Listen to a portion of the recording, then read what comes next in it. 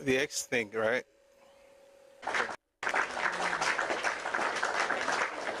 Thank you very much. Thank you. All right, so let's do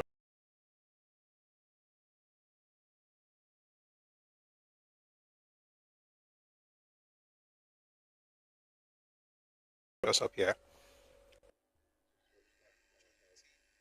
and join the team. If you have joined the team already, please click on the eye icon as well and drop a give, drop a heart me, you know, just drop stuff that will help push the live. Please check your inbox. My quiz events. Okay. That would probably be TikTok inbox, Abby. I will check.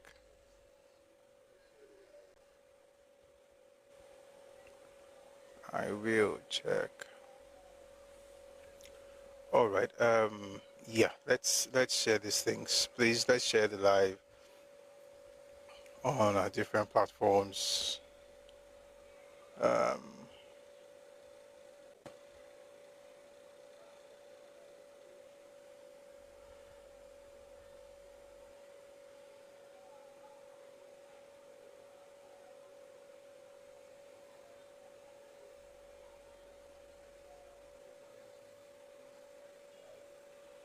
All right. I think we're live on YouTube as well. That's good. Thank you for joining us on YouTube. Please like the live. It helps YouTube recommend it to others. So please like the live.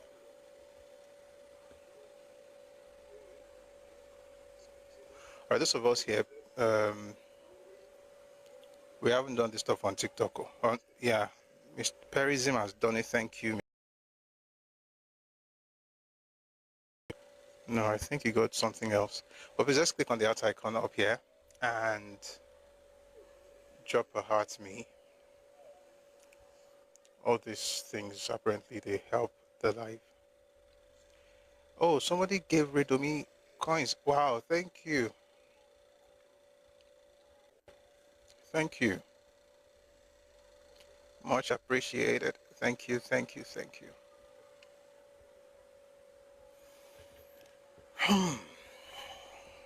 We're gonna have an interesting 1 second.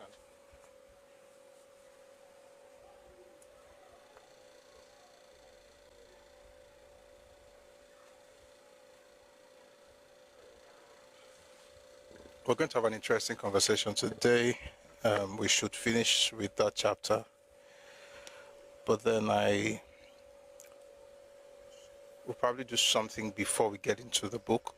There's something I wanted to share with us from the Aujale's book. Oba Sikiru Kadiatono. He published a book a while back, and I saw a connection between himself and the former president Buhari. So I saw a picture I saw a picture online of both of them, you know. Prof, let me confess, the TikTok app stole your coins. Hey, yeah. So she that padasha.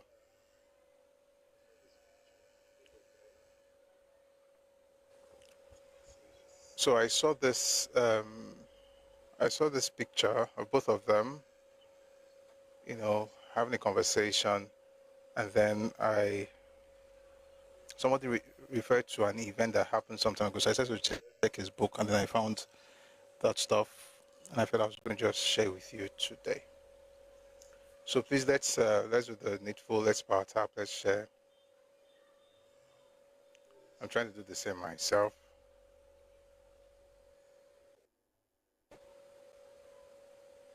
Baba miti dorisha heba.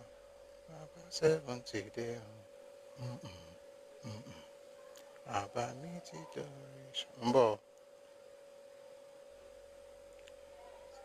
So let's quickly do that.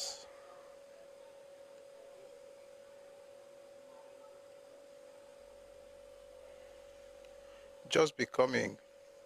You are just coming. And then you are just becoming. That's nice rhymes, oh. But good to see you. Good afternoon. Good afternoon.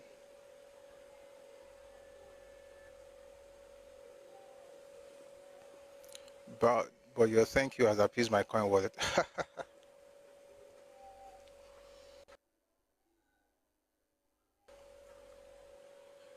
Thank you again. Thank you again.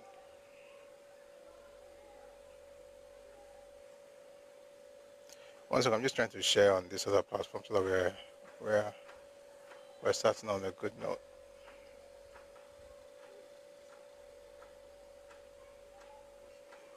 Big Tobacco, thank you, thank you, thank you for the gift. Much appreciated. Thank you.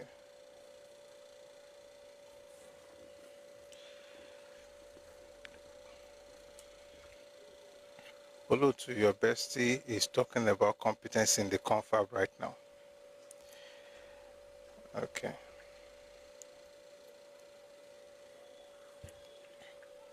This as well.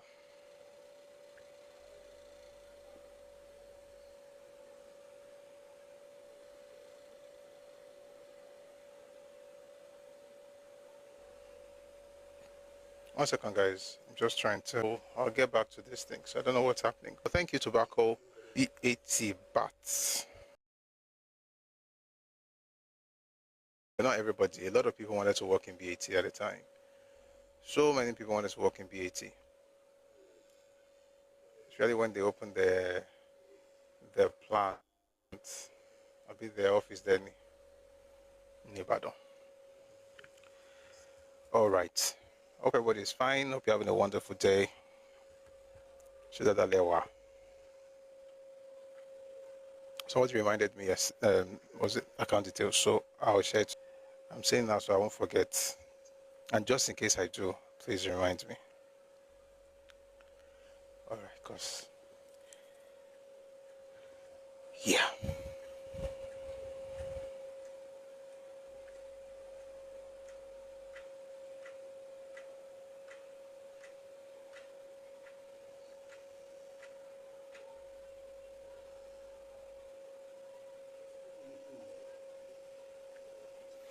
All right, so that's, what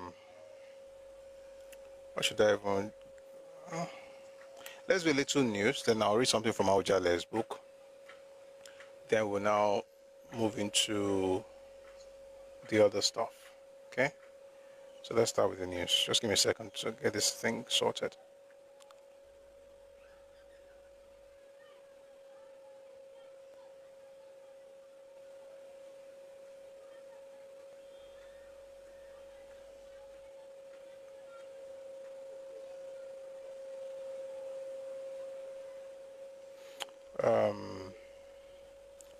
A football club from Ikene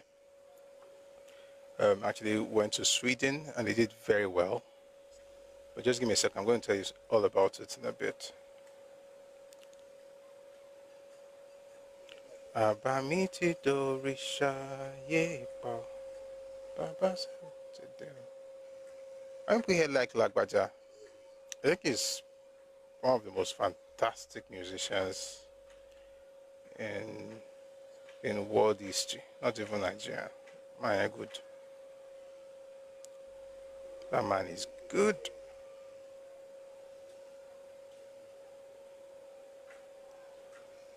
Is anybody having issues sharing the YouTube link? Because for some reason it's actually not, it's not giving, like they say.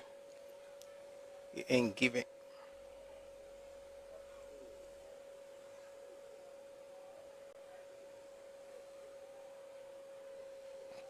Good afternoon, Solo 28. I am fine, thank you, sir. Shidada Lenawa, family is good.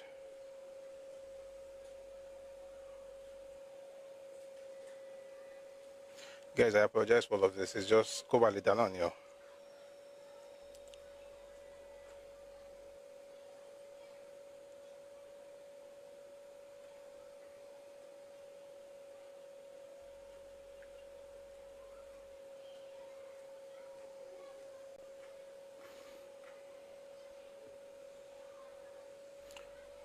All right.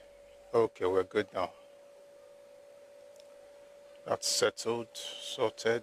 Now let's go back on TikTok.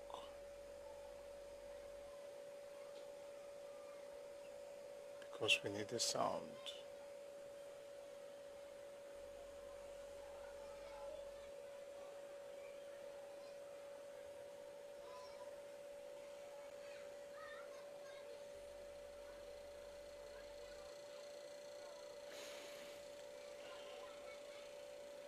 All right.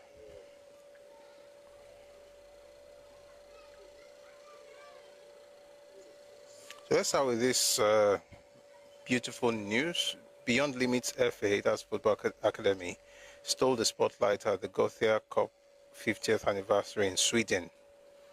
First, with their traditional attire, they all, looked dapper.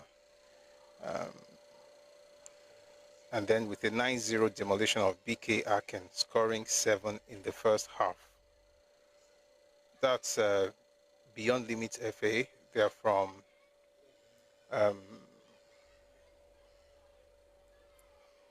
Ikene in Ogun State. Good afternoon. Idea for the Victor Bank just to maybe you should start as a stage play. I mean, it can start. Yeah, it's not a bad idea. But whichever one it's going to be, it's still going to. Can it be a stage play? No, of course it can. It actually can. Consider.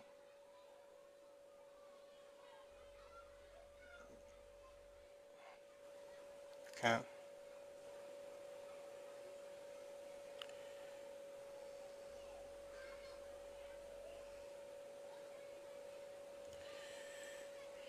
Yeah. Ọlọ́run á lọ́wọ́.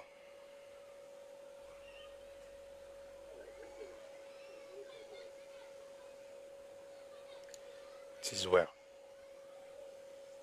All right, let's get into the news. So we've already started, as a matter of fact, with the news about the young men from Ikene in Ogun State, Yoruba land, Nigeria.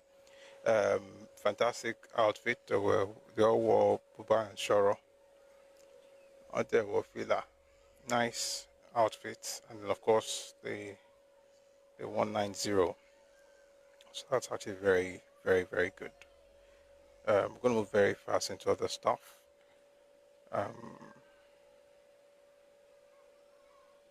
Hmm.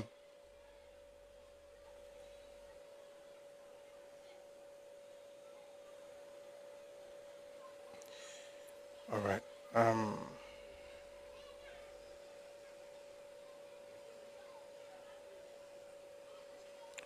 So there's breaking news. Alhaji Aliko Dangote has made moves to crash the price of cooking gas. And Dangote also said his company will kick off the direct sales of cooking gas to consumers if distributors fail to allow the reduction in the price of the product.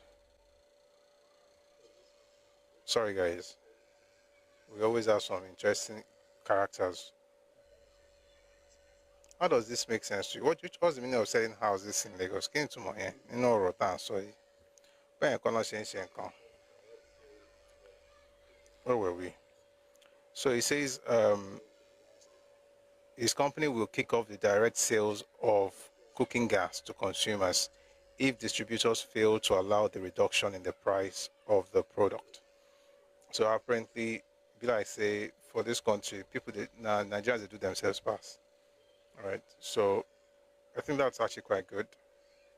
I'm looking forward to seeing what that means for us. Also, Dangote has submitted paperwork to build Nigeria's largest seaport in Olokola, Ogun State. And like I said to someone the other, I think it was yesterday, we were talking about it. Some people are angry about, why does he have his fingers in so many pies? But I think there are two things. Number one is to have kind of policies by the government that will protect the indigenous people. So, for instance, you have things like quota in terms of jobs for the people so that they actually benefit from the fact that the company is sited in their space, and perhaps maybe a stake in the company, and that could be through the state government, which is not anything new. When Econet came to Nigeria back in the day, I don't know if you remember, certain state governments actually invested in Econet.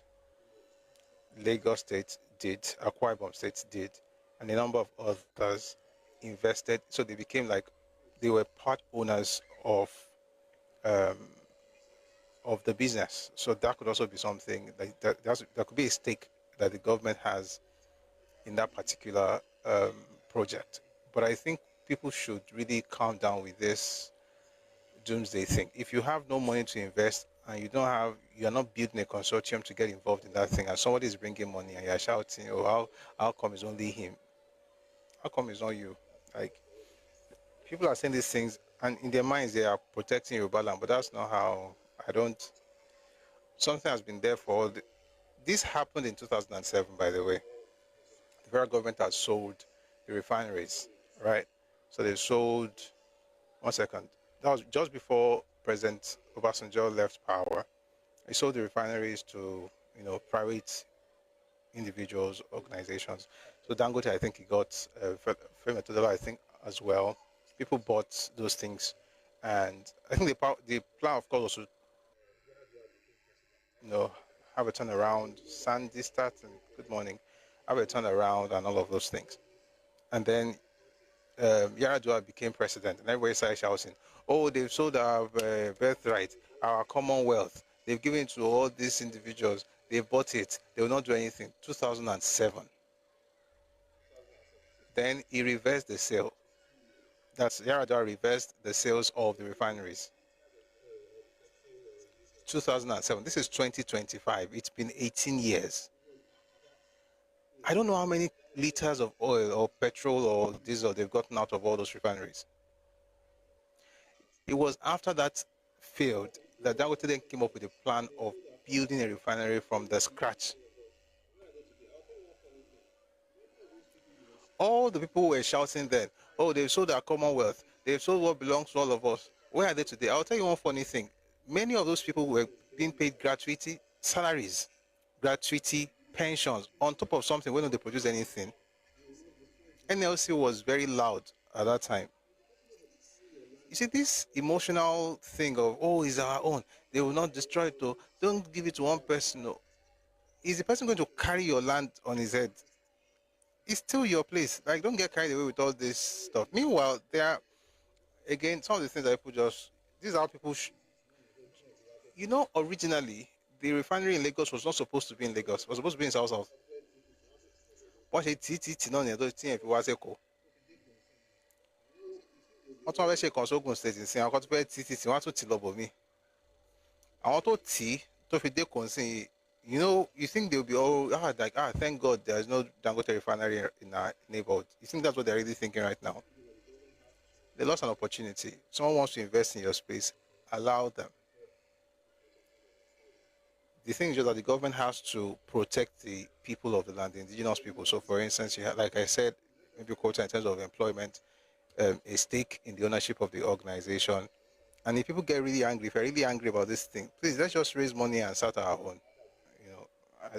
Again, that's just my own thought. I don't like we just emotionally destroy everything and then it will now become either be okay. In Qatar, say in commit on below what say oh if you come at the end of the day, just like Nigeria's refinery. Dangote was saying something, I think it was 2 days ago or so. There's an interview where he said they spent about $18 billion on the refineries and he's not sure it's going to ever work.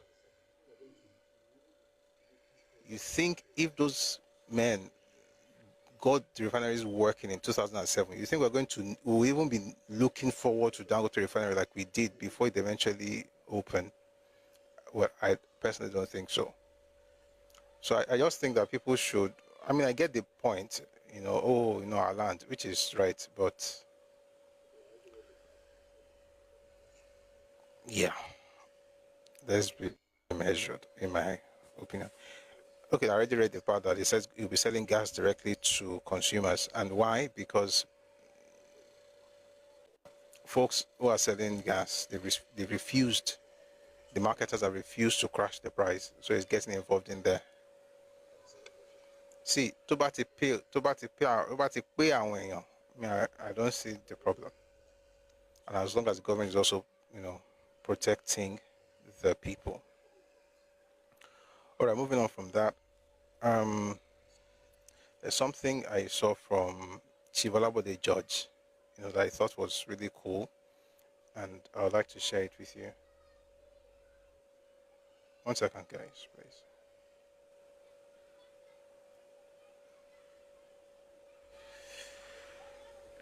There's a problem somewhere.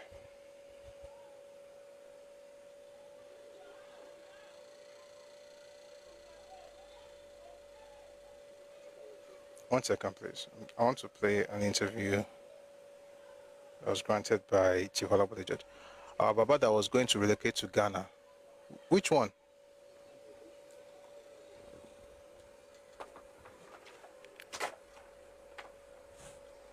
The funny thing is that those who criticize all these people, they don't really care for the place enough to even start something. One was bitter. I saw it yesterday. I was just feeling bad for her health. It was bitter, like, oh, Dangote this, Dangote that. And I said yesterday, when we talk about monopoly, money is not enough. If all he needed was money, then Dangote, what's this called? Dangote juice should be working now. Dangote water, Dangote spag, Dangote noodles. People have forgotten that they actually ventured into those areas and he lost. It's about competition. And if he now chose to be the first entrant into certain industries, I really don't get I don't know what the hula baloo is about. The blah blue. Sorry, that stuff is not showing, so I have to use another device. I don't know what's wrong with this one. Let me not keep all of us waiting. Let's see if we can turn it around.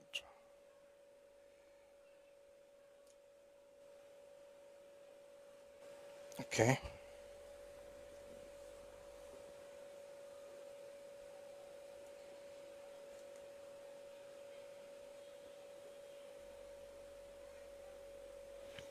Okay, this is Chief Olabode George.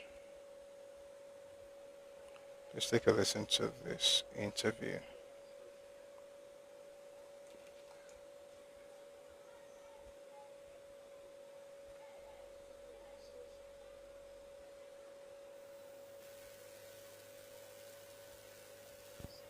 I've listened to a lot of discussions about some of the analysis of his policies when he was president and when he wasn't president. The way I was brought up on the day for his interment, the way I was trained, I wouldn't talk so much about his policies because the time would be too short. All we need to do is to pray to the Almighty God to give him eternal rest in his kingdom, and that the angels of heaven to sing him to his final grave. I want to talk generally about life and whatever lessons. Details will come in the classrooms of political science students and also students of history. So for me, I want to look at life generally, and then you can make your conclusions, whatever it is. Because as a Christian, and the Muslims burial is very fundamental, it's very interesting. Because my older sister was a Muslim. When she was buried, that was the closest I went to a Muslim burial. If we could learn a lot of lessons from that, we look at life, what is it? What are we all hustling for? When you are appointed to serve your people, you do the best you can to impact positively on their lives. Because what is democracy? Democracy is all about the management of the resources of the land for the benefit of the people. I appreciate that there is no of life. The higher you go, the more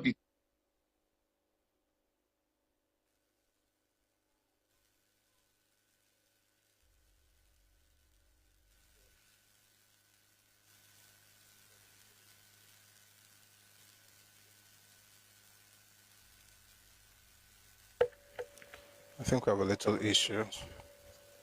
Just a second, please.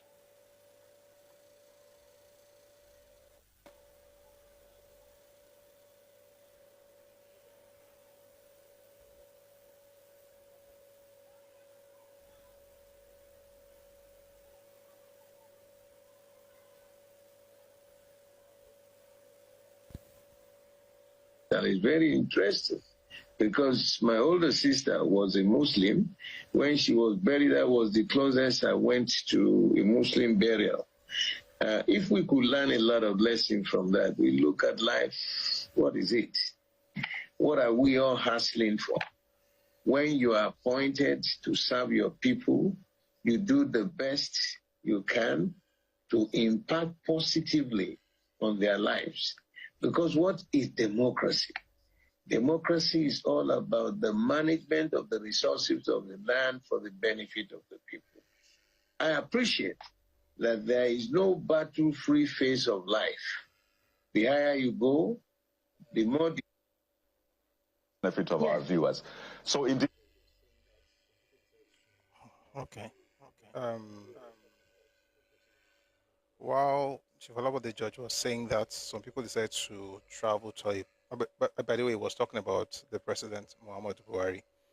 And while Chief Olabo, the judge, was saying that about the president, a group of people in another part of Nigeria were interviewed, and I just wanted to listen to what they had to say about President Muhammadu Buhari and the date of his death. Please take a listen. According to 2017, now Buhari died. On the hideout. Buhari died 2017. He died 2017, according to Mazin and the Kalu. According to yes. But he just died. No. That one a second burial. Maybe now they will move something and bury man. He's a wicked man. Our Messiah have already said it. Buhari don't die. 2017. 2017, now Buhari died. He died 2017. So who is deceiving who? Nigeria are deceiving themselves. They are deceiving themselves. Nigeria, they are deceiving themselves. The man they call Buhari now is not Buhari, it's Jubrin. And today, everything is playing out. We are seeing everything. We are Anam. So who did they bury? No, nobody. If you want to know whether me and they talk truth or lie, if they bring that gasket and make it open, whether that body there inside or sick, or something where they can with inside there. You know they tell you, I don't hear that for hunger. They tell you, no spare for my use and chop. Now use and they go do nonsense. We are mourning a long time ago now. Are we going to mourn 2 times? No, today is the morning they declare public holiday for the former president. That is for them. If, as you can see, I'm doing. Hiding. When they can say something 2017, being January 1st, 21st, that Muhammad Buhari is no more to be found, is dead and buried in Saudi Arabia. Then, do you hear Saudi Arabia government in 2009 they can say, Oga, come and defend who the false information that they give their country. You don't hear it. The Nigerian government, did they see here Nigerian government come defend it, come prove it now, they can say, Oga, yeah, liar, this and that. He still open it to them, say, Oga, put it. So why you don't die before? Why not? We had the news before, and this is not the first time. Population is no news. Look at one thing. One thing you have to know. Whenever they say that somebody dies, and the person that is in question could not come up and say, "I'm alive," which means automatically you have died. Since he couldn't come out that time to say, Recently, 9 died. For long, now that man don't die. You see, during that time when they for sick, waiting come the go turn upside down for this country when me and you did this our country. Now that time when me myself I find out say Buhari don't die. Without person telling me saying don't die, me I'm not saying don't die. So anything where person will come back to talk say recently where Buhari died. They want to be better, they can't declare today. They want better today. Then they bury woman being 2 times. No verse, now you are the ass. Then the bury woman be 2 times. Even Jesus himself died, and one day them bury him. I don't understand this kind of thing what they do for this country. I tell you, say the problem we will get for this our country, now our leaders in the cause. I then go the carry person who don't old, they put for seat, we in brain, no go they no. All right, so that's from an interesting part of Nigeria. But somebody wrote something on Twitter that I thought I should read. I don't know whether it was Jubril that did this or Buhari, but please let me know who did what. This person built the second Niger bridge. He completed the abandoned Nnamdi Azikiwe Mausoleum in Anambra. He paid all old pensions and gratuities of Biafran soldiers. He built a power plant in Abia State. He renovated the Akano Ibiam Airport in Enugu. Began the construction of Oka Enugu Onitsha double-lane expressway. That's the same person that. So I don't really know who did all this, whether it was Buhari or Jubril. Somebody had put out a message saying that he fought. It says here, this is one of the Igbo handles on Twitter. It says, Muhammadu Buhari, during the Biafran War in 1968, was actively involved in the killing of Indibo and the destruction of their properties in Onitsha. He was one of the soldiers who shot and killed people at this particular building in Onitsha. Maybe people thought that there was what happened between 67 and 70 was a picnic. Like there was a picnic, and then Nigerian soldiers came with guns and just shot everybody, and then the Biafrans had no soldiers, they were just watching. Because this victimhood makes no sense. That man fought for Nigeria, and he did his duty by attacking those who were trying to break Nigeria. He did a fantastic work. So the idea that let's say something bad about him because he was one of the soldiers, your father was probably one of the soldiers, does that mean that? Meanwhile, this same man paid the gratuities of Biafran soldiers. I wonder why Ojukwu did not plan for them. Yeah. But it is what it is, like they always say. Moving on from that, I'm going to pause a bit and we'll go into some reading before we get into the topic proper. So this picture I saw, interestingly, was on Nasser, former Governor Nasser El-Rufai's account. It was a picture. It's a picture actually of the Awujale and the former president Buhari. So when I saw this, and I saw some people said something else, and I remember that, oh wait, though, there's something that Baba himself described in his book. The book is called Awujale, the autobiography of Alailua Oba S.K. Adetono Ogbagba II. Buhari death further shows. Let me read this. Buhari death further shows our divisions. SE spoke badly of him. SW is neutral. NW sober. SW is not neutral. Southwest is not neutral about Buhari. Southwest actually feels for his family, like every normal human being should. And by the way, the Southwesterners who spoke against him also got Southwesterners to speak against them, to correct them, or to set them in order, to set the record straight. If there's anything I find very...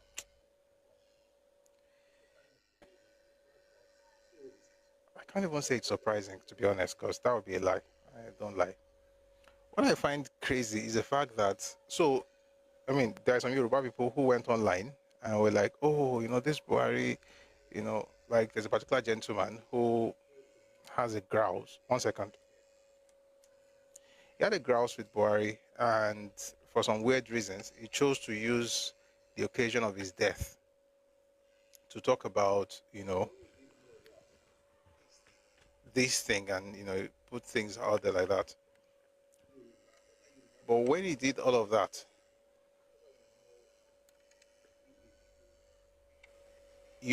other Yoruba people spoke against what that person did. That's how are developed mentally.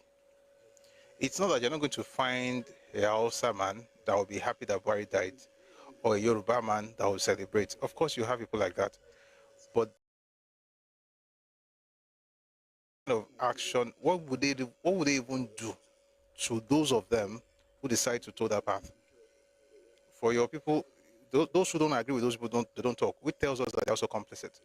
So yeah, is that doesn't even have to show us we are divided. We have never been the same set of people, to be honest. So that's just one of those things. I'd like to read something to you about an episode in the 1980s where um,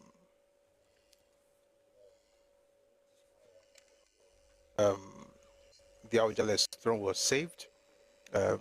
He would have been removed from power, but for the intervention of Buhari. It's going to take a while, but I want to just use it as an opportunity to, read some things. I'm not going to read everything in this book, but I think it's going to help us understand it. Again, the book is Aujale, the autobiography of Alailua Oba S.K. Adetono, Ogbagbad II. In 1979, General Obasanjo had decided to relinquish power as head of state and commander-in-chief and return the country to civilian rule. It was time for politics again after 13 years of military rule, and as many thought with great hopes for freedom and the practice of human rights. But sadly for many of the politicians, all it meant was old combatants rushed back into battle, wielding the same old weapons and ready to reopen old wounds. For many, it was just another chance to resharpen their teeth and play their old game of looting the state. I'm going to go to this part where he's talked about what happened between himself and Onabanjo. Back to 1978, Awolowo was going to be drawing support for his pending presidential campaign. It was a good opportunity to further repair our relationship. Chief Onabanjo had gone to see some leaders in the community, particularly the Irawomanu in Ijebu-Ode, stressing the need for a peace meeting. It was first suggested that I should go and see Awolowo in Ikene prior to his visit to Ijebu-Ode, but I declined. So we finally settled to meet at a dinner to be hosted in Chief Onabanjo's house at 54th Street, Ijebu-Ode. It was reasoned that if Awolowo and I dined together, the coolness between us would thaw and the relationship would be normalized, but then it was an arrangement that required some negotiations with regard to protocol. Chief Onabanjo wanted me to be in his house to await the arrival of Awolowo, but the Rawamaru vehemently disagreed with this. They argued that Awolowo was visiting, and in keeping with Yoruba custom, I should be the one to come in last to be received if we were to meet in Chief Onabanjo's house. I went to read everything before, but time up.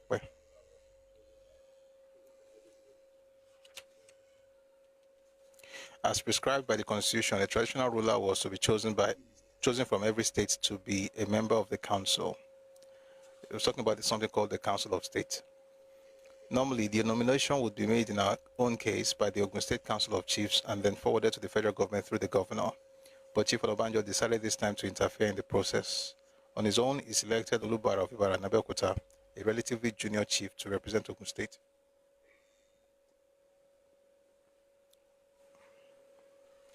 Excuse me.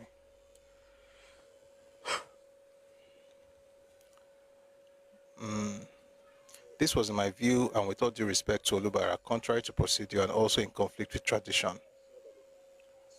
When I saw, I'm jumping a lot of pages, and it's intentional. When I saw that he continued to interfere in the affairs of the chiefs and reasoned that I could not hold him back, I decided that I would concentrate my attention instead of my core traditional role. The Aujale, as far as I know, is the Aujale, not a creation of government. That, I decided, should be my focus, and so I resigned, even from the Ijebu Traditional Council. Of course, the resignation precipitated a crisis, as I knew it would. The governor considered it an affront, but I stood my ground in reaction to his meddling in the affairs of the chiefs. It was such a high-level issue, however, that on President Shehu Shagari's intervention, I withdrew my resignation. Much later, I was going to the UK for medical attention, and I wrote, as I had always done in the past, in a friendly way to inform Chief Onabanjo in his position as a governor. My letter to him, which was in the usual pattern, had details of where I would be staying and my telephone number in case there was an urgent need to reach me. He replied that he wanted more particulars about my health and trip to enable him take a decision on whether to grant my request or not. By the way, there is something floating on social media where people just wrote, it's not a request. I wanted to actually read what the man said and not what people are typing on social media. I replied that my letter to him was written out of courtesy to keep him abreast of my absence and not to ask in the manner of the civil service for permission about my travel.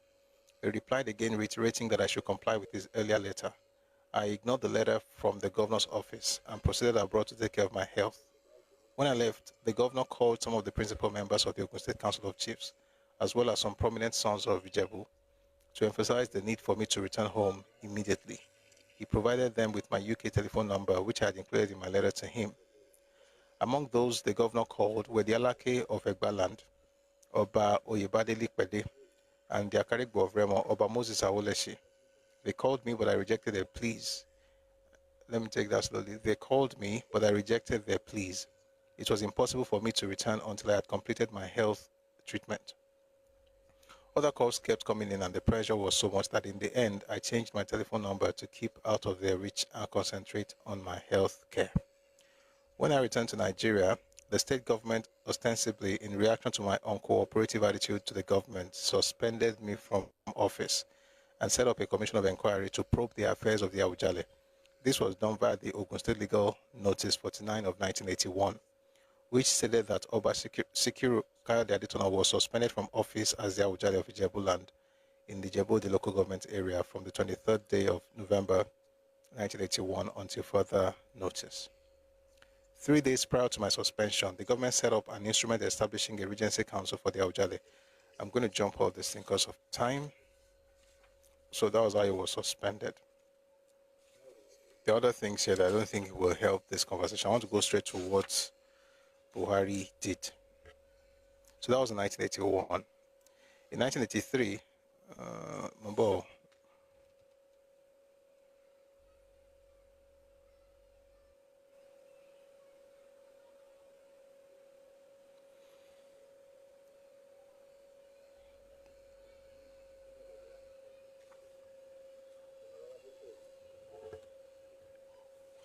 In 1983, the military took over the reins of government once again, and Colonel Oladipo Dia became the new governor of Ogun State in place of Chief Onabanjo.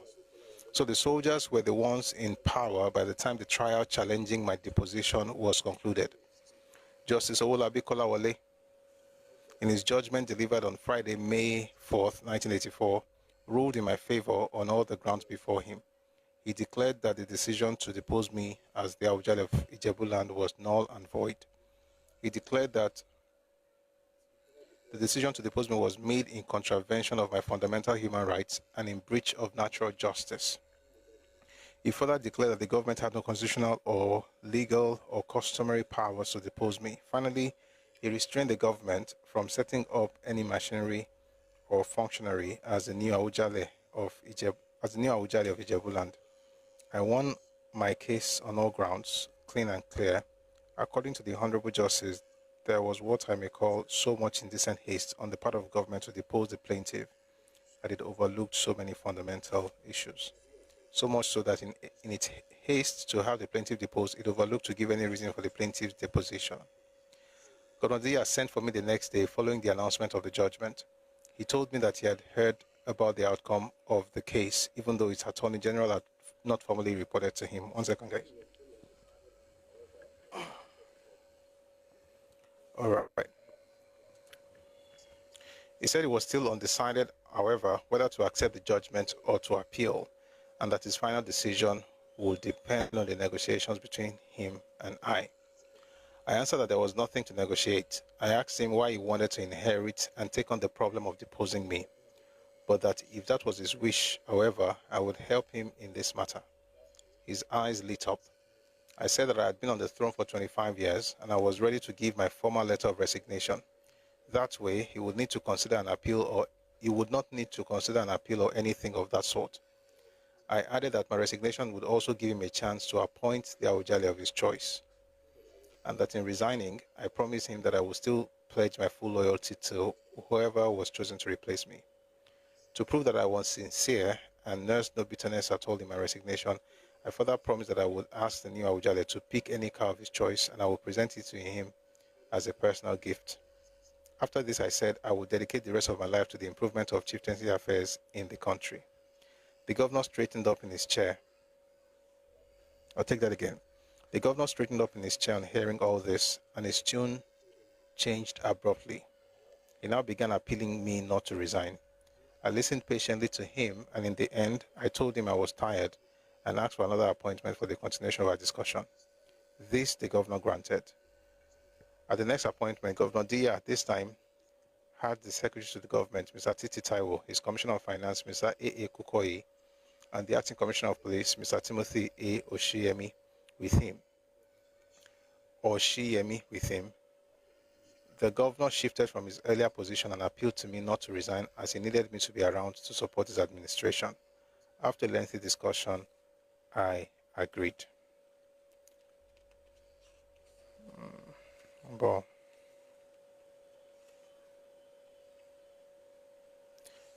so that was how that went.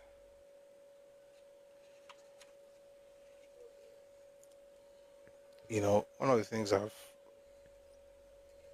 noticed is when I saw the pictures and some of the messages on social media, I was looking for what Buhari did. I didn't find it, but I felt I would just read his book and then find it myself. Apparently, it was the court that that reinstated him. But just also to tell us the power of government and how things were, and that the idea of people being deposed or Rewaju is not true. That's the point. They wrote it on social media, but it doesn't mean it's true. It wasn't what they said. So I think sometimes people try to force things. But it happened, the idea of kings being deposed, right? Has happened before. Happened in the 40s, happened in the 50s, right? And that happened in different places. So, to be honest, government can determine what happens with traditional stool, which is why we protect we ensure that the kind of persons that will be voted in our Yoruba space are the ones who understand the culture. We don't want people that can use the power because the power can be used legally to remove the governor. So if Lugonton say they have issues among themselves apparently that I didn't want to get into because of time. We're still reading the news. But if what do you now say to the person who has already said it as part of his manifesto to remove kings, or whose descendants have that thing in the back of their minds that they need to remove kings, you know? So that's the reason we protect the space. All right, moving on from that.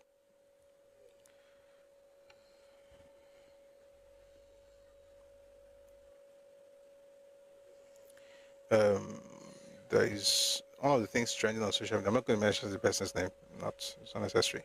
But the person typed something on X, and I like the response. So I'm going to read what the person typed. I'm going to also read the response. The Otedolas and Okoyas that we are meant to be eating, that are always in our faces. You people make celebrities and mood boards out of them. Few weeks after our election here, Copy posted herself voting in the UK. Meanwhile, she was neutral about the presidential election. Then somebody says, the dog hid its mother in the sky, while other animals ate their own mothers. And what does that mean? And then, of course, she wrote about another Jola and everything. The point is that in all of these things, by the way, when you say eat, it's as if people still like the idea of being cannibals. It's quite sad. But then the point I'm even trying to make is that, generally speaking, people will talk about, whenever they want to use examples of people to be cancelled, they will remember that Yoruba people on earth. But for some reason, they don't mention their own people. So Yoruba people should be wise. Don't let anybody gaslight you into cancelling your own while they shield the worst of theirs, but you cancel the best of yours. It makes no sense. Or a few more stories before we bring people up.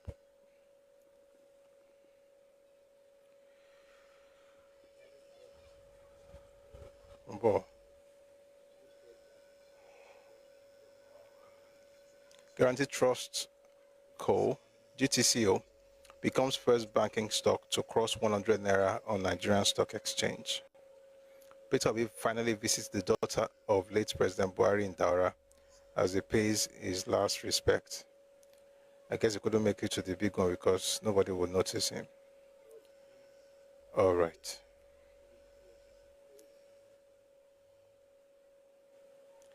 Court frees Fayose and says EFCC failed to link him to money laundering.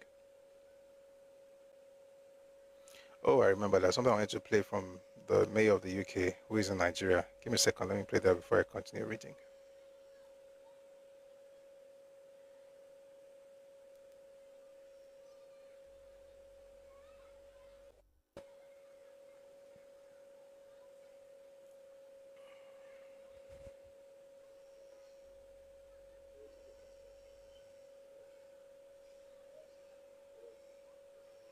While that is loading, the Securities and Exchange Commission, SEC, has announced it is currently investigating 79 suspected Ponzi schemes operating across Nigeria. If anybody understands, I don't know why people do this thing alone. Like, what is the sense in it? If you put 2, you collect 4. Like they say, if it's too good to be true, perhaps it is. One second, I want to play you a video from the Mayor of London, Sadiq Khan. Take a listen to this, please.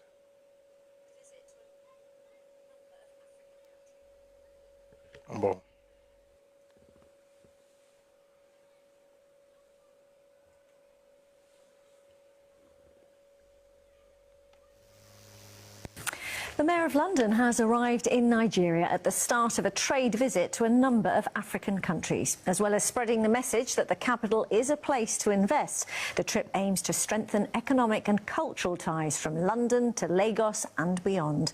But what's been the reaction here? Our political editor, Carl Mercer, has been finding out. Shout out to everyone around the world, to all my friends in Nigeria. We are live in Peckham, Kolawole Ajayi is a familiar sight in Peckham and around the world through his daily TikTok channel, showing off his skills as a Nigerian barbecue chef. How spicy do you want it? Spicy? Onion and tomatoes on it? As well as his street stall, he runs 2 restaurants, serving London's large Nigerian community. He's delighted that London's mayor has decided to fly to Lagos on the first leg of his trade visit to Africa. We have a lot of brains there that if London can nest that and create an opportunity either in collaboration or whatever, there will be a big growth there. You know, gone are the days whereby it's only India and you can outsource. There are brains in Nigeria, I promise you that. So it's great to have this trade mission. I think it's a wonderful initiative.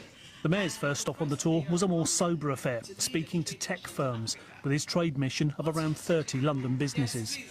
Lagos, of course, is the #1 tech city in Africa. London is the #1 tech city in Europe, and there are great synergies between our two cities, between our businesses, between venture capitalists, between talent. We've got a remarkable diaspora in London, Londoners of Nigerian origin, and so I'm hoping that leads to great partnerships, which leads to wealth, prosperity and jobs. This is your man here. Well, they've all come back in for the second time. But as with all foreign trips, for all of those who've been London's mayor, there is criticism from opponents. Shadow Chancellor Mel Stride was in Wanstead yesterday, speaking to local shopkeepers worried about a rise in shoplifting and business costs. Cultural links are very important, of course they are, and you know there's value in that. But given what we're talking about today, right now, in Wanstead, in Kay's store, I think the mayor should be here with his hands on the tiller and getting a better sense of direction. Back in Peckham, Londoners are getting a taste of Nigeria, while their mayor does the same on a different continent. Carl Mercer, BBC London.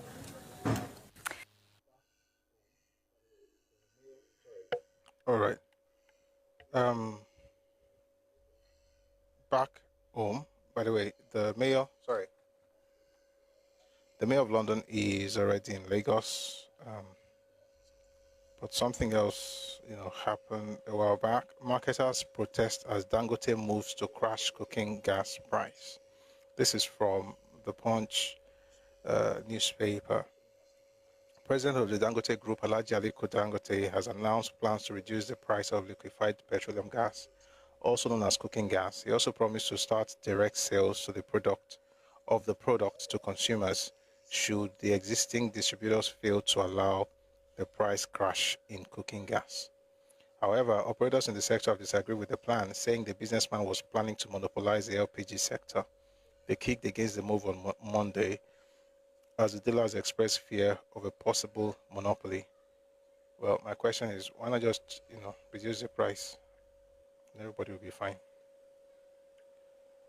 All right. A couple more news and I'll bring people up.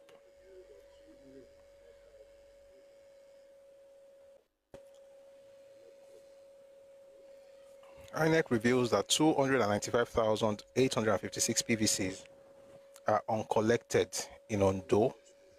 295,856 PVCs uncollected. That's even we have to get serious.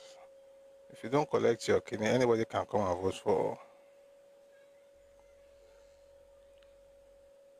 for you.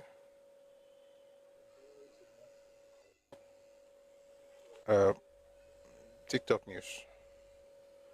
From January to March 2025, TikTok removed approximately 3.6 million videos in Nigeria, which is about 50% of the total, due to policy violations. What are people posting?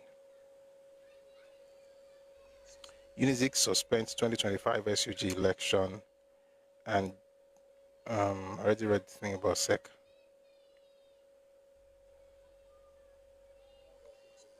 There's something I wanted to read. I'll see if I can quickly find it.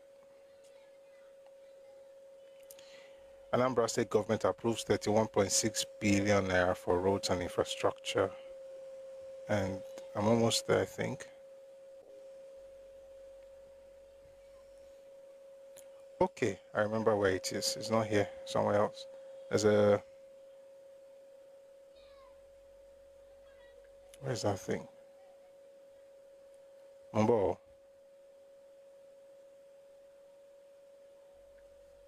I saved it somewhere here.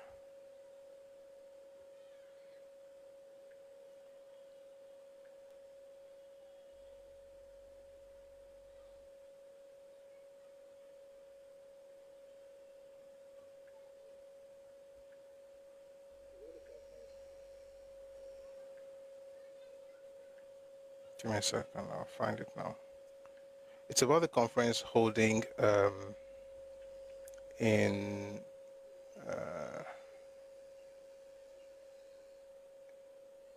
Abuja. It's called National Constitutional Summit. It's holding now, and so a lot of people are there. And many of the things that folks have been trying to talk about are some of the things they're going to be discussing there as well. So some of the people there: Otunba Gbenga Daniel, Senator Aminu Tambuwal, Olawale Okuniyi. Then you have Professor Ben Uwaboeze, Chief Emeka Yoku, and Chief F.R.A. Williams, who's first chairman. Those are not there, apparently. Uwaboeze is dead, but it was the immediate past chairman of the group that we talked about some days ago, the Eminent Patriots. So, like I said, something is brewing, and I'm actually looking forward to what they're going to bring out of that particular event. All right, thank you very much. I'm going to bring people up now, and then once we're done, we'll quickly get into the book. I'm not going to spend too much time on the news today. I want us to finish reading that chapter, and we may end early. I think I need some rest, so probably end. But I want to make sure that we finish that chapter, so that tomorrow we'll just go straight into the Williams Commission of 1958. All right, but we must finish that one today. All right. Where were we? Let's bring people up. So if you'd like to speak, please send your request now. Thank you.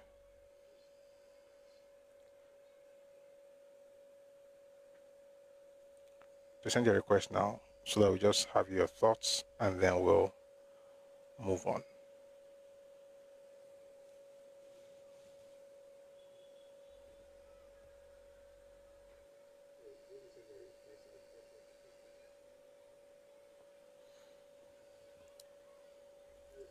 So those who send their requests, I've brought you up now. Please mute as soon as you get up.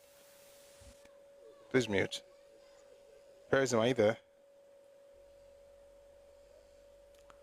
Okay. Sorry, if you're on YouTube, please let's like the live so it can get out there. A lot of viewers, which is good, but it's important to also like it. Thank you so much.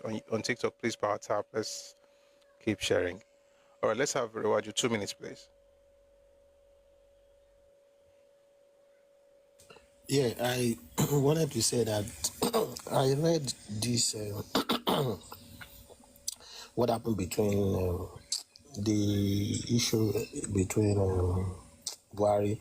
It wasn't something that serious. I think it was just correlation of timeline. So I was saying he did have issues with Olabisi Onabanjo then. So the Buhari era was an era that kind of saved him when the Gothia came in. That was the only thing I read. I didn't read more than that. And it wasn't something, not something that serious at all. I also wanted to say that I'm not sure maybe you've watched this video of this guy, Luberus Ochoma. That guy said, he kind of tried to Nigerianize the problem in Ghana. I watched the video today, I was really mad. And if you see the reactions of our youth, I think it was Is it the guy on TV 360? I think so. I sent it to you on Instagram. If you check, I think. No, I saw one on TV. Yes, I saw. As soon as it started, I just moved it. I didn't want to hear him. It was as far as I was just. I didn't hear. Saying so much of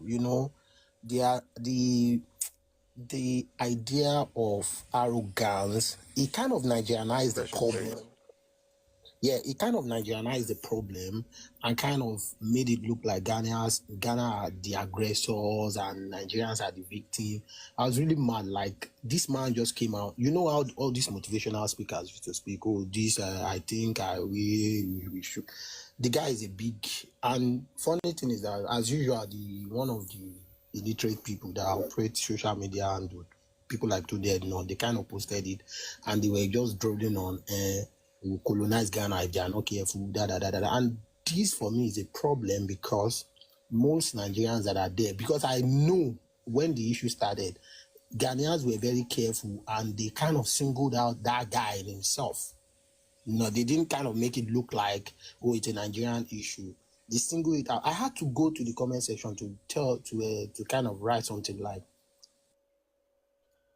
I kind of went to the comment section to kind of say, this thing this guy just said here is total bullshit, nonsense. Rather than taking responsibility for what that person is, he was now using some migration quote. And this person said, migration is an issue of this, that. Migration. I was like, what's this guy saying?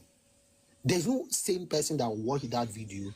So what he did was that he didn't address You have to wrap up, please. So what he did was that he didn't address the issue. He left the issue.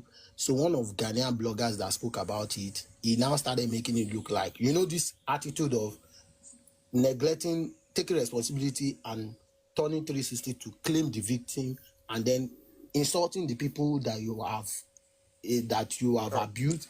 You now made it look like, oh, you are the victim. And because of they are hating you or they cannot match your style, those kind of superiority mentality. No, you just Nigeria. If you play the video, people will get what I mean. Thank you. The first thing he said that just made me realize the person didn't know what he was talking about was when he said by saying migration is as old as human, something like that. And for me, I just felt the person wasn't very smart. And that's the funny thing. Just because the person has a platform doesn't mean, But what's the person? I've forgotten his name. That's to tell you how. Now you know him. No. I'm talking about the name of the person who did the video. The channel was TV 360. It is Luberus Ochoma. Hold on. Say it slowly. Lubor, I said, you check your Instagram, you will see it. I sent it to you. It's not there. Okay. Let me go and look for it out. No. Just tell me the name again. No, Lubriosa, the person is speaking. I'll find the video, but I saw it. I just didn't think it was even necessary. So we have thank you, Perism and then Mr. Bola.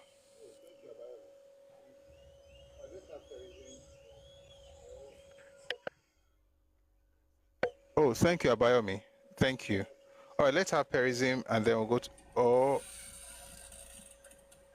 I think he's. Good afternoon. Good afternoon. Okay, yes, Kushe. Okay, and I was about to talk yesterday when you closed the session. Yes, when the news filtered out about Dangote trying to build this thing, I shared the sentiment of those people shouting too, and the other way around too. I was happy, but you've made mention of something. You made mention of something while speaking about it this morning. That if you want to bring something of such nature in your vicinity, probably in your community, the owner of those community must have great benefit. That is my own problem with it. I'm telling you, I'm a family to one balẹ̀ wọn ní ti petroleum Dangote tí wọ́n compensate wọn. The government just government abi. Of course, family government in here. But to Dangote shao. Dangote for government ni. Nǹkan tí mo type sí Twitter, if tọ́ba máa ṣe irú nǹkan bẹ́ẹ̀, they should protect. Àkàn tí mo sọ nìyẹn, àwọn government wa náà wà culpable. Àwọn father wa, àwọn ọba wa, àwọn government wa, they are culpable. Dangote is bringing investment that will better the life of, especially yes, the Yorubas. But nígbà tó ń bá gbalẹ̀ àwọn èèyàn, without compensating them. So ibi tèmi ti share sentiment pẹ̀lú àwọn people yẹn nìyẹn. Now you are bringing investment to my life. Let me benefit from it. For a governor of,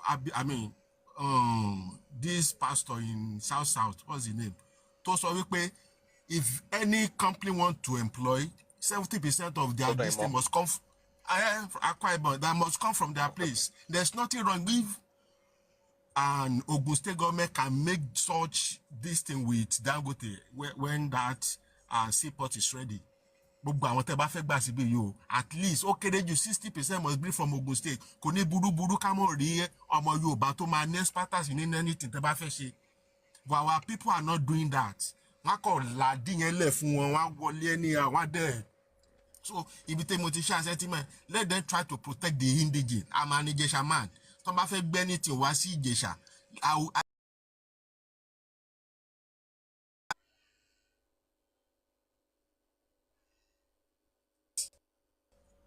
I should benefit.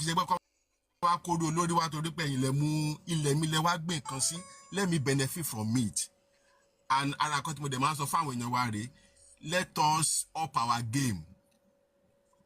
Kì í ṣe pé bóyá torí pé ọmọjọmọ Ìjẹ̀ṣà bá mo ní SSC torí pé SSC tí mo ní wọ́n ní torí ẹ̀ kan wá gbà mí ṣiṣẹ́. No, I must have some qualification to ma qualify mi náà láti lè benefit nínú àwọn nǹkan tí wọ́n bá gbé wá. So ibi tí mo ti rí wàhálà sí nǹkan tó ń sọ lánàá nìyẹn tí wọ́n bá máa ṣe rú àwọn kan bẹ́ẹ̀. So Sherry, nǹkan tẹ́yìn something is qualified. So you're qualifying your angst by saying Konshibai.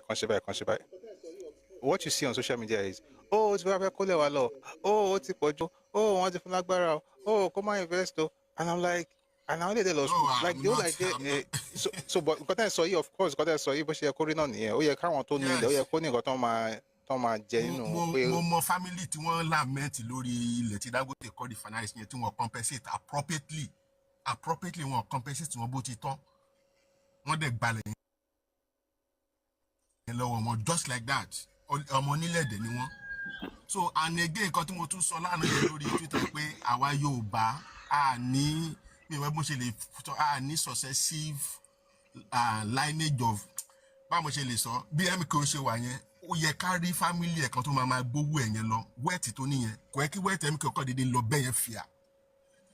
Presently one of our industrialists is Adenuga. Mi ò mọ̀ bóyá Adenuga báyìí ti ní successive plan lẹ̀ torí tó bá ti lọ. Ìgbà tí mo ń gbọ́jú bọ̀ I grew up to know Eligaza, I grew up to know Fat Beams. Where are they today? àwọn industrialist ta nílẹ̀ Yorùbá ni àwọn ọmọ wọn kọ́ àwọn wo ló train, and that is what we don't have. Agídílẹ̀ lè fi rí industrialist Yorùbá presently by kò burú náà tó fẹ́ dá àwọn ọmọ wa ló invest bọ̀ wá rí wọn gbogbo wo ní Adébáyọ̀ kọ́lẹ́tà kan sí Tinubu dòdò mò ń gbọ́ fìrìfìrì pé Ọ̀tẹ́dọ́lá náà wà lára àwọn tó ní investment pẹ̀lú kíní Dangote yẹn, though it's not that open, but we need gẹ́gẹ́ bí mo ṣe sọ, we need people to follow the train of àwọn wẹ́ẹ̀tì táwọn fada wa ti build, but nísìnyí we hardly see most of those people. I'm very sure our family they will be living in penury now, most of his family member. But tó bá jẹ́ wọ́n ti ní successive plan tẹ́ pé yes tí n bá ti kú ẹlò Yorùbá náà ló máa sọ pé tí wọ́n bá kú àfẹrúbojú àwọn kìíní yẹn, yes àìrí àwọn kìíní yẹn mọ́. So it's a welcome development. Let them come and open up that place. Let economic activity in Southwest be booming. I appreciate, but let them protect the owner of the land. Thank you.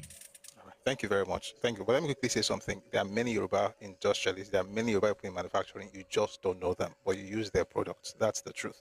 For instance, when you mentioned Iganza has this massive space. That access, like massive stuff. Some of the chairs you sit on are from those people. Some of the plates you eat with, those things are there. How to make it generational, I mean, I think that's another matter altogether. And those who are interested will meet people like, well, the man is late now, but he has children. They've been able to keep their father's legacy going, even when some of them went out and started different businesses. So yeah, good idea. Thank you very much for that. Before I go to I was going to play the Oshoma video. To be honest, it's sickening. It's sickening because I don't see how a person, Emma, you understand when I played the video, I couldn't go beyond the first 3 seconds. I just heard, migration is a human clinical. I just said out, like I'll just change channel, change video sync on mini. So today will be the first time I'm actually watching the full stuff. And if the first 3 seconds got me riled up, I wonder what the entire video is going to do. But we're going to get to that eventually. Katulobe, Ẹkáàbọ látọ̀dọ̀ Mr. Bolton. Ẹkáàsán sir. Hello, sir, Mr. Bolton. Yes, sir. Okay.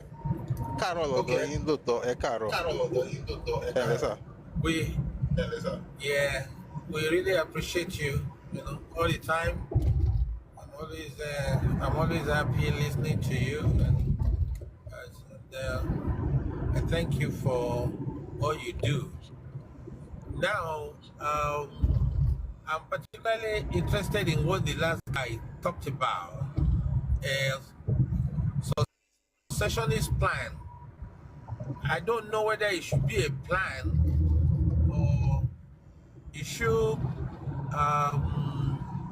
should come naturally, but the fact of the matter is that we don't have anything. It's not coming naturally, and I don't think there is any serious plan for it.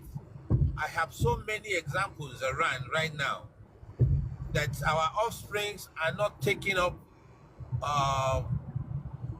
those challenges anymore. And I believe strongly that it is very critical.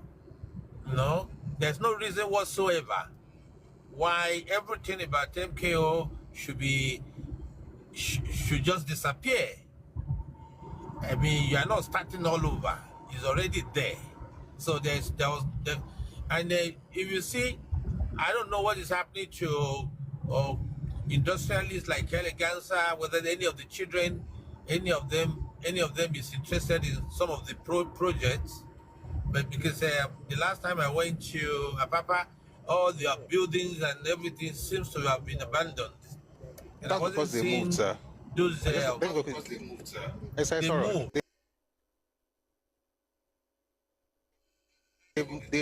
moved. Baba is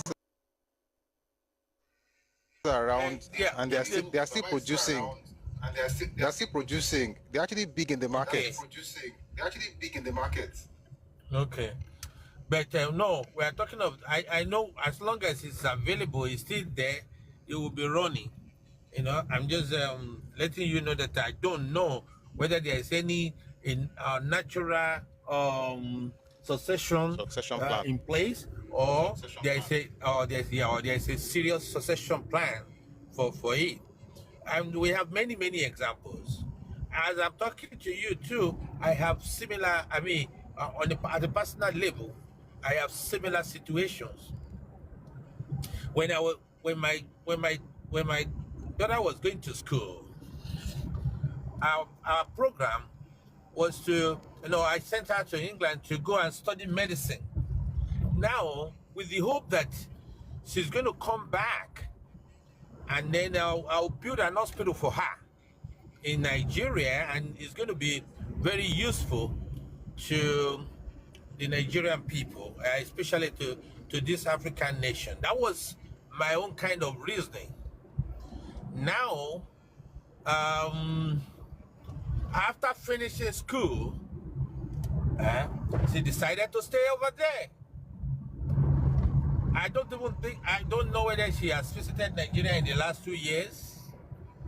And there are so many situations like that. And I spent huge amounts of money to pay school fees, to train, to do this, to do that. So my offspring is not allowing my thinking or my succession or my program to work the way I would love it to work. And if I complain, people will start laughing at me. Some people will even say, what will she come to Nigeria to do? Or why should he come? Well, look at you. So I think there has to be a deliberate plan for some of these things. Otherwise, we're going to begin to get weaker and weaker, because don't let us deceive ourselves. Our industrial base is reducing. It's clearly reducing. Some may not know, but it's not as it used to be, and there's no reason why it shouldn't have been better. If some of the children of those that are already rich, they're not going to start looking for money. They're not going to start looking for connections. It's just for them to continue to bring it up, and they could be much richer, at the end of the day. And also, everybody will be able to benefit from the carryover of the activities of their parents. So please, it's part of what you guys that are good in studying things should talk about and bring it up for people to know and think about and possibly influence, so that the future. Thank you very much, sir. Anyway, thank you so much for now. Thank you, sir. Thank you, sir. All right, I'll just say a few things before we move on.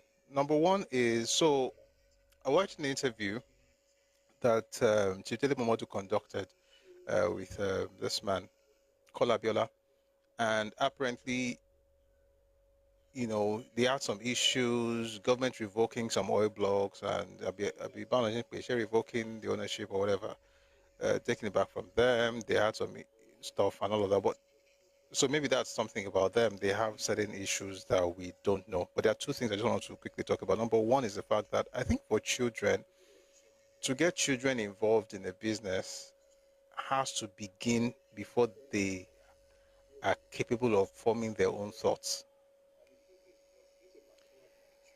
The dreams that parents have for children, and I know this because I'm a parent, and the truth is, once it gets to a particular point, they begin, there's a particular point where they're everywhere. They want to be this, they want to be that, they want to be this, and then you can channel their energies in a particular direction.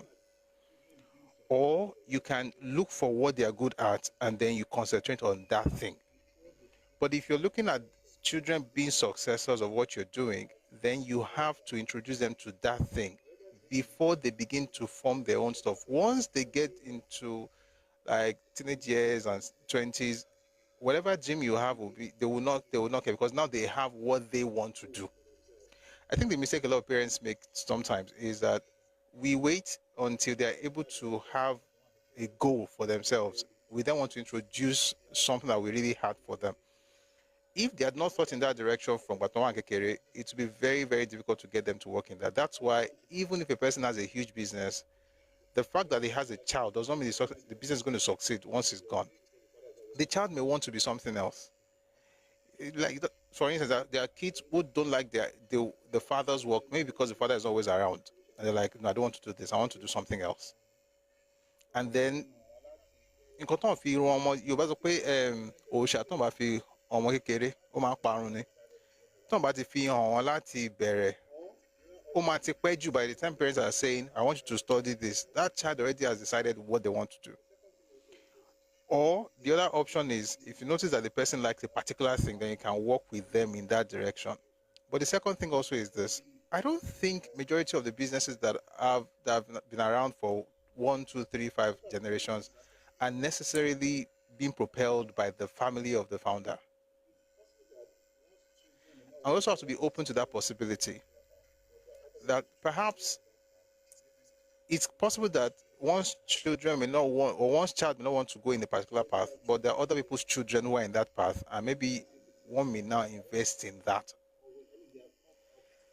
I think there's also that thing of saying it has to be in the family.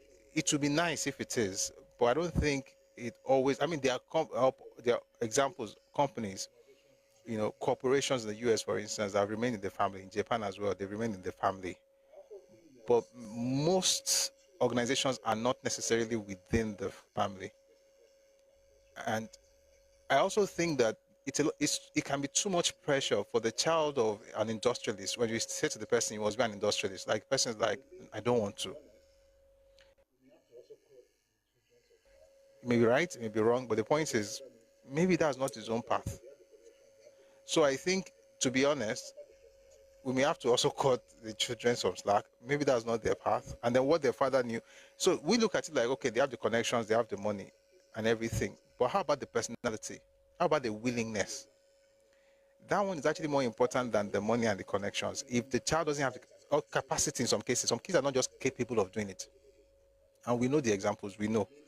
Also, some families, for instance, you have so many wives and children, everybody is fighting over stuff. They're not able to even think about the legacy that their father left behind. There are many things that could cause it.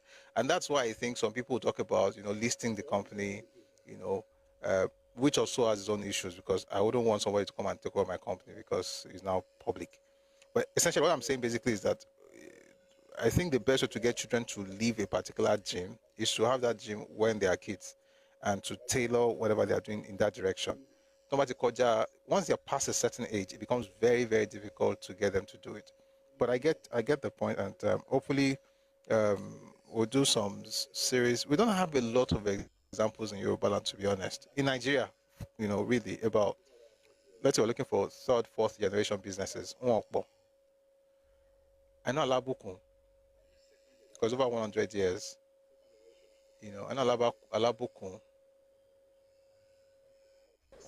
I know second generation of organizations like FCMB, for instance, is in the 2nd generation, and thankfully, I think it's in the business, so it's possible. But when you go to university, I'm banking. See board meetings.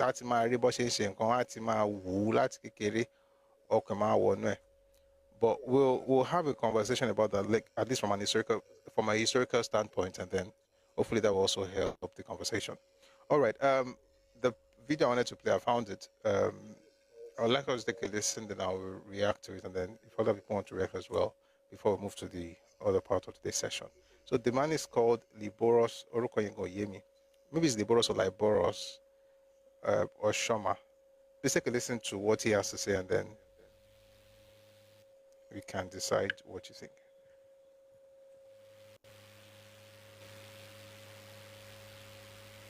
Migration is as natural as breathing, as eating, as sleeping.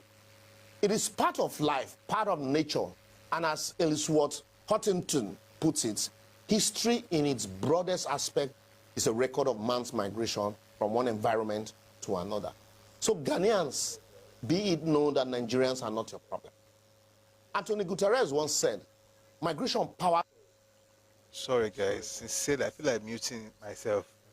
It's as if I'm listening to a dumb person talking. I'm sorry. I'm really sorry. I'm really sorry. I tried, sincerely guys, I tried. I listened to 30 seconds. I tried. So maybe I'm going to mute myself. I'll be mute. I have to listen if I want to read. I need to prepare myself because it's just hogwash. People are complaining about what you are doing in their country. You are saying something said something in US. Kilo come on Ghanaians. You are misbehaving in their land. You are telling them migration is human. What's my business with the fact that migration is human or is like breathing? Who cares? Why are some people like this? And then it's making it a Nigerian killing. Nigerian is not they don't have a Nigerian problem. They already mentioned the problem they have. It is not Nigerian. They mentioned the specific group. Sorry, I think play there to sue me. This is going to be a lot of work for me. This is 8 minutes, 20 seconds of what I don't think I want to hear. But let's play it so that it may not be like say, the only third generation businesses in Yoruba land tend to be passed down through mothers. No, that's not true. Àwọn èèyàn tó ń gbẹ́lù, àwọn tó ń gbẹ́ ginkgo, àwọn tó ń ṣe carving. No, it's not about mothers. How do you make this about gender? The men playing drums, Anyo. Many of them are not even third, fourth, fifth, 10th generation. I'm talking about corporate space. If that's where you're going, that way I've saw àwọn agbẹ́gilére, àwọn onílù, àwọn aládìrẹ náà, àwọn tó ń hun òfì, àwọn tó ń ṣe kòkòrin. If you want to talk about like our indigenous local, of course we have 5, 6 generations of those ones, and there are many. We're talking about like corporate Nigeria, like oríṣiríṣi àmì àbà, onídìrí, àwọn onílẹ̀kẹ̀. There's hardly anything in fact, there's nothing in our local economy that is not generational. But we're talking about like corporate Nigeria. Anyway, we're going to get back to that, but let's just play. I'm sorry guys for stopping this thing. It's not saying, but let me try and calm down. I know that I will be like this I don't promise I'm not promising that I'll let it play to the end, but I'll definitely allow it to play a bit longer. So let's start all over from the beginning, and then we'll see how much I can take or how much we can take. Meanwhile, all right, so take a listen to this from the beginning all over again, I beg.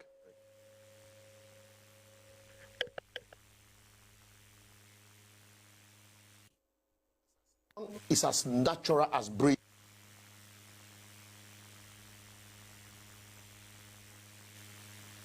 Migration is as natural as breathing, as eating, as sleeping. It is part of life, part of nature, and as Ellsworth Huntington puts it, history in its broadest aspect is a record of man's migration from one environment to another. So Ghanaians, be it known that Nigerians are not your problem. Antonio Guterres once said, migration powers economic growth, reduces inequality, and connects diverse societies. But yet, he won. It is also a source of political tension and human tragedies. And it is that human tragedy I felt when I listened to a video made by one guy named Cyrus of Tonton Network in Ghana. The video was actually sent to me by my friend and brother Mudia of Africa. In the video, Cyrus complained about Nigerians abandoning their country to bad leadership and coming to other countries, especially Ghana, to oppress and commit crime. And he particularly complained about the Igbo king in Ghana and admonished the Ghanaian president to distance himself from the guy. But I want to tell Cyrus, if that guy is not important electorally, the Ghanaian president will not so much associate with him. Even though what kind of stupidity is this? What kind of nonsense is this? If he's not politically the Ghanaian president, how can you be an adult and think like this? Because the person has electoral value. Who cares? People are complaining about what you are doing in their land. Who raised these people? You are saying because the person has electoral value. Who cares? Who raised these people? Somebody wrote something in the comment section. It says, if your mom is dead and you insist she's asleep, the loss is still yours to bear. These people are... Gosh. And it's that's arrogance or nothing. This is one of the thinkers, though. Quoting Tontintin, Collington, as if me, I can quote Collington.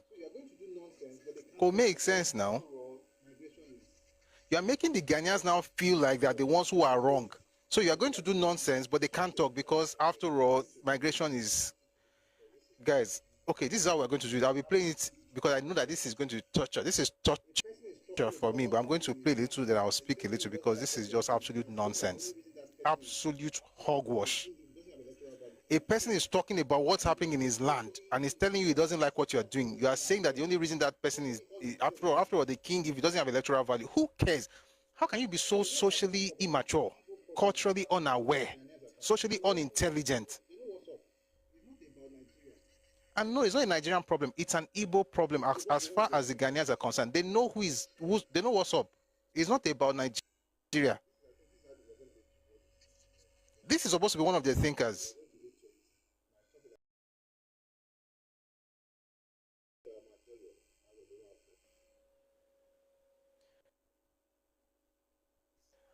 I think this is how we're going to be able to watch this thing to the end. We're on 120 now, so we're going to 820. Might stop it like 1,000 times before we get there, but I will Akbo. And admonish the Ghanaian president to distance himself from the guy. But I want to tell Cyrus, if that guy is not important electorally, the Ghanaian president will not so much associate with him. Even though Cyrus claimed to have loads of Nigerian friends, he could not hide his disdain for Nigeria as he spewed out lies, half-truth, and what have you about Nigeria. It is not about Nigeria. Cyrus has no problems with Nigerians. Ghanaians have no problems with Nigerians. It is not a Nigerian problem. They have issues with the way the Igbos, particularly the so-called Igbo king, is conducting himself. If you are so disingenuous, you cannot even acknowledge the issue. How are you going to solve it? It has nothing to do with Nigeria. It has everything to do with the Igbo and the king that they are supposed to have in another man's land. This is, again, nonsense. I hope he sees this video because I'm going to cut it and put it out because I don't know how can you have beard and you are thinking like because he has beard? Because that's supposed to be the sign of maturity. Well, maybe it's just about growing old, child, because age and wisdom don't really have anything to do with each other. But let's listen to a bit more. I'm sorry, we're cutting it and going small. Go back small. We'll get there. He claimed to have loads of Nigerian friends. He could not hide his disdain for Nigeria as he spewed out lies, half-truth, and what have you about Nigerians, including our activists and our skit makers, which show that he's obviously jealous of them. Ordinarily, I don't go respond to or blame people like Cyrus because our leaders put us for ground for people like him to the insult. But for posterity and for the hard-working Nigerians who are making a mark in all fields of human endeavor across the globe, there's need to respond, set the record straight, and raise their shoulders high. For the Bible in Exodus 23:9 said, you shall not oppress the alien. You know well how it feels to be an alien, since you were once. Is there any wise person from... Sorry, some people are just...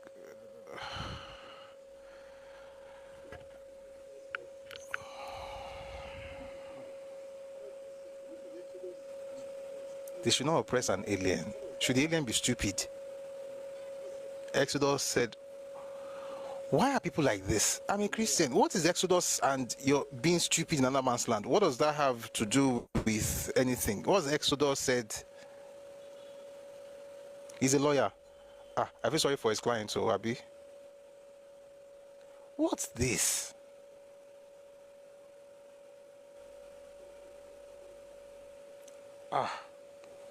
Some others have them, sir, but it is well. In Exodus 23:9 said, "You shall not oppress the alien." You know well how it feels to be an alien, since you were once an alien yourself in the land of Egypt. Since Cyrus has forgotten, and probably, he don't know, and decided to paint all Nigerians with one brush because of the antecedents of a few bad ones, let me remind him that Nigeria was once home to Ghanaians who were doing menial jobs here, including teaching. If you are Ghanaian and you are listening to this is not the Nigerian stance on this. Nigerians don't think like this. A certain section of Nigeria think like this. If you come to my house and you misbehave and I tell you change, and then you say, but one day you were also in my house. When I was in your house, was I misbehaving?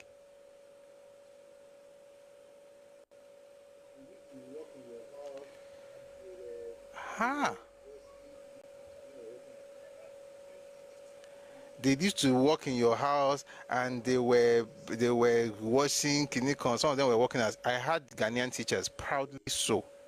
I had 3. Uncle Rahman, I remember the name after the last session. Uncle Rahman taught me in primary, no, it was Uncle Kennedy in primary 2, Uncle Rahman, I think in primary 3, and then Uncle Ado. And guess what? I'm happy. We even had other teachers like Mr. Frimpong, all kinds of, it was great.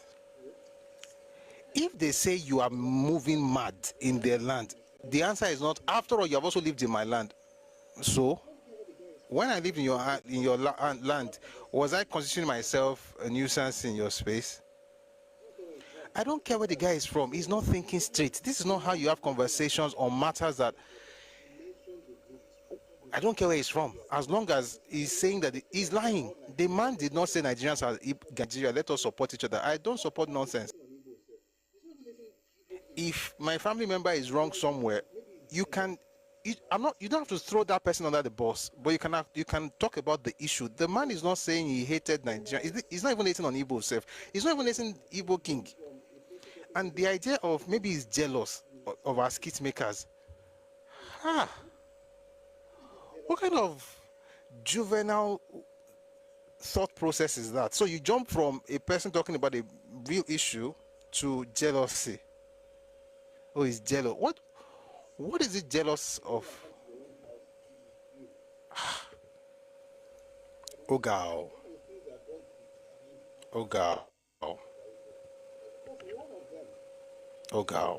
So a person can come to your own house, misbehave.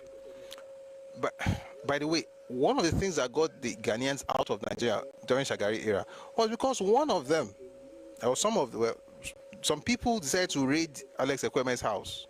Was the vice president at the time, and a few of them turned out to be Ghanaians. You can't tell people that you lived in my house.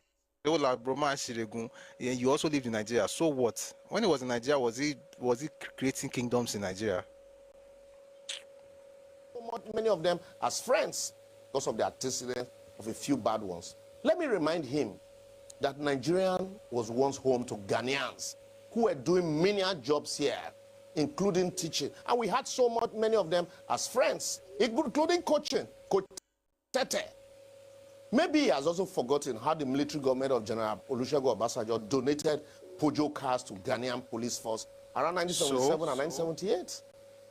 Whilst we agree that we have a lot of bad Nigerians everywhere, same way you have Ghanaians who are doing crimes outside of their country. Based Migration Policy Institute.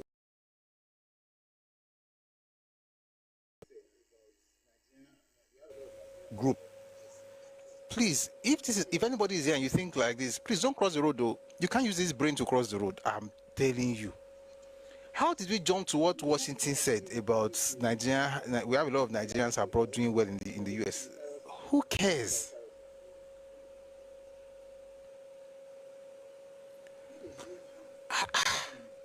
Me, I'm not feeling as if, are we talking about something else? You guys have listened to the video by Cyrus now. We've played the video here before.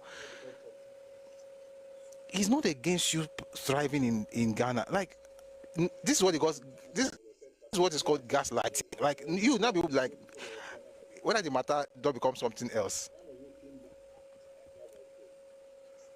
Nigerians lived in Ghana too and were sent back. Yes, there was Nigeria must go before there was Ghana must go. Ghana must go came back after Nigeria must go. It was even the movement of those people that caused some of our folks to go up north, because a lot of them were deported from Ghana. They did it to us, we did it to them. 2G4. The point is, even that has nothing to do with this conversation. Oh, Washington said Nigerians are the most successful immigrants in the US. So, did we create kingdoms and... This is not the right way to think, by the way. This is a way to destroy relationships by gaslighting people and trying to manipulate, blackmail them with your President Olusegun Obasanjo gave them Peugeot cars. So, how can people be so poor in their mind like this? So, you gave them Peugeot cars, and so?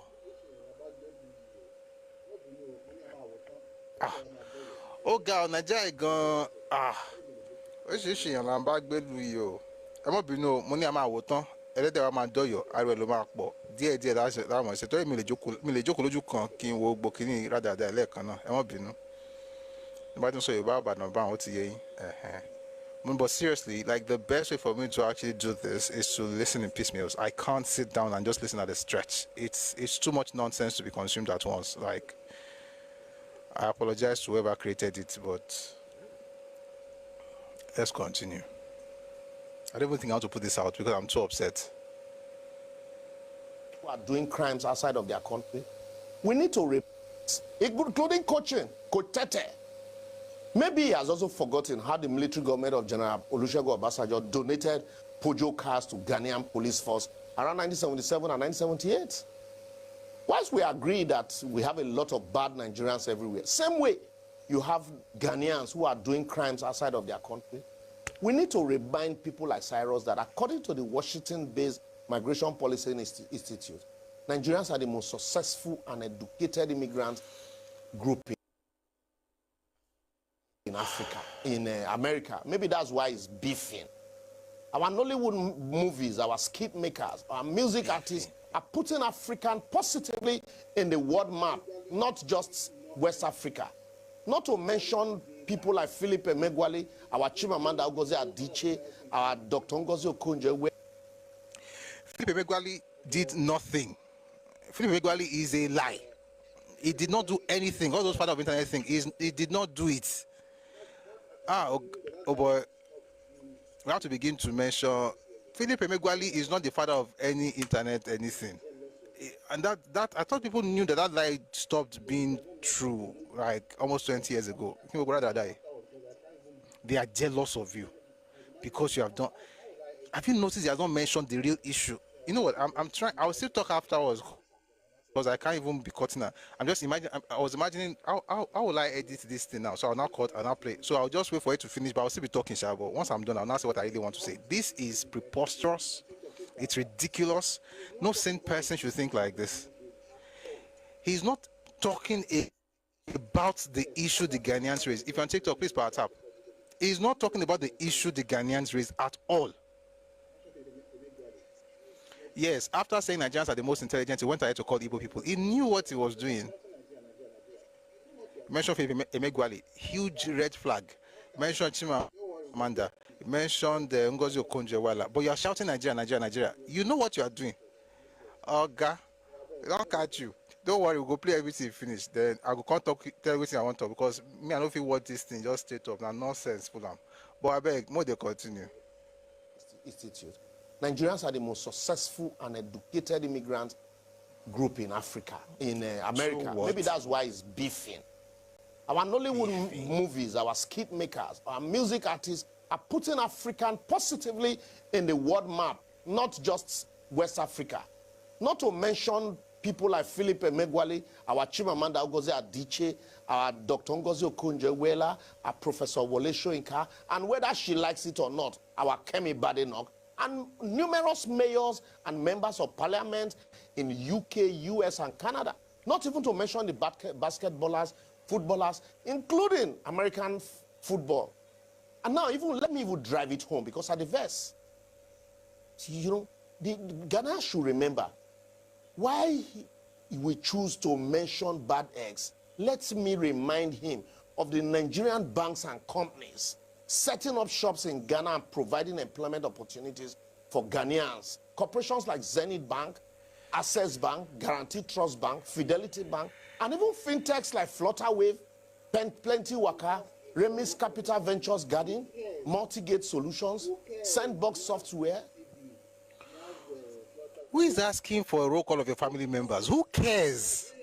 Who cares? You have GTB, you have Flutter. Who cares? I'm Nigerian. Yes, we have footprints in Ghana. And so what? So you can misbehave? We can catch up with this one, no, Osa, no boy. Because I don't know if you speak.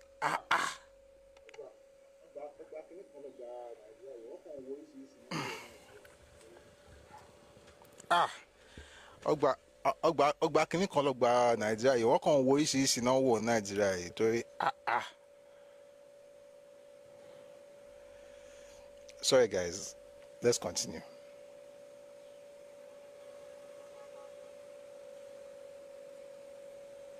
And even fintechs like Flutterwave, Plenty Waka, Remis Capital Ventures Garden, Multigate Solutions, Sandbox Software, Bento Technologies, and Instant Payment Solutions. Not to talk of other smaller supply chains, and including sell side. I don't even mention people like Alhaji Aliko Dangote and UBA of Tony Elumelu, who is, you know, raising entrepreneurs across Africa and creating billionaires.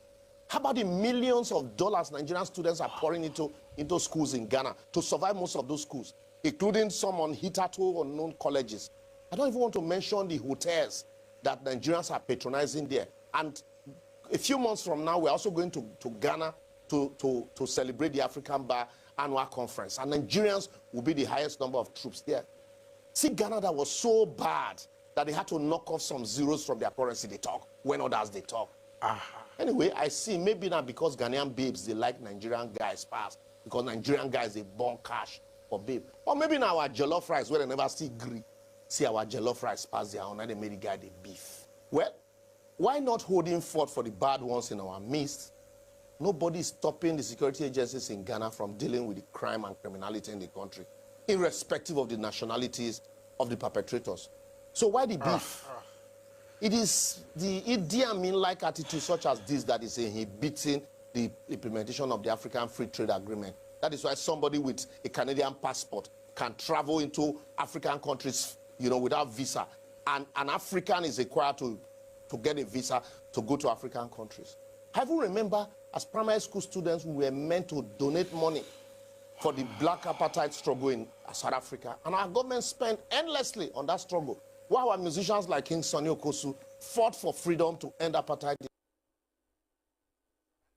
in South Africa. And today, South Africans self go to talk. Our government spent hard-earned money, including dollars, that would have been used for internal infrastructural development in our country, to maintain peace in West Africa, through ECOMOG, in Liberia, Sierra Leone, Congo. And we had a lot of refugees from these countries. We welcomed them with open arms, not because they are Nigerians, but because we are Nigerians and we are very accommodating. So no matter what you say, to date, Nigerians are still the most generous and accommodating people in Africa. Why it is not compulsory that the country of your birth must be the place of your abode all your life? Be it known that not all those who criticize our government that lives abroad.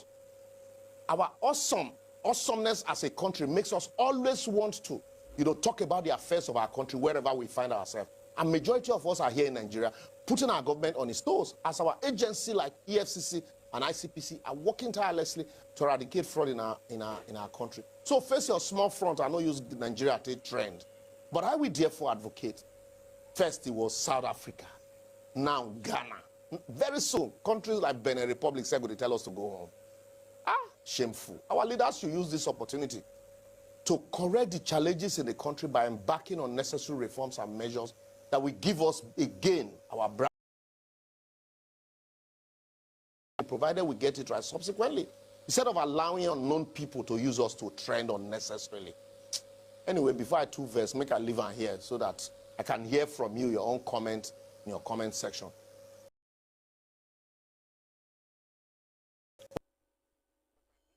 But migration is a human experience of resilience. Hear from you your own comment in your comment section. Do not forget to subscribe and also feel free to share. But migration is a universal human experience of resilience, adaptation, and the enduring human quest for knowledge. But however, always remember, if you find yourself in Rome, learn to. He needs to collect it back ASAP. They need to get that money.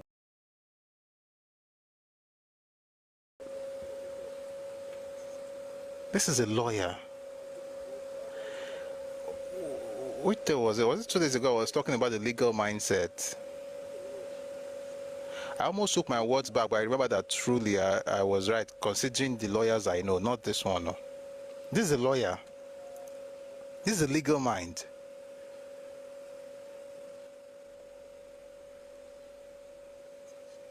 It's a shame. It's a shame. Not once in his about 8 minutes rant, not once did he mention the real issue. Cyrus was not talking about crime. He did not say, oh, Nigerians are causing trouble in. He said an Igbo man is creating an Igbo kingdom in his nation. And it is against their customs, it is against their culture, and it's an affront. And I dare say Cyrus was right. And you can't go to his house and tell him what to say. It's not your house. If you don't like what they're doing, get your bags and leave. 1 second, guys. Ẹkáàbọ, how are you?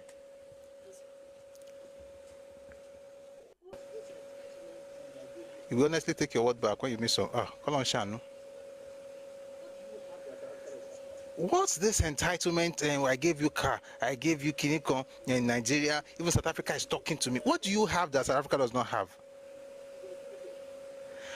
Who lied to these people that because Nigeria helped people, that means that it's like, okay, I don't know the homes that these people were in. So if, for instance, your parents did something to help somebody, can you then go to that person's place and misbehave, and the person should shut up because your dad helped them in the past?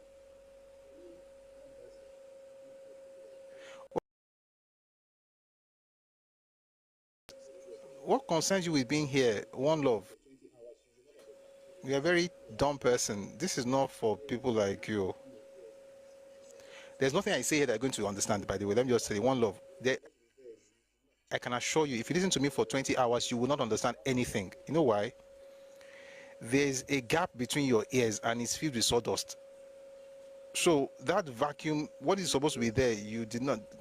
God put it there, but your parents removed it. You have sawdust, so you can't get it.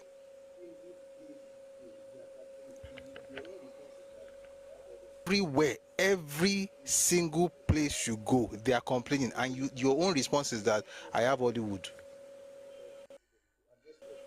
I have movie industry. You are beefing me because of jollof rice. You are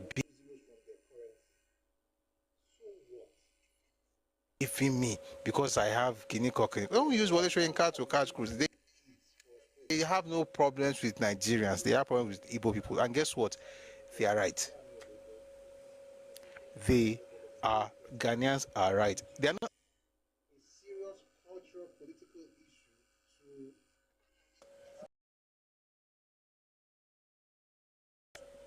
So what?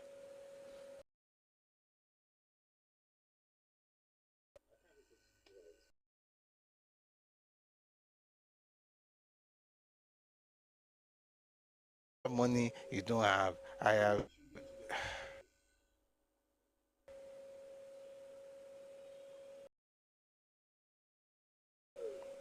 I can't even put this video out because it's a waste. This guy made me watch it. I knew it was nonsense. All I needed to see was just first 3 seconds. Migration is like Nigerians are not your Ghanaians, Nigerians.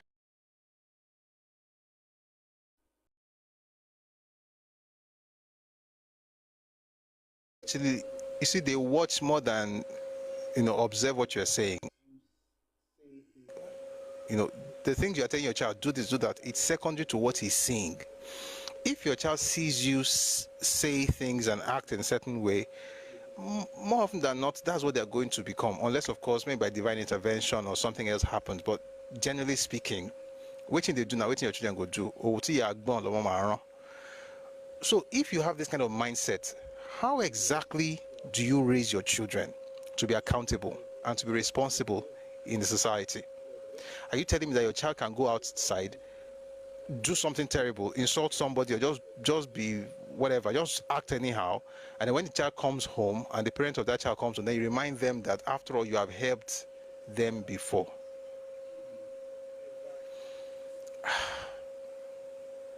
If this is how Nigeria is, some people will forever be down. Because, yes, they were saying something. I did not say certain things, and I'm not going to mention the group. Somebody was talking about, negotiation. There's a group in Nigeria, you don't need to negotiate with them.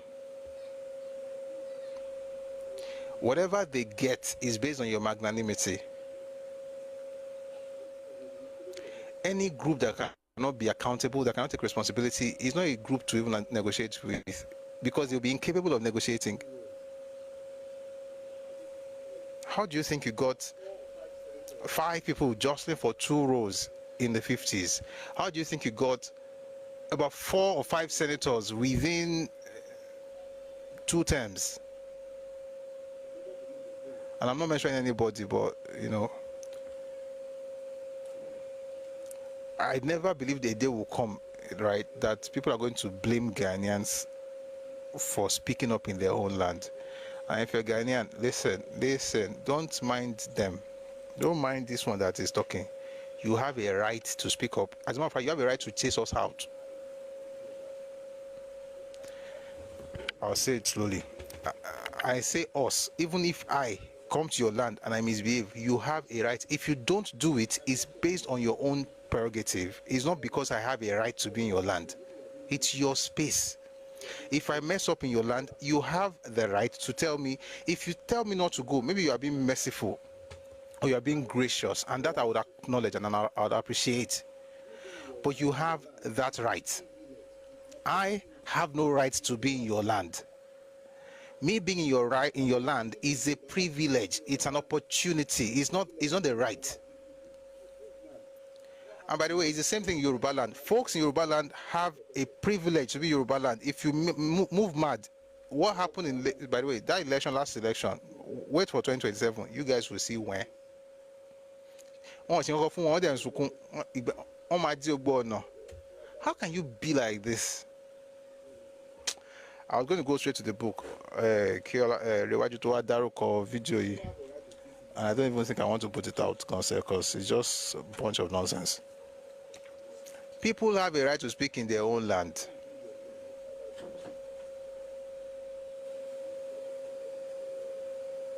When you bring your name and your father's name, that's your surname, you can speak. As long as you come here with your emojis, you have this is not the space for you. You can't be stupid like this and we can't call your name. We already know where you are from. So at least be proud of who your ancestors are. Write your name so we can direct the response to the appropriate quarters. Don't come here with emojis. It shows how cowardly you are. Oh, God. So if they start chasing people out of Guinea, people now say that they are xenophobic, Abi. They are not. Ghanaians, speak up. Don't. Don't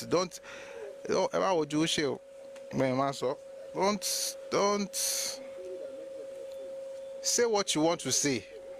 See, if you tell Nigeria, by the way, anybody that messes up in your place, if you have to protest. You have to get them out. Nobody will come and talking to you and say, we are all together. We have banks in Ghana. Listen, Imagine America. 1 second, guys.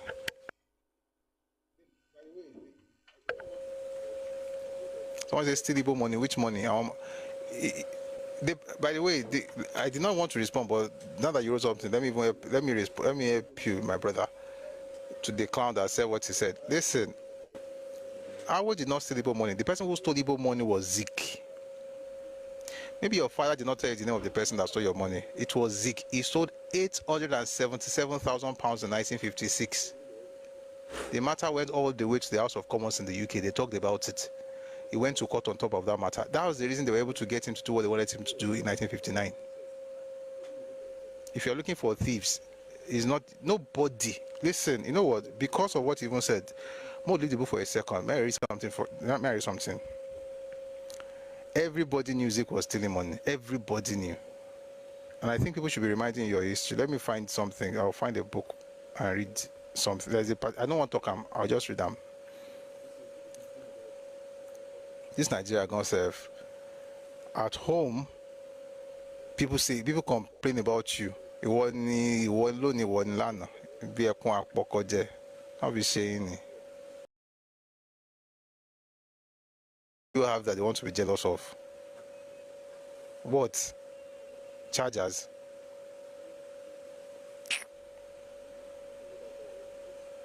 Number, I want to find something.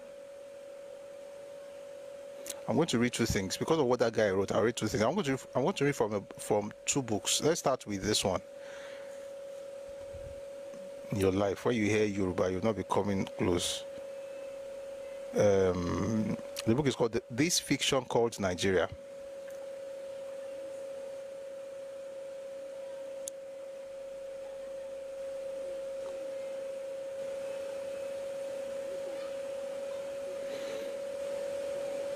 All right. Wole Soyinka, the future Nobel laureate, then a student at Leeds, rushed down. I don't want to start from the beginning. Let me just go back a little. The small native elite had already demonstrated its penchant for the good life as far back as 1947. During a visit to London, British bureaucrats were shocked at the mountains of luggage they had brought with them and their £2-a-day hotel, causing George Padmore, the Trinidadian journalist and a leading Pan-Africanist, to despair.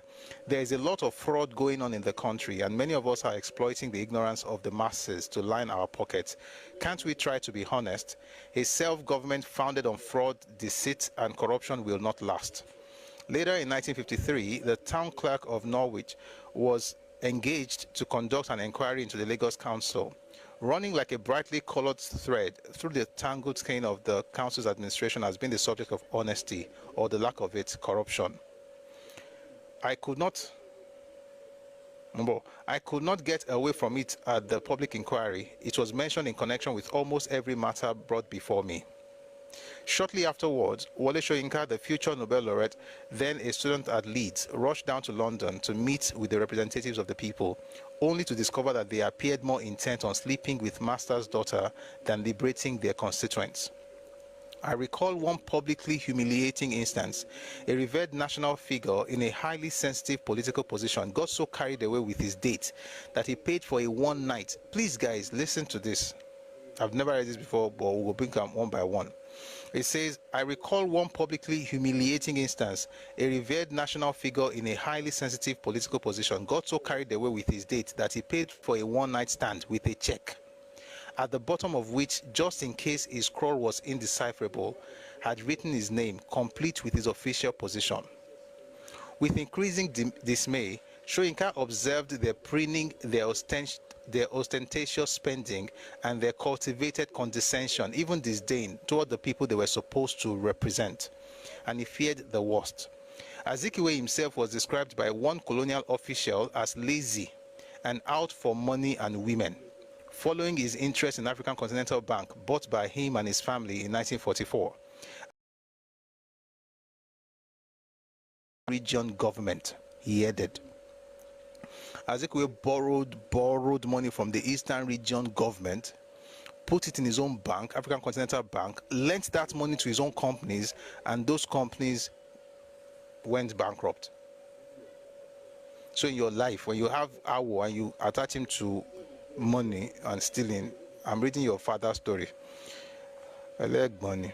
That's the point. This is how you go everywhere. Go to Ghana, go everywhere. Just be acting like absolute fools. And if people speak, is that you bought rice for them.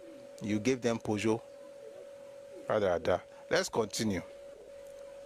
I'll read that again. Azikiwe himself was described Azikiwe himself was described by one colonial official as lazy and out for money and women.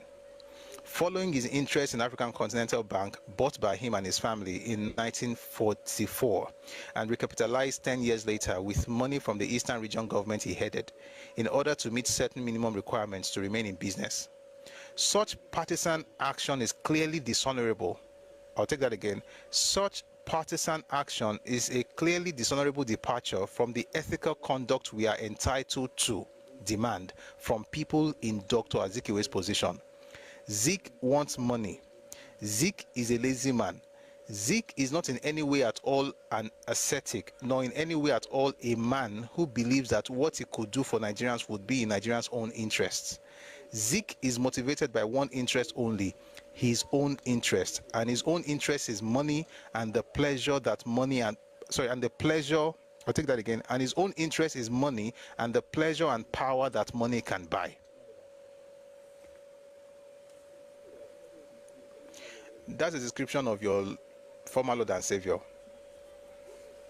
Meanwhile, somebody wrote in the comment section, how about Yoruba people? I didn't think you were going to ask, but I'm glad you did. Let's continue reading. British administrators regarded Bello, the Sadana of Sokoto, as far from an ideal party leader. He is vain and deplorably susceptible to flattery, and his private life is disreputable to an extent that one day someone may blackmail him. But then it might be said that these were hostile witnesses. Azikiwe, for one, was immensely charismatic, as can be seen from the footage on his campaign for the 1979 presidency. Only the teetotal Awolowo appeared to escape such personal censure, but he was loath because of his avowedly socialist views. Brought back from his legal studies in the UK, where he witnessed firsthand Clement Attle's post-war Labour government establish the National Health Service, make education up to age 16 compulsory, and build council houses for working people. Indeed, AG, that's Action Group's 1954 manifesto, was irrevocably committed to an ideology which places the interests of the masses first and invests in the state and public-owned corporations all the major means of production, distribution, and exchange. Under Awolowo's watch, the Western region was the first in the country to establish universal primary education and the first in Africa to license a TV station. Cold War paranoia led the colonial authorities to ban all communist literature, forbid the appointment of non-communists, and so on and so forth. So, when you say, well, how about your Yoruba leaders, they describe that one here as well. The point is that you guys, by the way, more just they keep quiet sometimes. But my point is, no, just leave it. My point is, as a human being, when you hear the word thief in government, in the First Republic or before independence, don't even bother writing the name that you wrote the first time. Zik took this conference that you're talking about. Zik went to that conference now. They raised £13,000. 13. By the way, Fela's mother went with him. Fela's mother and some guys from Lagos and some people from the East as well. They went as a team. I think they were 4 in all. And Fela's mother was only a woman. They were 4 or so. Went to London for a conference, returned. They asked Zik for accounting. How much did you spend? The report. The guy said they were doing it because it was Igbo. This gaslighting that this one just did on the video today, it's not today they started though. This was in the 40s though. Said they did it because it was Igbo. Instead of him to tell them, I spent this is the money we got back, this is the change, we didn't have change, £13,000. We have not gotten the report till today, it's 2025, since 1947.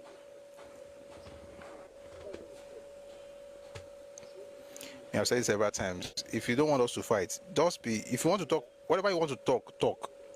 But don't be bringing up power in things that are peculiar to your elders. Just, if you can give me that respect, then we are fine. But once you mention that Awo's name in connection to nonsense, I will tell you exactly who is connected with. And by the way, this is just one thing. There are many other stuff. I'm not going to read everything today. Now, one by one, I'm going to bring it out like that. everybody knew that Zik was stealing money. Everybody. Do you know how he really got in trouble? Read the House of Commons Hansard of 1958. You will see it there. You can find it online. 1958 Hansard. It was Eyoita who actually put the thing out in 1958. Like, Oga, you have been, where's the money?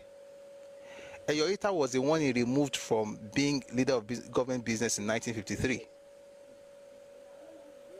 Apparently because he was from the minority group.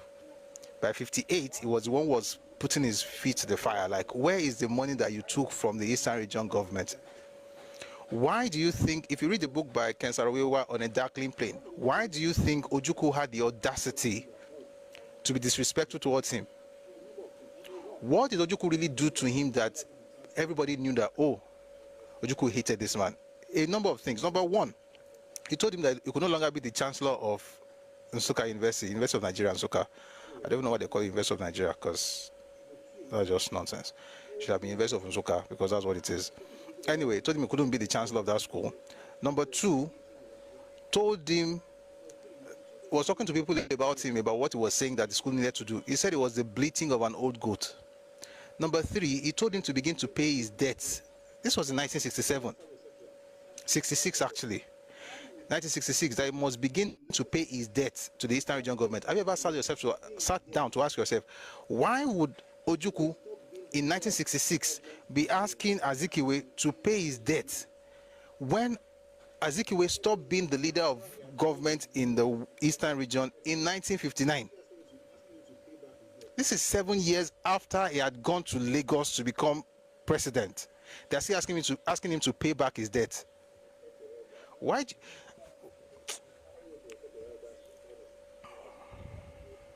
Respect your elders, eh?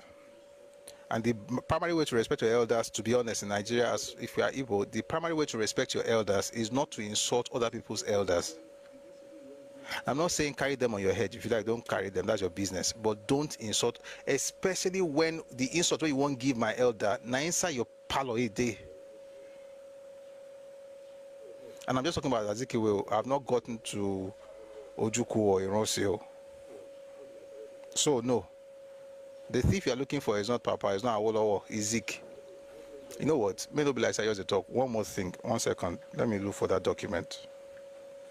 I like it when you guys insult Awo like this. It makes me read out things that will help you understand your life better.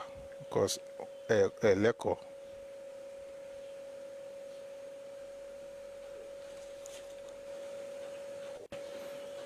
This was 68. No, I'm looking for the one in 58. My ball.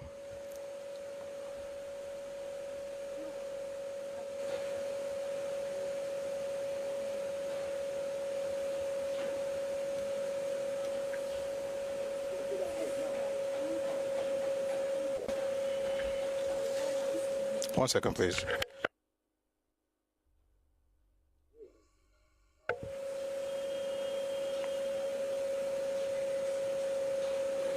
Where is this thing now?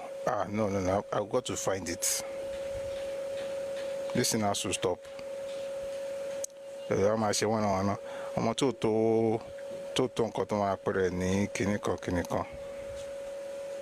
that's the funny thing. The people who even have the right to be proud, God save, they are quiet. It's you that should be hiding your faces, that you now come and be talking as if you're talking to your mates.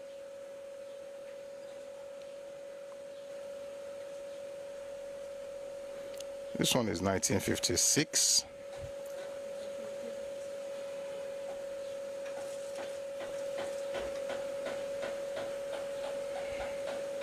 All right.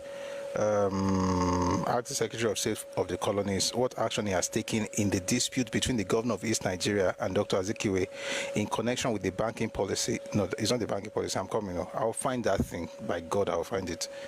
Azikiwe. It's almost, I will find it now. African Continental Bank. That's the same bank that that Papa made sure they put money. I recently came to Nigeria and I was at a bookstore thinking about some books. Just go to Redomi Books, you find stuff there. Redomi Books on Telegram.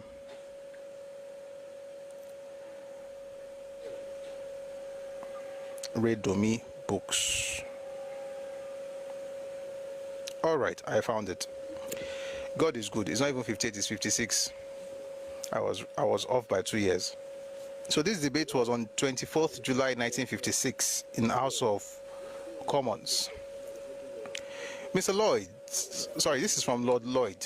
My lords, yesterday in response to a question by the noble Lord, Lord Ogmore, I promised that I would make a statement this afternoon. With your lordship's permission, I should now like to make that statement, which is similar to one being made by my right honorable friend in another place at this moment. The statement is as follows. A dispute has arisen in the eastern region of Nigeria. What year was this? 1956. Can you spell the name of the book? Redomi, R-E-D-O-M-I, Redomi Books on Telegram. You know what, let me just type the link so it becomes easier for you to find.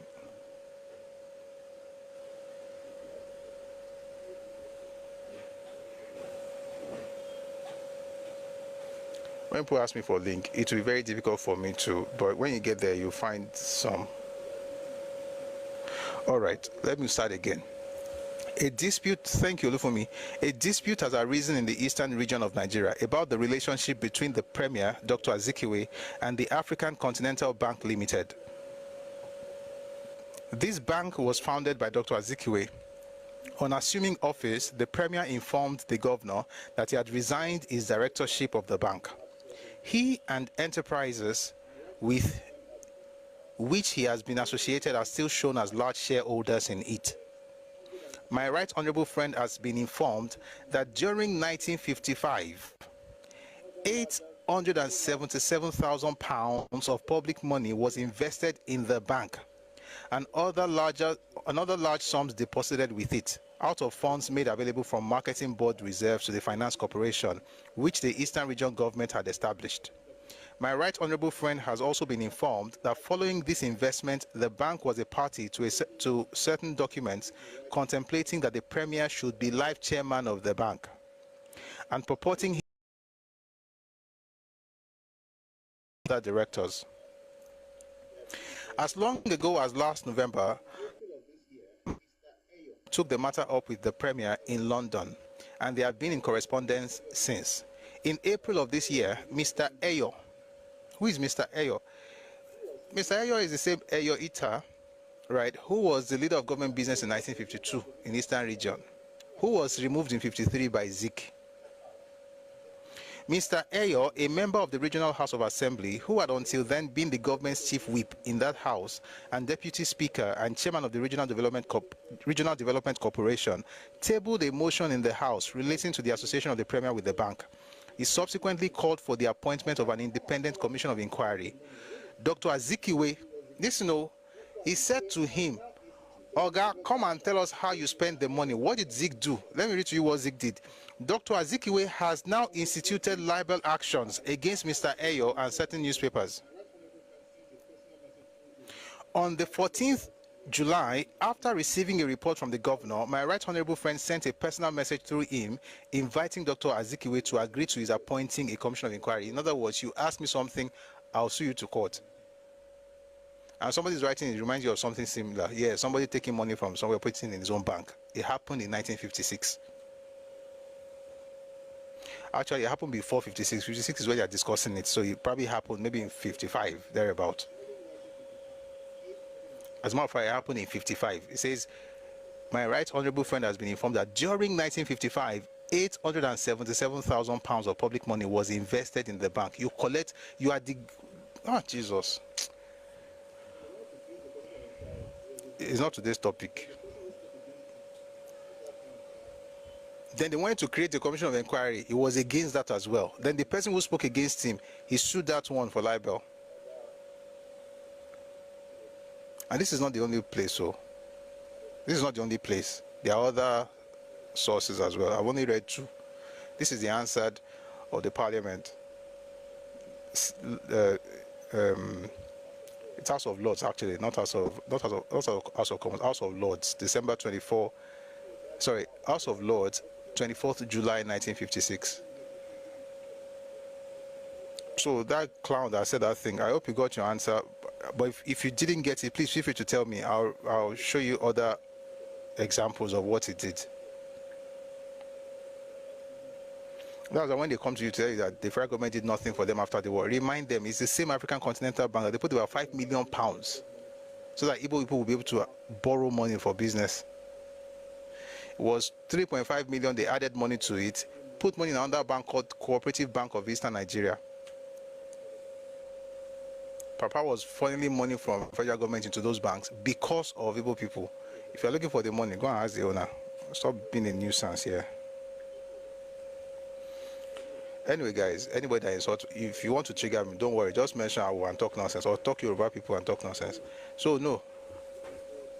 Guess what? We had a commission of inquiry into Papa's own work. He even wrote it in his book. The book is called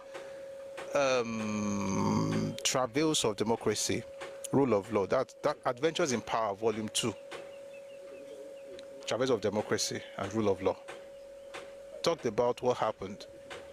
So if you have a leader who stole £877,000 in 1956, that by 1955, that by 1966, 11 years later, Ojukwu was still dragging him to pay his debt, you're not the one that will come and tell me about loyalty or honesty. And this is one. Then the other one from the fiction called Nigeria also talked about what he was doing, that he was out. The British said he was out for money and women. In case you were not here when I read it, I'll read it again.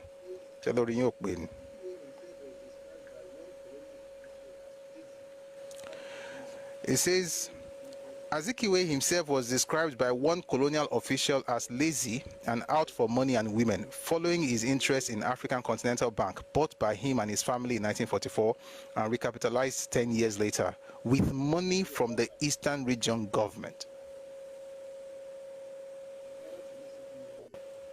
And by the way, at that time, he was the one heading the government at the time, in order to meet certain minimum requirements to remain in business. And this is what the Oyinbo said: such partisan action is clearly dishonorable departure from the ethical conduct we are entitled to demand from people in Dr. Azikiwe's position. Zik wants money. Zik is a lazy man. Zik is not in any way at all an ascetic, nor in any way at all a man who believes that what he could do for Nigerians would be in Nigeria's own interests. Zik is motivated by one interest only, his own interest. And his own interest is money and the pleasure and power that money can buy. And I can assure you, these are not the only two sources we have. I have loads and loads of them. Just keep insulting, I'll be showing you what they are.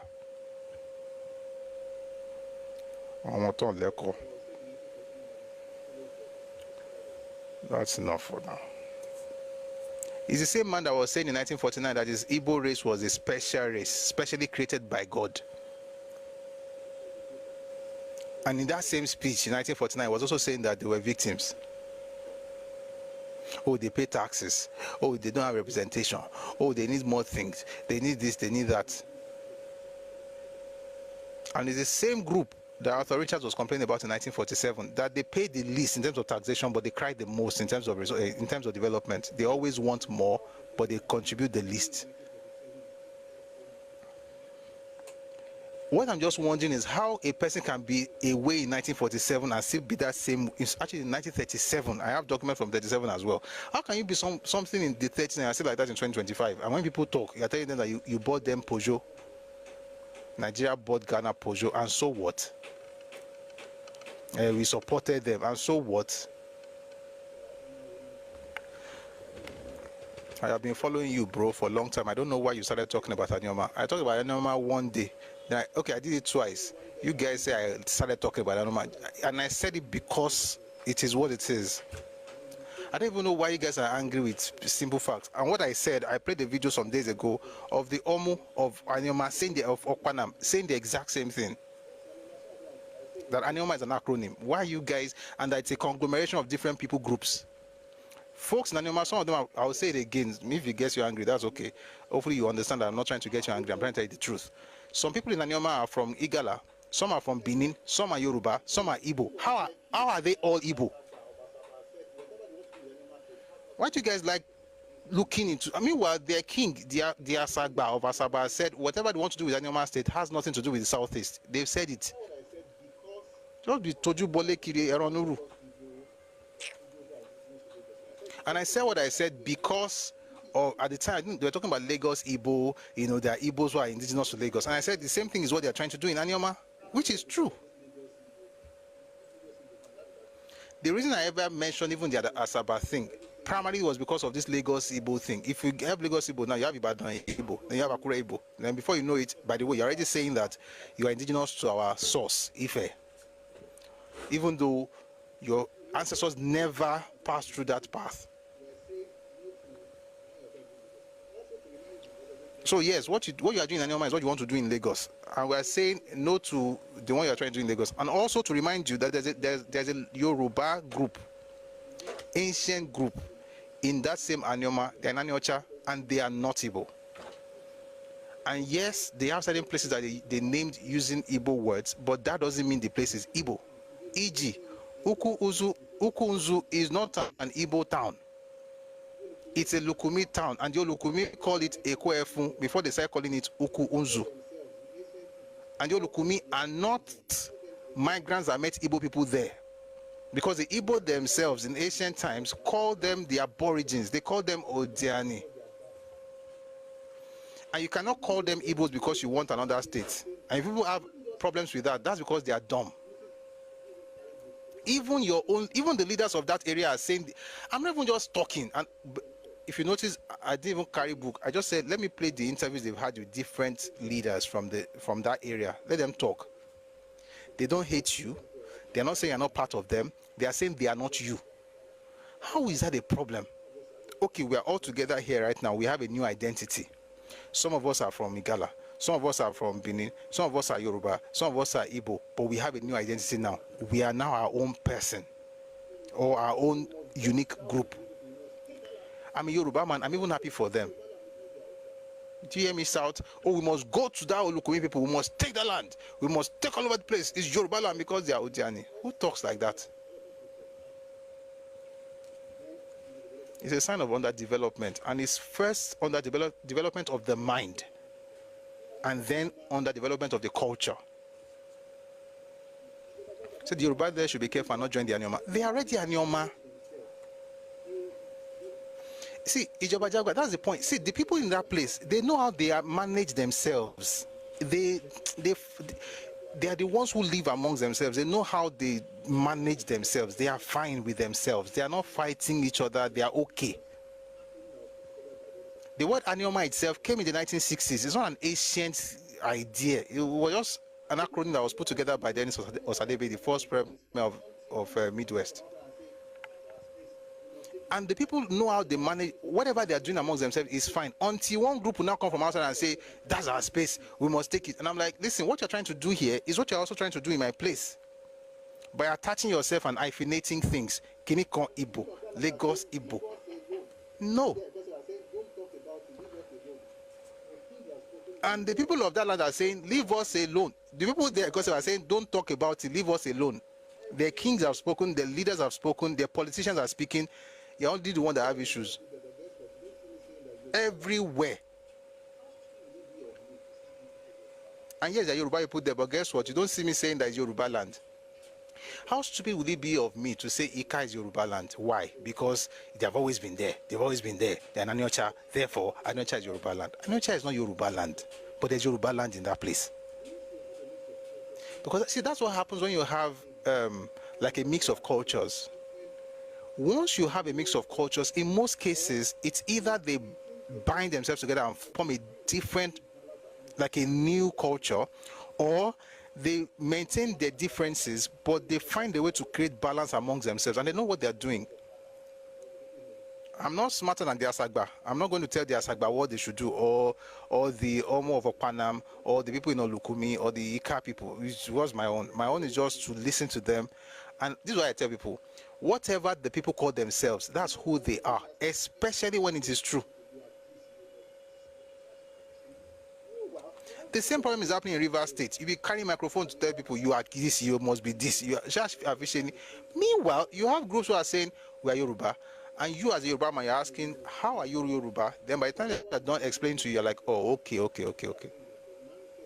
If I say we must call everybody. And guess what? Whatever you do in those places, that's your business. But what I'm saying is that the mindset is what I see in the way you are moving in the Southwest. And we are calling it out now. By the way, we're not even the first people to call it out. They've been calling it out for a long time. We will not stop until, it's clear for everybody to know. Everybody should know their boundaries. Not going everywhere, be hyphenate. What I hate most is that hyphenating thing. You want to do what Hausa Fulani did. Hausa Fulani is an hyphenated creation of the Fulani conquered and changed the structure of that space. And whatever agreement they have with the Hausas, that's on them. Number one, you have not conquered me. You cannot conquer me. You will never be able to conquer me or my descendants. Therefore, you're not hyphenizing anything Yoruba land. Deal with it. Lagos Igbo my food. Akure Igbo or Oyo Igbo. Before you know it now, you just hear that. And you've read it already. They were the ones in Ife before Yoruba people. How? You didn't even know the junction, the road to campus. God bless all of us. We are all good. One good people, great nation. Thanks to Dr. Dora Quayle. Good people, great nation. But stop moving mad. And you are moving mad abroad. So now we have the same passports. At this point, they will start to do passport for ethnic group or long. They have to. They have to start doing passport for ethnic groups, so people will know exactly who is causing kini. Don't be agenda Nigeria, constitute nuisance, and that shouting. We gave you money when you were struggling, and so what? Sorry, that video still vex me. That video still they vex me. Say they gave them money during their struggle. They gave them Pojoka. So Ghanaians work in Nigeria. They did menial jobs, and so did they steal from you? Did they create kingdoms in Nigeria? Did they tell you that they have a right to their land? Did they buy land and call themselves the owner of the land?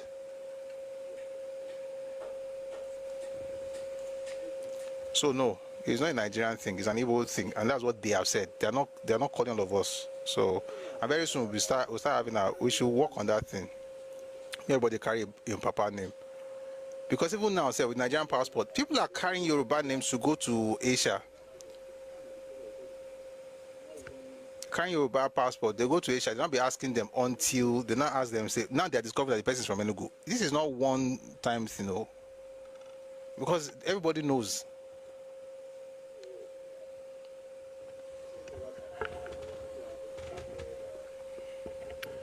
So yeah, and I've said it several times. Those of us who are educated and we are busy, right? I mean, I'm doing this intentionally because a lot of us we are busy and we're like that just doesn't really make any sense. It doesn't mean they cannot do it. Can they do it? Can't do it.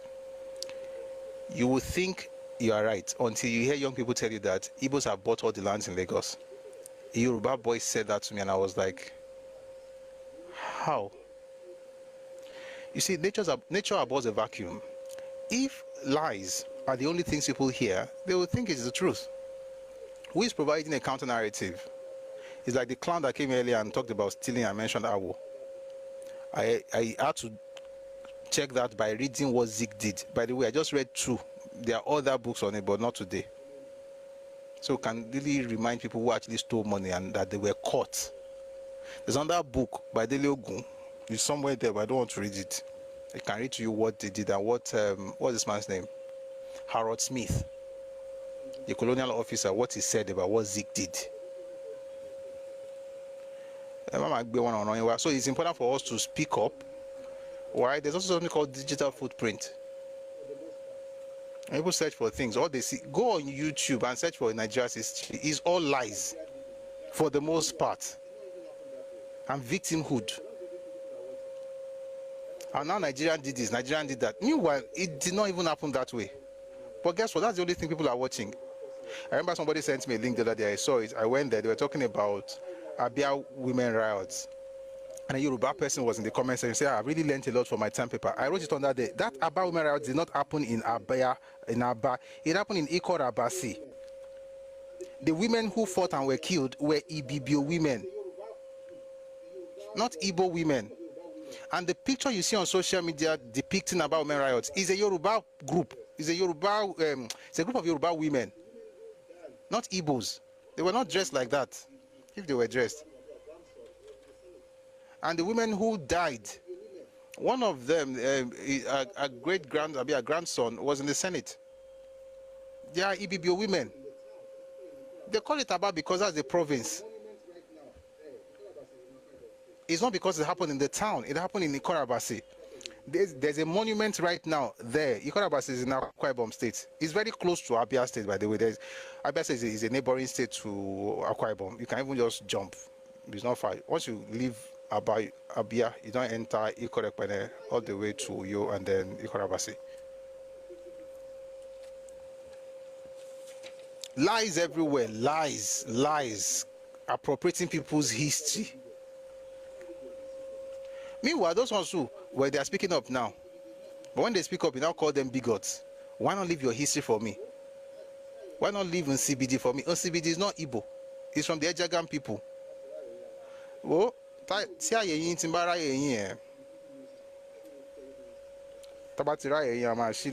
even when we divide, you see have these clowns constituting nuisance, telling you terrible history. Let me have this because your father did this to my father in 1942.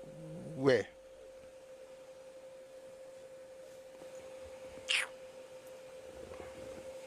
Sorry guys, I got triggered because of that thing. And guess what? I like the triggering. It's nice. I like it. It's nice. Where were we? Let's go back to the book. What time is it? Ekumeku. Ekumeku happened. Ekumeku did not even happen in the eastern Nigeria. It happened among the Midwest. And those ones, whatever they call themselves is who they are. That's what I would say. Are there Igbos amongst them? Yes. Is it an all Igbo affair? No. By the way, it never happened in the East. It happened. More just leave that matter. These guys have no history of war, of conquering anything. Going everywhere insulting people, changing people's history.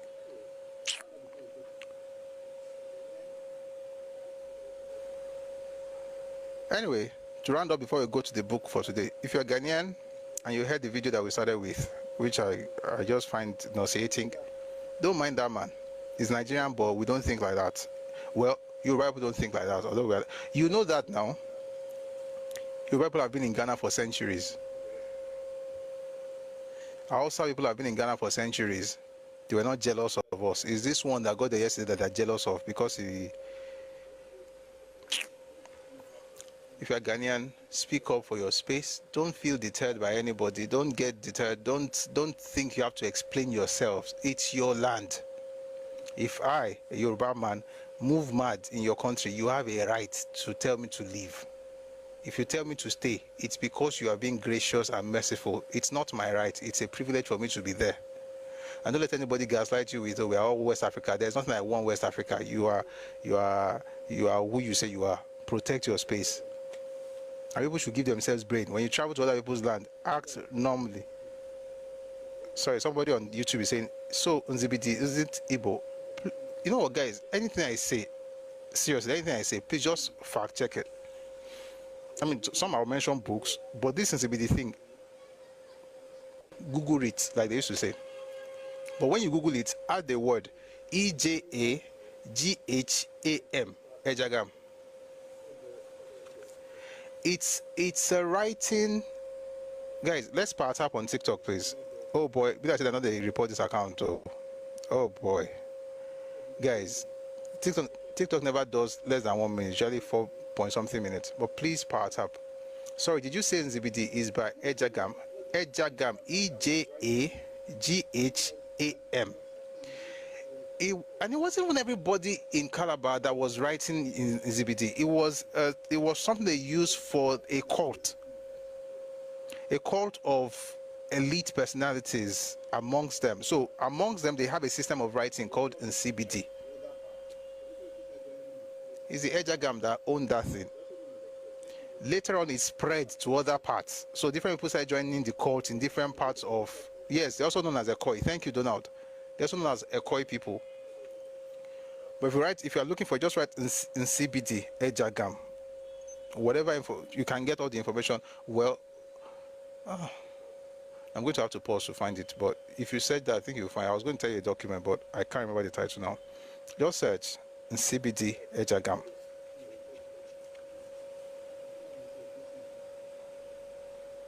That's why I tell you guys, all those things that we call petty, they matter. For instance, you go on and you say egusi is evil. How?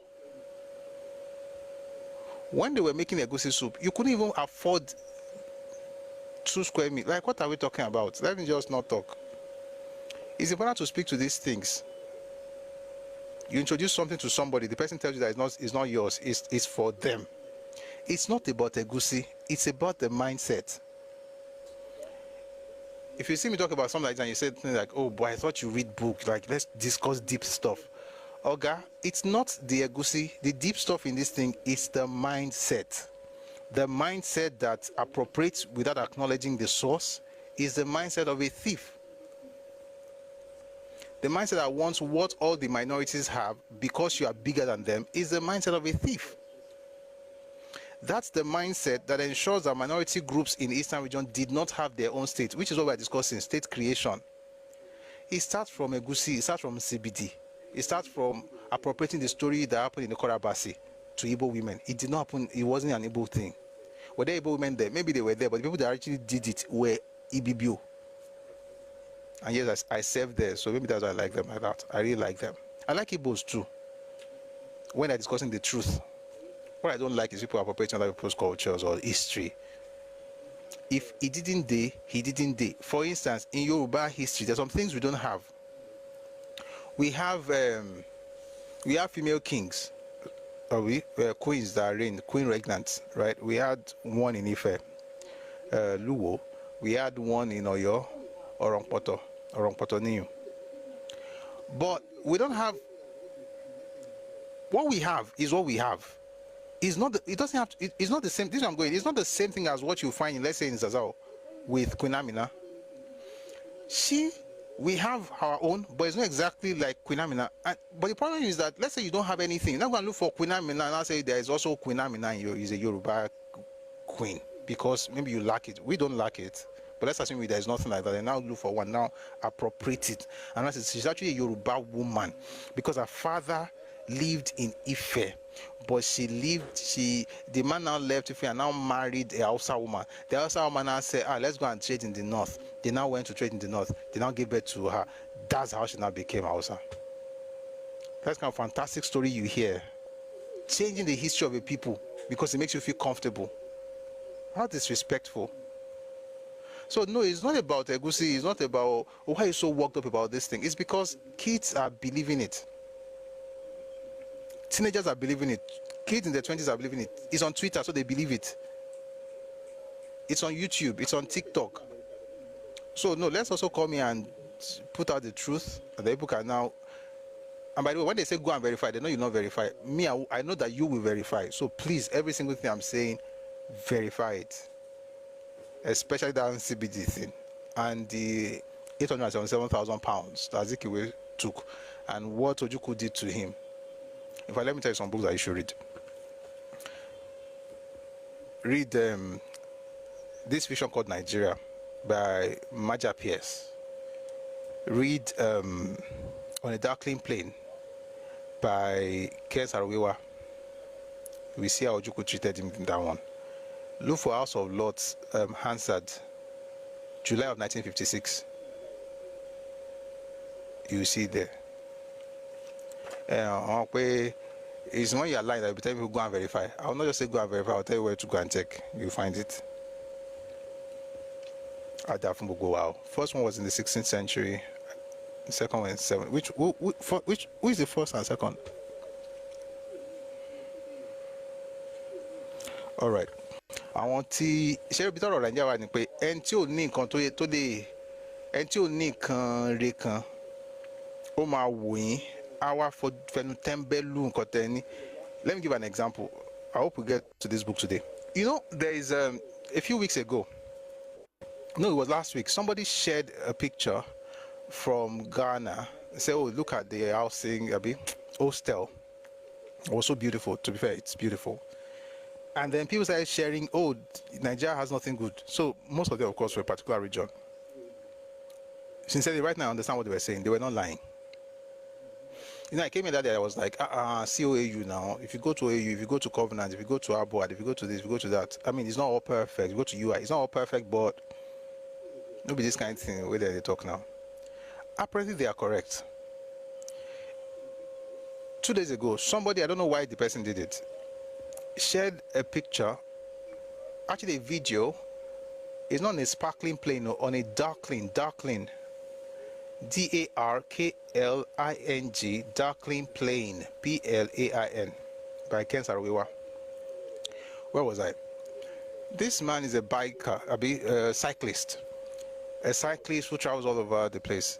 The funny thing was that the previous day he posted about Ife and talked about all the good things there, which, by the way, you can't see all the good things in Ife in one day. You know, you just take the one you can see per day, because goodness yakbagon. Anyway, so he talked about what he saw in Ife.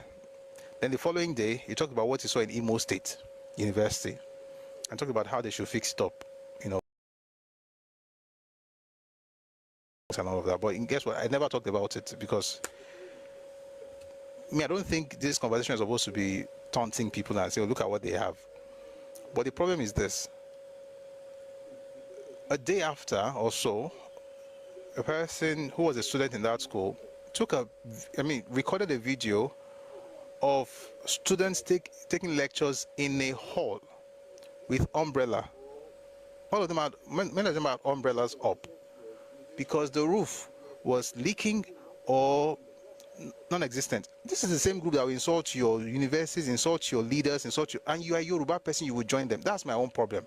I don't care that your school is leaking. Like, hopefully eventually they will fix it. It will be nice for it to be fixed, but that's not my problem. My problem is a Yoruba person who will follow that same person to insult their own leaders. I mean, it can be better, of course, but you're not even criticizing them like, okay, see, you can do this, you can do this. No, you insult them. What you don't know is that the energy they are using is the energy for their own leaders.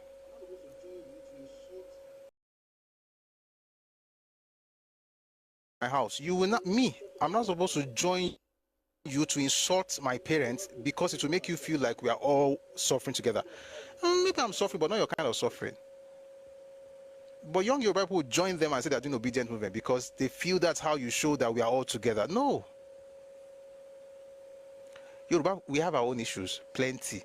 I'm not saying we are perfect. We are not even close to being perfect. Of course, I don't even have to say it. We have issues.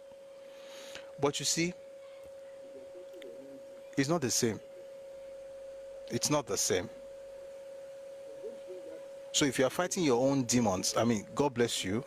If I have to support you, I will support you. But don't bring that negative energy to come and infest my space and now insult my leaders. And then before you know it, you are insulting the governors of your region. You are insulting all of them. But you're not even looking at what they are doing. Are they doing enough? Of course not. They have so much to do. But you are treating them as if they are leaving you to study under a tree. But we don't speak about it because we don't want to be seen as bigots. I don't really care. You know I'm not a bigot. You know. The person insulting me knows I'm not a bigot. But guess what? Even if you think I am, I don't really care. Your opinion counts for nothing. May God bless you and keep you, and God bless your space, and God bless your region. God bless every region in Nigeria. But people should fix up and stop importing. Yoruba people especially, stop importing people's problems. Don't die in their world like Dele Farotimi wrote in his book. May God keep him too, because the way he's moving God's heritage well. Anyway, having said that, let's go back to this book that we started with. We must finish this book today. I want to get to something else tomorrow. So the book is Thoughts on the Nigerian Constitution by Obafemi Awolowo. We started it a few days ago, on Monday actually, no, Friday. We're going to try and finish this chapter today. And then tomorrow we'll get into the Willings Commission report of 1958. Let me tell you something, that report is sweet. It's sweet. So we'll get into that tomorrow. All right. May God bless every region. Everybody grow and everybody succeed. But wherever you are, just own it. Don't say you're bigger than anybody. I'm not saying you're better than anybody. And if you are messing up in your region, don't say I am messing up, because once you say it, I'll now show you your mess up, so all of us can be healed together. God bless Nigeria. If you're on YouTube, please let's like the live, please, on YouTube. Mr. Yele Akinwumiju, great. If you're on YouTube, please like the live. Thank you very much for your support. TikTok, guys, please let's like and power tap. And this is also around the period where you have a lot of people reporting the live, because it makes them feel uncomfortable. But guess what? I really don't care. With love, by the way. I'm not doing this because I hate anybody. I just think that it's important to set the record straight. You're right. Maybe one of these days I'm going to do a session on the Coca inquiry, so I can talk about what actually happened when they accused Papa of misappropriation. And what I like about him is that when he was writing his book, he talked about it. And there are other books that talk about it. This is not because I am involved. You know the book, anybody knows the book called Because I Am Involved? It's a book written by a person who started the Wala, and he did not write anything about the Wala in that book. But it was the most important book he ever wrote. The book is by Ojukwu, Because it's somewhere here. It's down here. Because I'm involved. We're looking for, okay, where's the war? Write about it, didn't write about it. So, no. Awo wrote about his own travails and what he went through, and we can learn. And we also know the facts of the matter. The things that were said to him, the things that he actually said, the trial, how it went, even the treasonable felony thing. He wrote a book on it, My Journey Through Prison. I'm proud, I'm blessed. If you're right, you're blessed. They're not perfect people. Yoruba leaders are not perfect people. Everybody has his own frailties. But I like honest people. It's not about perfection, it's about honesty. I'm not perfect, you are not perfect, none of us is. But we don't go around pointing fingers when you should be fixing up. That's the issue. May God bless everybody. In Jesus' name, amen. Now let's go back to the book. Thoughts on the Nigerian Constitution by Chief Obafemi Awolowo. It was talking about, so far we've been talking about state creation. Oh gosh, you know what, guys, please give me a few seconds. Please on TikTok, let's power tap. Just a few seconds, I'm going to be back in a jiffy, like very quickly. So I'll be able to concentrate on the reading. Thank you, guys.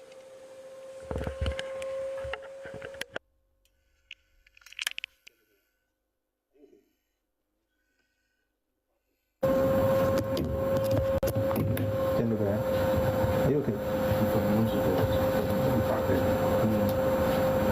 How was your exam? Expiring?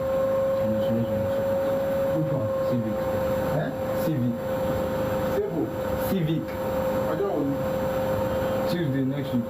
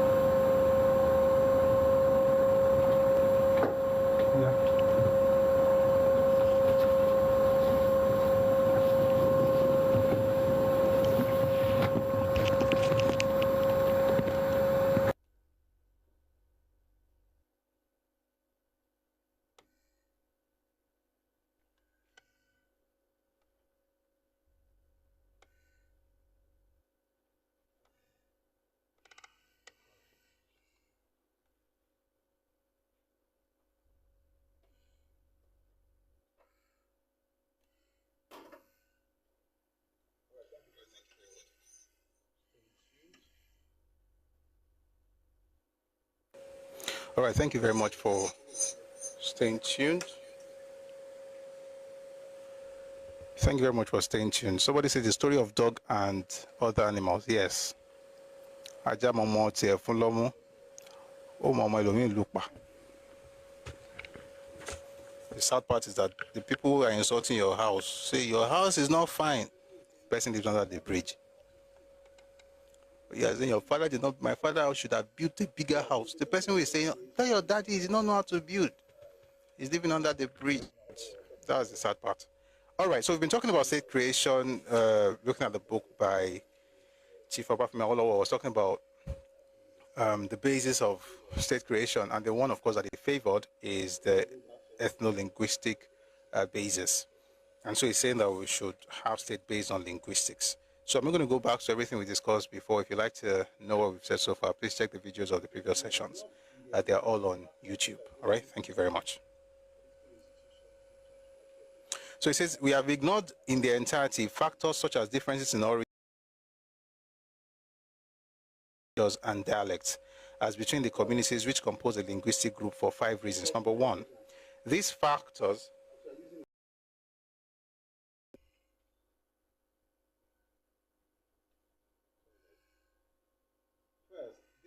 have never formed the basis for the demand for the creation of more states. Sorry, guys. First, these factors have never formed the basis for the demand for the creation of more states in Nigeria. Specifically, demands for the creation of more states had been confined in the past to minority linguistic groups. We must not allow the occasion for organizing the country into states to be used for demands which on all counts can only be opportunist and unwarranted. We hasten to add, however, that a number of well-meaning Nigerians have demanded that each of the 3 major ethnic groups, remember that at the time, there were 3 major ethnic groups, Yoruba, Hausa, and Igbo, and then they were the ones who were the major guys in each of the 3 regions. So it says here, we hasten to add, however, that a number of well-meaning Nigerians have demanded that each of the 3 major ethnic groups should be broken into smaller states in order partly to strengthen the federal government and partly to allay the fears of minority linguistic groups. On these, we would like to comment that under our arrangements, the federal government is as strong as anyone could reasonably wish in a democracy, and the fears of the minorities are fully met. Second, whatever pronounced differences there were as between communities in a linguistic group have now been reduced almost to the point of extinction. It is I'll explain everything I'm reading. I just want to quickly rush through this so that we can get to the part we're already going. It is common knowledge that leaders within each linguistic group have, with considerable measure of success, spent the past 20 or more years in an effort to unify the various communities within the group. In other words, let's use Yoruba as an example. Yoruba people, we have a common identity from the very word go. However, we were bickering amongst ourselves and we had a lot of wars and we were fighting, and that led to animosities. But from 45, there were intentional actions, so to speak, carried out to ensure the unity of the people, not to create an identity for them. In other words, don't be saying, nah, the people will start, they unite us, they create identity. The identity is there before we begin the fight. So they now created that cohesion so that it's not based on, oh, town or dialects or something. It's now, we have already built that unity over time. And he's saying the same thing has happened for other groups as well. Third, the recognition of these factors in the present context will be without precedent since the beginning of this century. Fourth, these factors will unnecessarily complicate and even frustrate our earnest search for solution to our problem. Indeed, they will irresistibly transport us to a desert of vast and endless disputations where petty but deep-seated prejudices and allegiances for one tribe or clan, fierce struggles for the advancement of personal ambition will reign supreme. In such a desert land, objectivity will be recklessly suppressed and crowded out, and passion will take the place of reason. Fifth, the Fulani have become so assimilated linguistically. One second, guys. The Fulani have become so assimilated linguistically with the Hausas that any attempt to separate one from the other is bound. Any attempt to separate one from the other is bound to lead to insoluble complications. Besides, the Fulani as a distinct ethnic group do not occupy a contiguous territory or contiguous territories to the exclusion of the Hausa. He's saying that we're not going to separate groups who have made themselves one based on the fact that they have different ethnicities. They are speaking the same language, so they have a right to have the same state. So, for instance, we're not going to say, oh, the Hausas are different from the Fulani, therefore let's separate them. You're going to be causing a problem for yourself because the Fulanis don't have a separate space that is contiguous. They are within the Hausa people. They may have their own territories, but they are amongst them, and they already made themselves to become one. And I was, saying yesterday that if there's anything you cannot accuse the Fulani of, it is not what's coming up. If there's anything you cannot accuse the Fulani of, that thing will be an aversion to assimilation. The Fulani man will assimilate to the point where even you, we get the culture, you go the one that say how. The Fulani man has no problem assimilating, which makes it really cool, which also makes them very dangerous, depending on how you look at it. Okay? So Papa is saying that they're fully assimilated, therefore it makes no sense to be thinking of breaking them apart because they are different ethnicities. For all these reasons, we're not only resolutely confining ourselves to the linguistic principle, but we're also equally resolutely taking each linguistic group as an indivisible unit. We would, however, like to make one important exception to this resolve. In the interest of progress and of harmony and peace among all concerned, the territory of the city of Lagos should continue to remain independent of any other constituent state. This was, of course, way after all the Wala, including the coup. This was 66. So we have to remember timelines. Before now, in 53. And this also says something about, the fact that the policy is the same, but the way of getting it done will change over time. The approach changes over time because of the prevailing circumstances, right?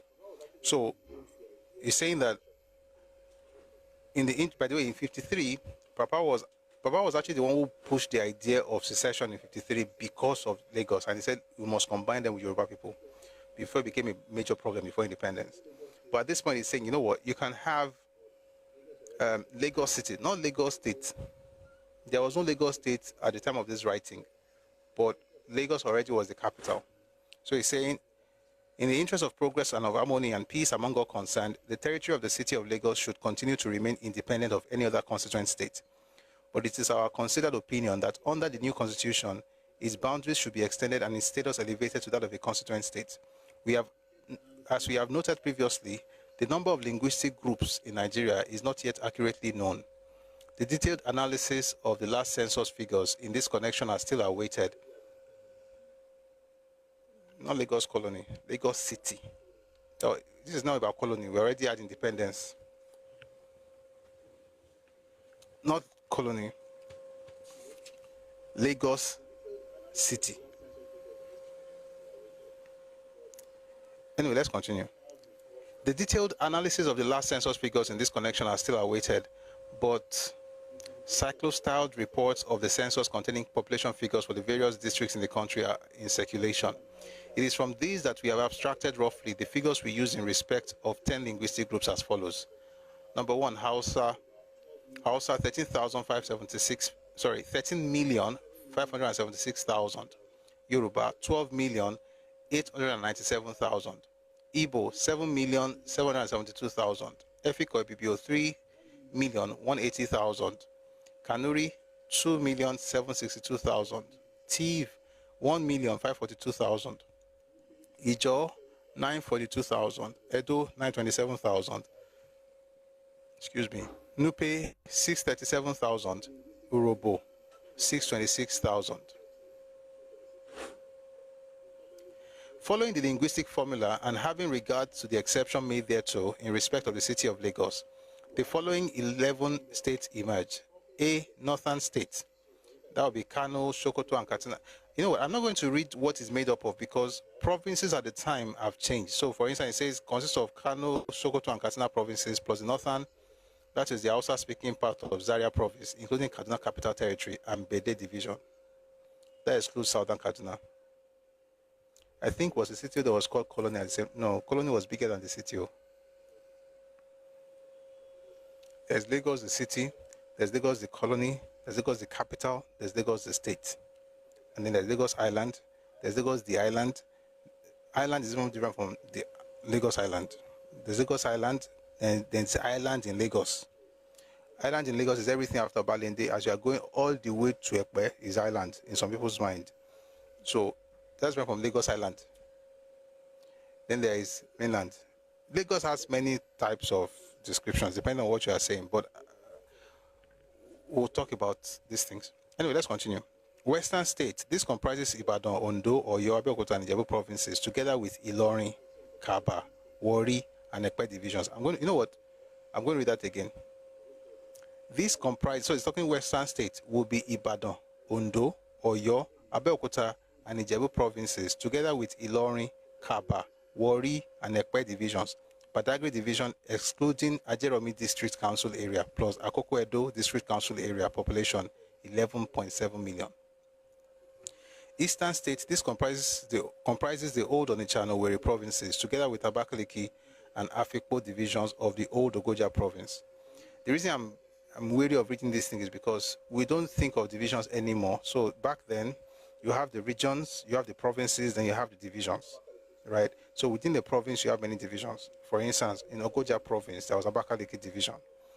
But Abakaliki today is the capital of Ebonyi. So the idea of what they meant then may not be what they mean today. So that's why I'm going, back and forth. So it says, Eastern state to be old Onitsha, Owerri provinces, together with Abakaliki and Afikpo divisions of the old Ogoja province, plus the old Abo and Asaba divisions and the Aro Igbo County Council area. Now, today, that's not going to happen. How do I know that? I played the video of the Asagba talking yesterday. The Asagba is saying today, Asagba of Asaba is saying if they're going to have an Ioma state, it must be in the south-south. It will not be, and they don't want southeastern people involved. I'm not the one that said it, or the Asagba said it. That's why I said times have changed. So if you want to apply what Papa is saying in this book, you also have to understand where we are today. For instance, what he was saying about Lagos then cannot happen today. At that time, a lot of people were trying to get something from Lagos and make Lagos their own, but it wasn't this bad. It was bad though, it was terrible, but it was just the elite. Now it's the elite and the regular people. Therefore, you can't do what he said about Lagos today. But let's just keep reading. So that's all about the eastern states. Then he says southern states will be coextensive with the old Calabar province minus Aro Igbo County Council area, Akwa Ibom and Cross River State. Northeastern state, this consists of Borno and Dikwa divisions, population 2.2 million. Mid-northern state, this comprises Tiv and Wukari divisions, population 1.5 million. Lagos state comprises the Lagos City Council area, Ikeja division, and Ajeromi district council area. Delta state consists of Old Brass, Degema, and Western Ijo divisions. That's part of River State today. Just becoming, don't block him, he's a person. Please don't block our big governor. Our big governor is a person. Maybe I just seen him for the first time here today.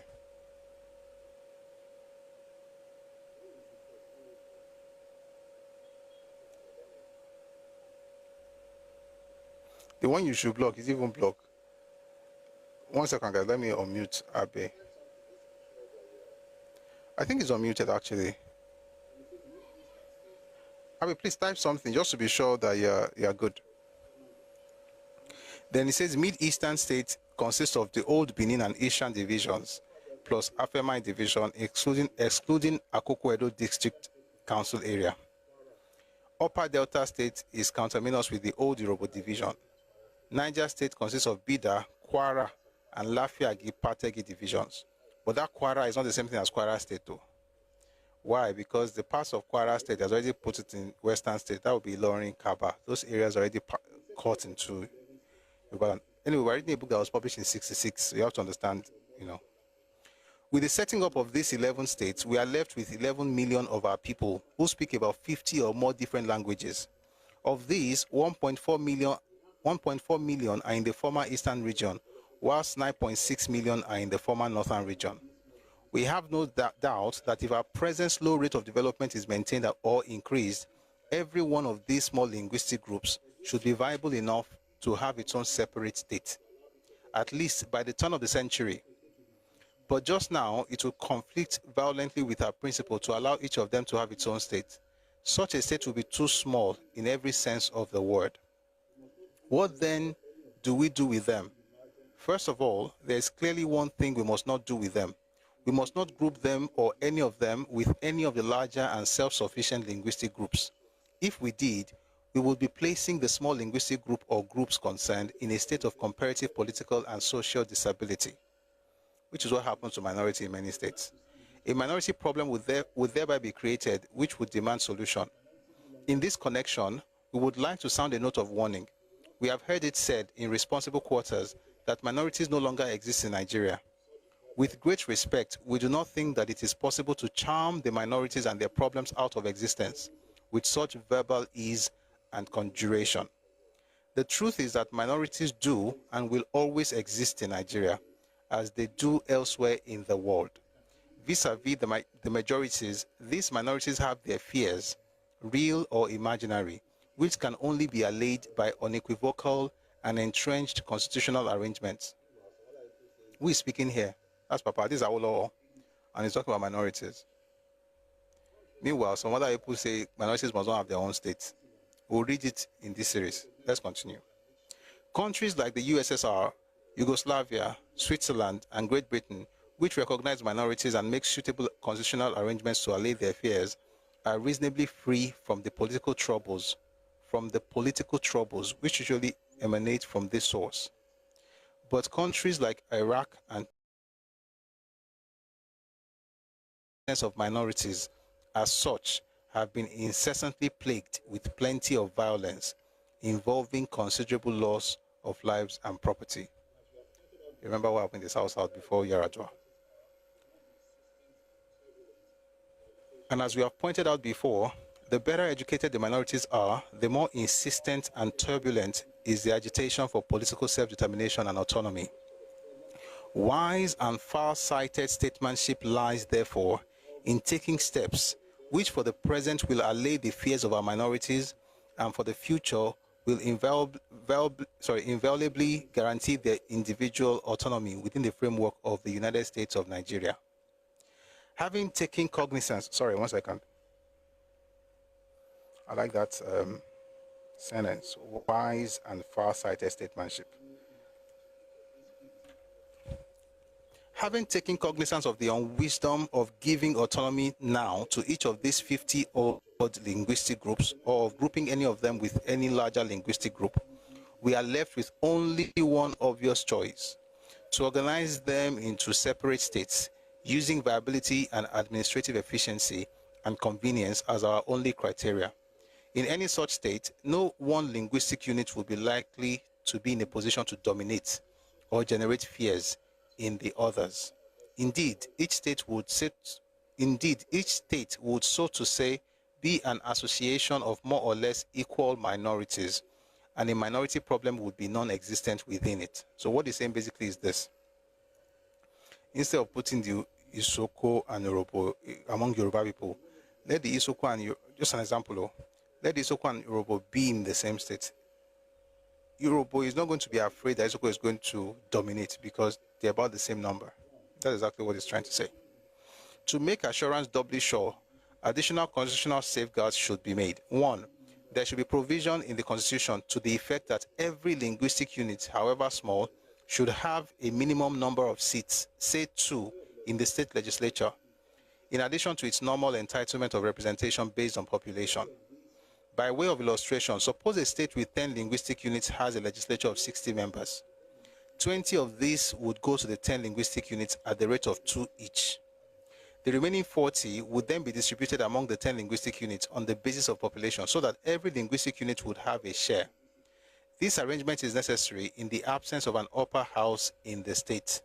It will ensure that no linguistic unit or combination of linguistic units dominates the other linguistic units in the state.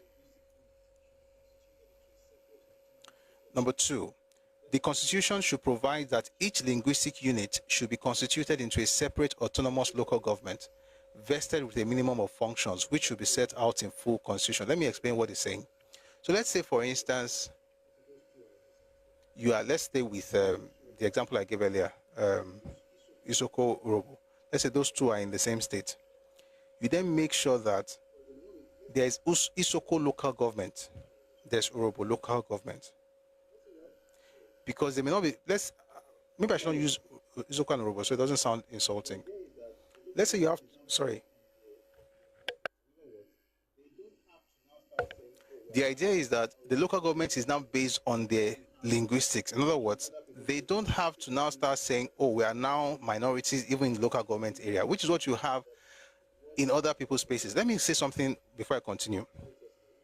What Papa did with this book and other books is what majority of us don't like. And I saw it yesterday when I said you have to think for other groups. And somebody said, why should I think for other groups? I'm a Yoruba person. I should only think for Yoruba people. There is no way to, you have to think about what the uniqueness of the other group that you're living with. Let me give you an example. The Yoruba people, we have an advantage that no other group in Nigeria has.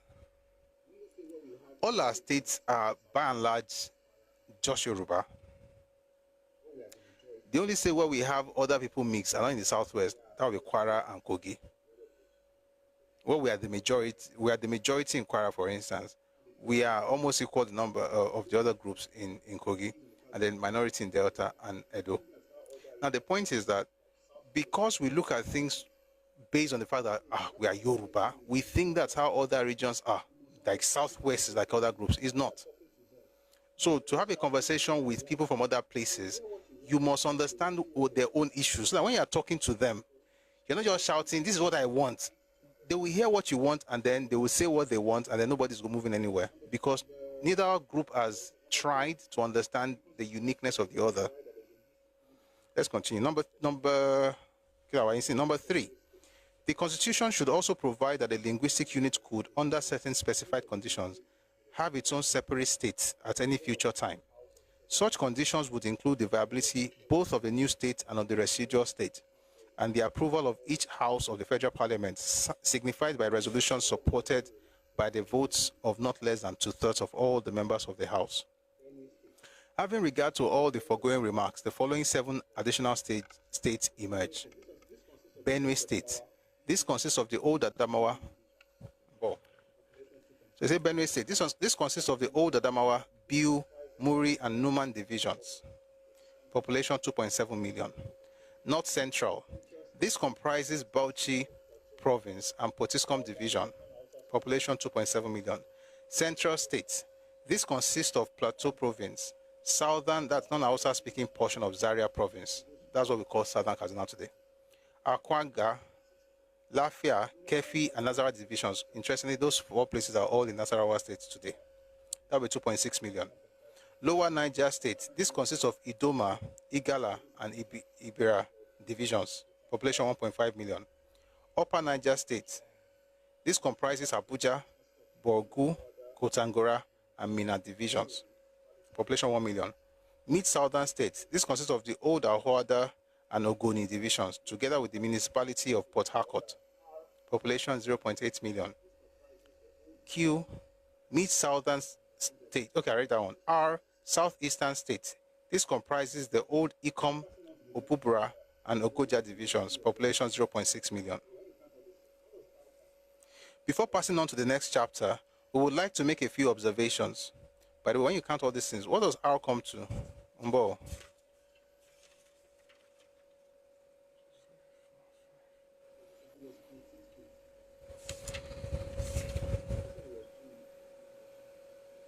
So this will give us 18 states in all. So people said it was too much. Like 18 states, that's too much. Well, now we have 36. And we still have the same problems that we had before the states were created. Before passing on to the next chapter, we would like to make a few observations. Firstly, the names given by us to the proposed states have no special significance. Any other names will do just as well. And we have also used capital letters to designate the states in order to satisfy those who may take a dislike to some of the suggested identifications for obvious reasons. Secondly, it is our considered view that all the 18 states satisfy our guiding principle. None of them is too large or too small and subject to necessary corrections when official details of linguistic distribution of our population are known. Each of the first 11 states is predominantly inhabited by one and the same indigenous linguistic group. Thirdly, from our previous experience and recent study, we are convinced and satisfied that each of the 11 states will be financially and administratively sound and viable. Fourthly, We do not at all rule out the likelihood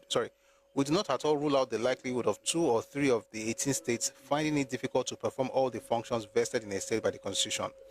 To meet such an eventuality, the relevant provision in the old Constitution should be reproduced in the new.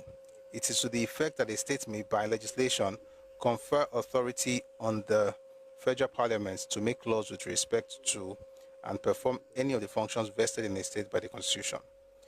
This is a usual provision in federal constitutions. Fifthly, there's also the possibility that 2 of the larger states may enter into some sort of alliance with a view to overruling the other states or bending the will of the federal government to their own, so as thereby to obtain some sectional advantages. Under the present arrangements, not only would such an alliance fail to command a majority in the lower house, it would be more than overwhelmed by the combined voting strength of the other states in the upper house, where each state, however small, has the same number of representatives as any other state, however large. Sixthly, we are confident that the staff needed for the federal government and 18 state governments, together with office accommodations for them and the ministers, can be provided without difficulty, and that the expenses required for maintaining all of them are within the country's resources. It will be hypocritical for the Unitarians to point accusing fingers at the Federalists on the score of multitude of governments or multiplicity of expenses.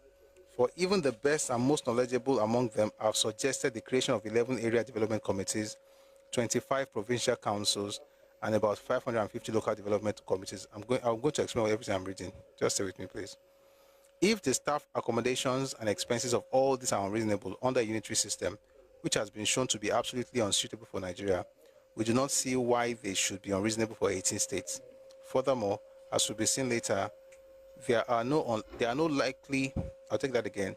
Furthermore, as will be seen later on, there are not likely going to be more than 240 ministers and parliamentary secretaries in the federal government and the 18 state governments, as compared with 270 or more ministers and parliamentary secretaries in federal government and 4 regional governments of the First Republic. Let me explain what I just read, all this Turinchi. What they're saying basically is this. The folks who are talking about unitary system, they are advocating for 11 area development committees, 25 provincial council, that's like 25 states, then 550 local development, in fact, 11 area development committees, that's like 11 states, 25 provincial councils, that will be provinces under the states, then 550 local development committees, that will be like local governments. So I was saying that instead of having all these numbers, why not just have 18 states? But most of it will be based on linguistics. Now that's the end of that book. But what we got from it really is, number one, is the basis. I think for me, the most important thing from that book is the rigor that must have been involved in coming up with solutions that will help everybody in Nigeria.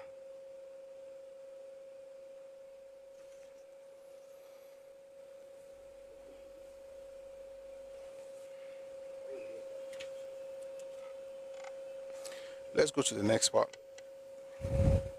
Tomorrow we'll just start with a fresh book. Well, not fresh book, actually, fresh topic.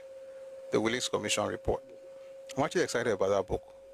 Has anybody ever read anything from that document? If you ever come across it before, let me just in the comment section. I'm taking a short break.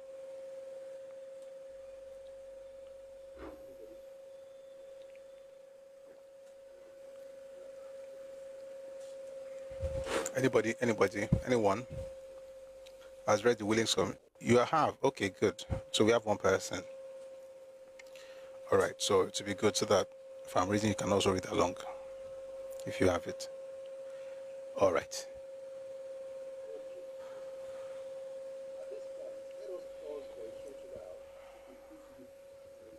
Okay, so let's continue. At this point, let us pause for a short while and take a quick look at the way we have tackled our social problems during the past 6 years. 4 things stand out most prominently in the vista. Bad planning, lack of initiative and foresight, insensitiveness to the yearnings and aspirations of our people. Our per capita national income is on the decline, and today has therefore We are numbered amongst the poorest nations in the poorest continent. We consume much more than we produce, and we owe our newly acquired solvency to mineral oil. This is 66. It sounds like it's happening today. I'll take it again because it's quite heavy. It says 4 things stand out prominently in the vista: bad planning, lack of initiative and foresight, insensitiveness to the yearnings. So I think Abe has actually been blocked by this lady. Sorry guys, that was actually unnecessary. I thought you actually unmuted, Abe unblocked him.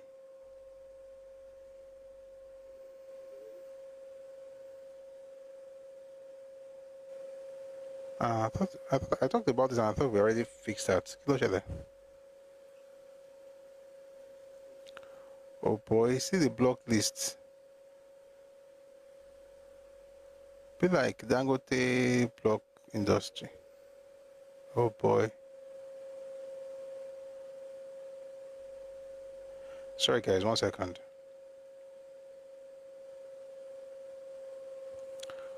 Wow.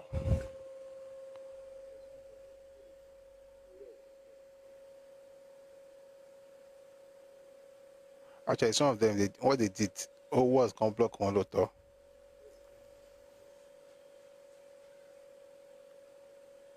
But let's clean house a bit.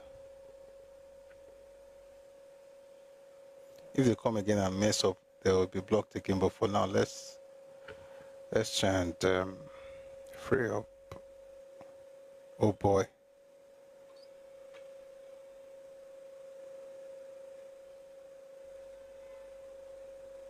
Just give me a few more seconds, please.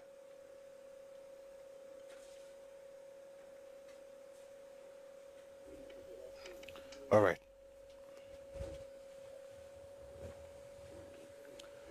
Mark Ojola says Igbos did the Eastern minorities bad things. So, of course, we'll get into that from tomorrow.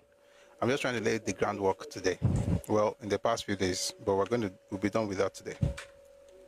So Papa said, at this point, let us pause for a short while and take a quick look at the way we have tackled our social problems during the past 6 years. That was from 1960 to 1966. 4 things stand out most prominently in the vista: bad planning, lack of initiative and foresight, insensitiveness to the yearnings and aspirations of our people, and callous indifference to their sufferings. Our per capita national income is on the decline, and today, as therefore, we are numbered among the poorest nations in the poorest continent. We consume much more than we produce, and we owe our newly acquired solvency to mineral oil, that's crude oil. There is stagnation in agriculture, and the rural areas are becoming progressively uncongenial for habitation and extension. Our neglect of and planlessness in regard to agriculture is now coming home to roost. Unemployment as well as underemployment is on the increase. No one, not even our government, knows how many of our people are unemployed or underemployed. Doesn't this sound like it's happening in 2025? Which is well. It says, no one, not even our government, knows how many of our people are unemployed or underemployed. But the ordinary man or woman in the streets knows only too well that there is scarcely any family in the land which is not hit by the prevailing blistering wind of unemployment and underemployment. Our meager wealth is unfairly distributed. The 2 antagonistic classes of the haves and the have-nots, the privileged and the downtrodden, have emerged in our society. 1 second, please.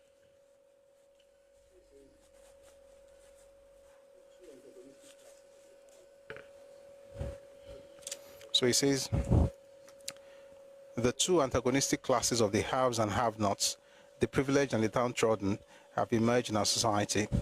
Public servants are not only comparatively better paid for their services, but in their old age, the state takes care of them, and quite rightly too, by means of pensions. The farmers, the self-employed artisans, and others of that ilk, and the so-called unestablished government employees are not so favored. Reason, they are not regarded as having served the state directly in the same way as the established public servants. You were to ask if it's a new book. No, it's a book published in 1966 by Awo. They are not regarded. So what is about to say is actually crazy. It's about to talk about, and it's an argument that you have to, I had to read this book to even think of. I never thought of it until I read the book. That the artisan who did not work for the government, who is paying him pension. Guys, I've never thought of this until I read this book. That the welder, the carpenter, who did not work for the government, when he's done, let's say worked for maybe private organization or for himself or something, the artisan, not big businessman, artisan, who pays his pension? And if nobody pays, why is nobody paying his pension?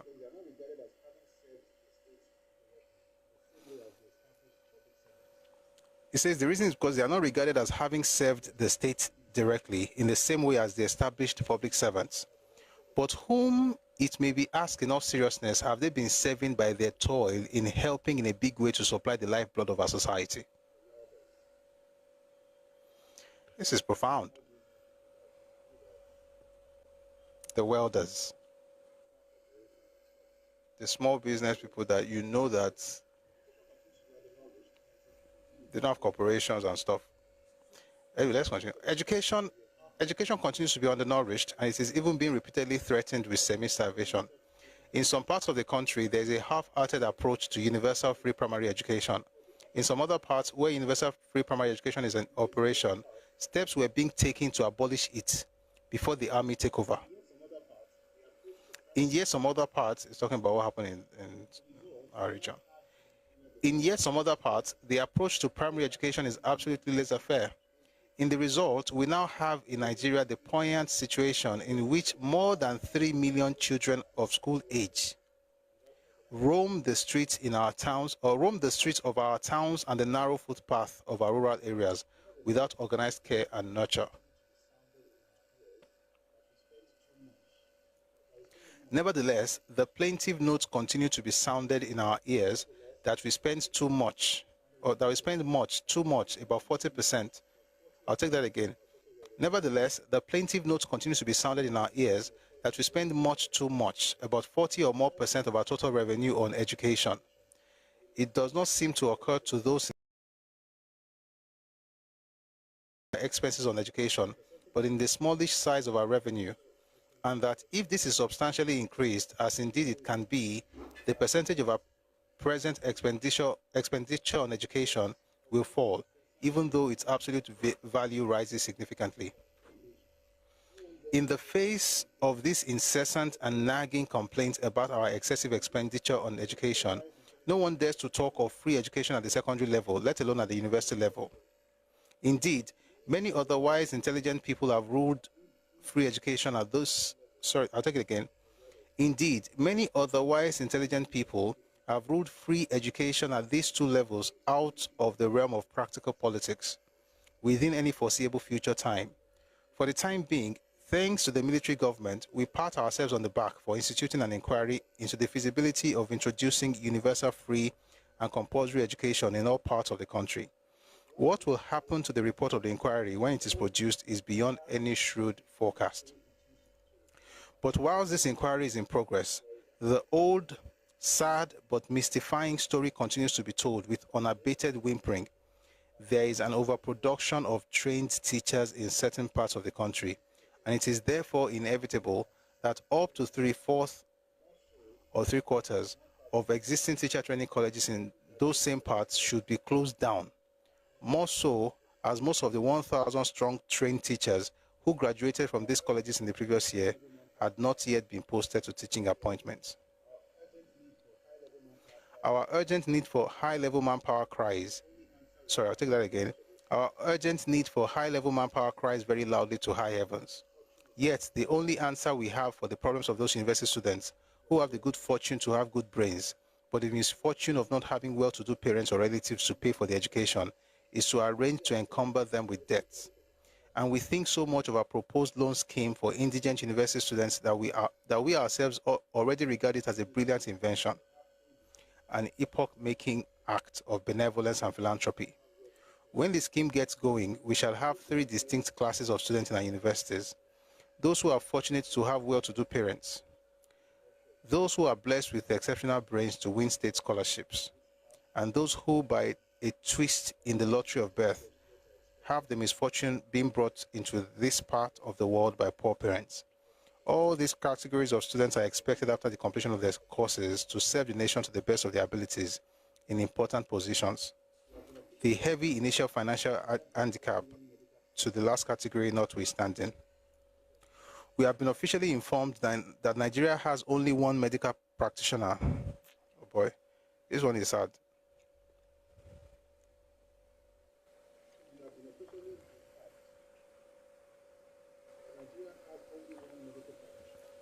It says we have been officially informed that Nigeria has only one medical practitioner to 50,000 people, as compared with 1 to 452 in Israel, 1 to 750 in the USSR, and 1 to 782 in the USA.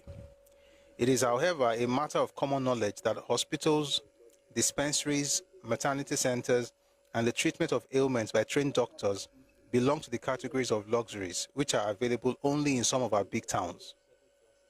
In all parts of the country, free medical treatment is non-existent, even though it is available to certain classes of public servants and their dependents. And in that part of the country where medical treatment is free to children up to the age of 18, there were already signs of its extinction before the military government there comes to the rescue.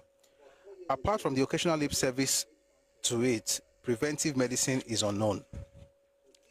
About 4 years ago, we launched with great fanfare and eclat a 6-year development plan. But if we would be honest with ourselves, we must admit at this point in time that the plan has not generated in the country anything like the forward locomotion expected from it. At its very best, it has only kept us where we were, marking time. Just becoming is back. Welcome. In making this observation, we do not at all overlook the accelerating effects of such infrastructural developments, which have taken place, may have on our future progress. But at the same time, we also bear in mind the fact that the beneficial effects which some of the infrastructural developments on our future progress would depend on a number of other economic as well as political factors, which can be perceived at present are not sufficiently recognized, much less given deserving consideration. There are many things I'm going to jump because of time.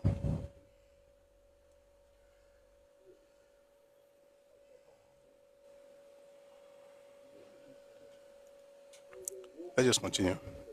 I'll jump when it's necessary. This is not all. There is a woeful misunderstanding of democracy as a great and universal political ideal. It has been said, for instance, with an air of unsophisticated authority, that the Americans have their own type of democracy, the British their own, the Russians their own, and there is no reason why the Africans or indeed Nigerians should not have their distinct brand of the same commodity. As to what amounts to free and fair election, this is declared to be an issue for individual judgment, and not one that can be determined by objective reference to any established and generally accepted norm. During the past 2 years, the advocacy for a one-party system has become increasingly loud, eloquent, and insistent. We are told again with an air of unenlightened authority that this system is in accord with the African traditional method of transacting governmental business, and that it is therefore more suited to our peculiar temperaments than the two or multi-party systems which obtain in America and Europe. Above all, there's an undisguised contempt and disregard for Parliament, so much so that momentous issues of state are discussed more at press conferences and on the radio than on the floor of our parliaments. The temptation to tarry longer and make more detailed inventory of our social problems during the past 6 years, as well as to expatiate on them, is very strong, but we are resolved to resist it. We, however, hasten to forestall those who may wish to accuse us of showing only one side of the picture, All we would like to say is that the other side, like the one we have shown, is there for everyone who cares to see. But for our part, that other side is so amorphous and indistinct that we do not consider it deserving of mention in the present context. If it had been otherwise, the January Revolution would not have taken place, and it would not have enjoyed such a wide and spontaneous acclaim among the vast majority of our people. He's talking about the January 66 coup. But like I always say, there were two coups, at least two coups on that same day. The revolutionary one and the ethnic one. And only one actually succeeded. It's the ethnic. We are, however, not yet through with the voice of dissent. It may be objected that all we have been saying has nothing to do with constitution making. Our emphatic answer is that it has a mighty lot to do with it. Our experience during the past 6 years has shown, and this is born out of the delineation we have just made, that though we are ostensibly free as a nation, yet as a people we remain tightly shackled in the chains of ignorance, disease, want, and native tyranny. It is a duty which we owe to ourselves and to future generations of Nigerians to ensure, as far as human ingenuity can contrive it, that the demons which held us in thrall under the old constitution are fought and destroyed under the new constitution. Besides, in one important sense, a constitution should be regarded as a solemn and fundamental contract entered into between all the members of a political society on the one hand, and those of their numbers who may from time to time be chosen to administer the governmental affairs on the other. The practice is all too common for this contract to set out in elaborate detail the obligations which the people owe to and the powers vested in their representatives in government, and to say very little of the obligations which their representatives in government owe to and the powers vested in the people. All right, Mobile.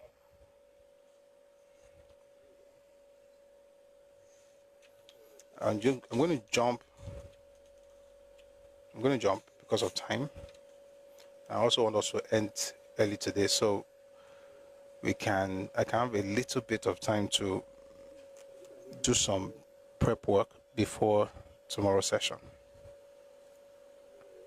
So the book I'm reading is called Thoughts on the Nigerian Constitution by Obafemi Awolowo. And we're just going to take the last leg now, then I'll bring people up. In most countries of the world, particularly in Britain, which serves as our model in many things, a code of conduct has no force of law. Ministers and other persons holding positions of public trust are left in their deliberate judgment to observe the rules of discipline laid down in the code. In other words, it is up to public men to determine when they believe they have offended against any of the rules and to take swift steps to invoke appropriate conventional sanctions against themselves. British political history is full of instances when ministers or other public men have not hesitated to be their own impartial judges. They had been known to have resigned from office, even when their colleagues had honestly thought that no violation of the code had taken place. That is to say, British public men would rather err on the side of over-rigidity and over-strictness in the observance of the code of conduct than on the side of lenity. Here in Nigeria, such sense of honor as is exhibited by public men in Britain and in most civilized countries is unknown. Public men will stick to the office after they had committed the most heinous breach of public morality. In fact, in the dying month of the First Republic, the brazen and unconcealed commission of acts depravity and a violent breach of public trust by ministers was regarded as the hallmark of power. Revolution, if it stems from the just indignation of the people, is a very useful and salutary political instrument. When it is successful, it consumes and cleanses the political audience table as nothing else known to man. But an audience table is an odious thing. Wherever it exists, it pollutes the atmosphere and threatens to suffocate human decency. It must not be allowed to recur in any country. For apart from its oppressive stench, the operation which is required to cleanse it, as we now know from practical experience, and not merely from reading the histories of other lands, is of such a major character that his repeated performance is sought to undermine the stamina of the country concerned if it does not actually terminate its life. In other words, we cannot build a country based on revolutions. Because it's saying if you do it that way, it will undermine the stamina of the country concerned if it does not actually terminate its life.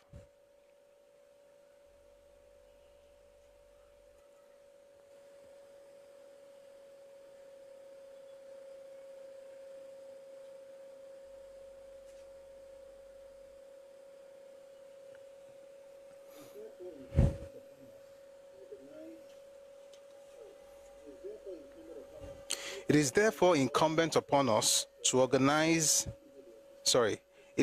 incumbent upon us to so organize and order our affairs as to ensure that the things which favor the undisturbed accumulation of filth until it becomes so colossal as to warrant a revolution to remove it do not exist. That is to say, either the occurrence of filth must be prevented or every bit or piece of it must be abated as soon as it occurs.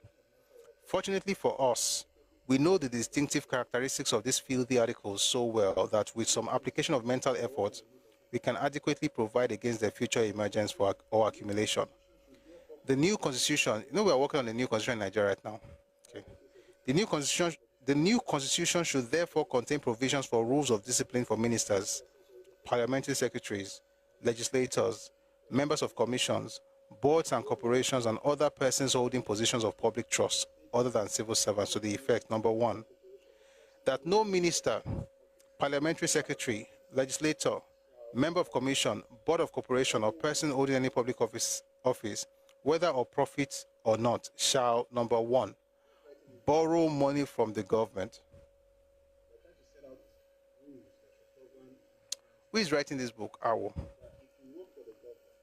They are trying to set out rules that should govern Nigerians in the new constitution, that if you work for the government, if you're a minister, if you're a parliamentarian, you're a legislator, you're a member of commission, you're a member of the corporation, a board, or if you're holding any public office, you must not borrow money from the government like Azikiwe did in 1956. Number two, you must not obtain advance for any purpose whatsoever from the government. Number three, you must not owe any money, whether in respect of loan, advance, or any transaction whatsoever to the government. Number four, you must not have business transaction of any kind whatsoever with the government. Number five, you must not enter into any contract whatsoever with the government concerning the sale, purchase, or lease of land, house, or any form of building, other than contract of outright acquisition by the government, compensation in respect of which must be determined by a superior court or judicature after hearing evidence from government valuers and land officers. Number six, you must not have subsisting contracts executed after October 1st, 1960, and within 10 years immediately after preceding his assumption of office with the government concerning the sale, purchase, or lease of land, house, or any other form of building.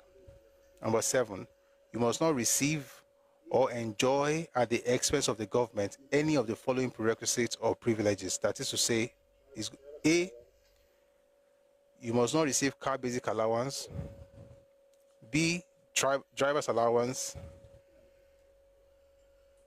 Number,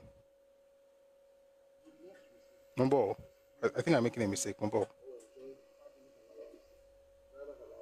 you must receive, not you must not receive. You must receive or enjoy car basic allowance, driver's allowance, traveling allowance, transport allowance, entertainment allowance, gardener's allowance, free housing or accommodation, free telephone, free supply of electricity, free furniture, free medical center. Mumbo, 1 second.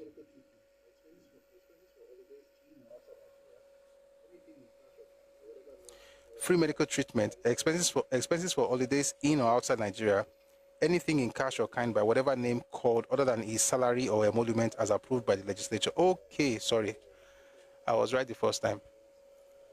You must not get car basic allowance, no driver's allowance, no transport allowance, no traveling allowance, allowance, free housing or accommodation, free telephone, free supply of electricity, free furniture, free medical treatment, expenses for holidays in or outside Nigeria, anything in cash or kind by whatever name called, other than your salary or emolument as approved by the legislature. In other words, all those allowances you must not get. And then you must not use your position or any information which comes to you by virtue of your office for the pecuniary benefit of yourself or any other person. Oh boy, no wonder they hated our. Number 9, you cannot make use or take possession of any property of whatever description belonging to the government for purposes which are personal or which may be deemed construed or suspected by members of the public to be personal. Number 10, you cannot accept any kind of present in cash or kind from any person, organization, or business establishment which to your knowledge is seeking to enter or has actually entered into contractual relations with the government. You don't keep public civil servants with that now. No wonder they didn't like our. You can't like a person like this. Oh. Then it goes on to say, no minister, parliamentary secretary, or full-time member of commission, board, or corporation shall, 1, be the sole or joint proprietor of or a director, shareholder, or partner in any business or undertaking which is carried on for profit, notwithstanding that such businesses or organization is not actually making profit. In other words, if you're working for the government, you cannot be a director or a shareholder or partner in any business, even if that business is not making profit. Number 2, you cannot carry on any business, practice any profession, or hold any office in trade union, cooperative movement, or any organization other than charitable, sports, athletics, or political organization. You cannot be an elected member of a local government council. You cannot visit disreputable nightclubs or gambling houses or places. Then you cannot participate in any lottery or game of chance run or owned by the government. This man is strict.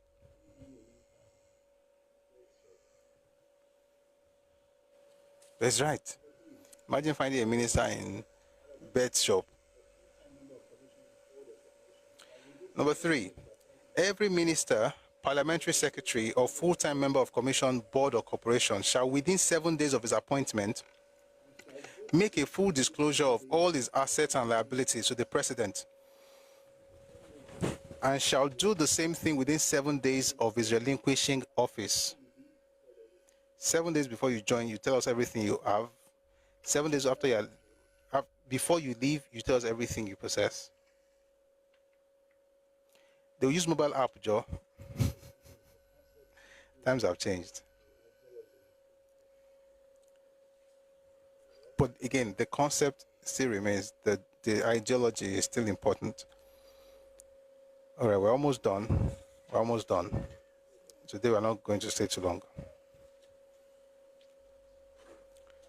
But tomorrow is going to be fire, because we'll start with Yoruba land, right? We'll start with general stuff, then we'll start with what happened in the Western region, then we'll go to what happened in the Eastern region. All right, where were we? Every minister, parliamentary secretary, or full-time member of commission, board, or corporation shall within 7 days of his appointment make a full disclosure of all his assets and liabilities to the president, and shall do the same thing within 7 days of his relinquishing office. Note 1. In paragraphs 1 and 2 above, government includes commission, board, corporation, or any other agency, whether statutory or not, owned by the government or in which government has interest. Number 2. Minister includes prime minister or vice president, premier or governor, and judges. Government to initiate or operate legislative or executive measures for the purpose of combating and stamping out corruption wherever and in whatever guise it may exist in the federation. Then he went on to talk about the human rights that people have and the rights that every other person in Nigeria has. So he talked about freedom for intentional deprivation of life. He said we already know the human rights, but the one I think I should just quickly read. It says,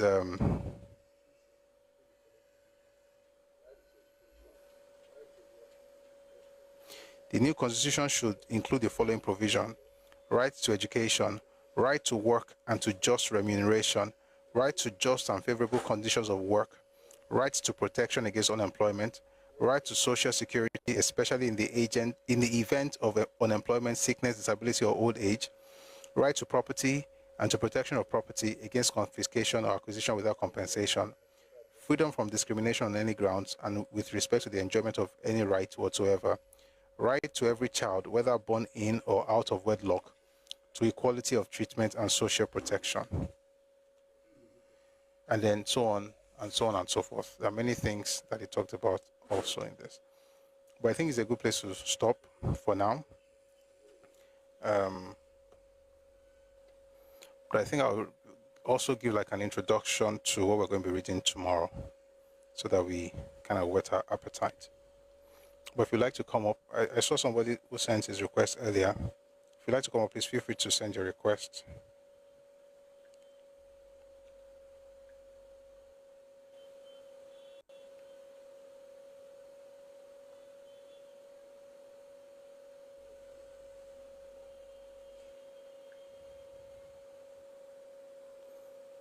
Just becoming, thank you.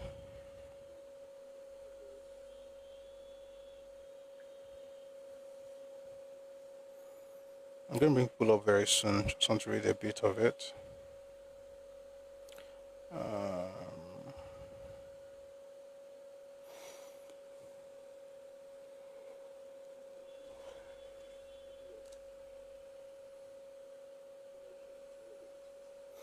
I want to read some things from these books to give us like an introduction into what we're going to be discussing tomorrow. This is the Willing Minority Commission on Minority Rights in Nigeria. This is what Lexington Izuagi wrote about it, but not the book itself.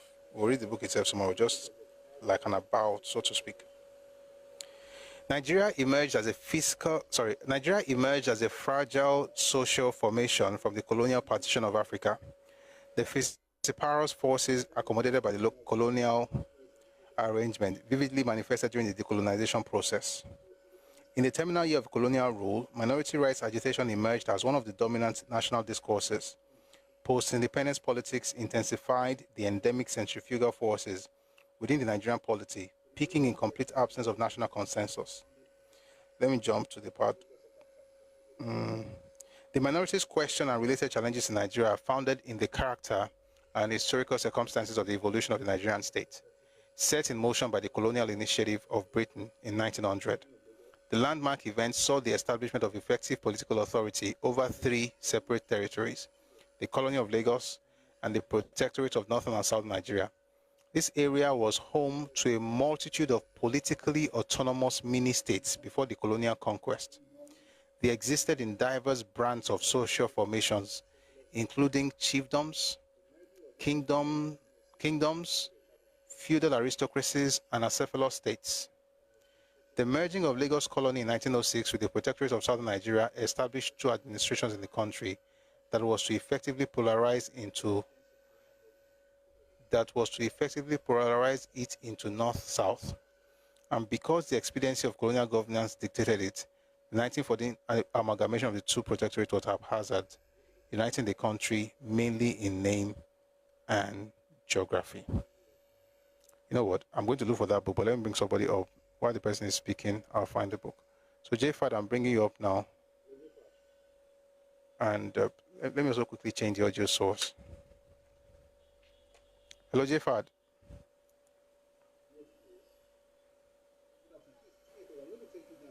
Yes, sir. Can you hear me? Yes, please. Good afternoon, sir. Good afternoon. Please do me a favor. I'm going to take you down. Sorry, sir. But I'm going to take you down. Then send your request immediately. I want to do something because I want to bring in another account. Mumbo, we'll see you. Okay, we'll see you. All right. Should I say ni? No, Mumbo.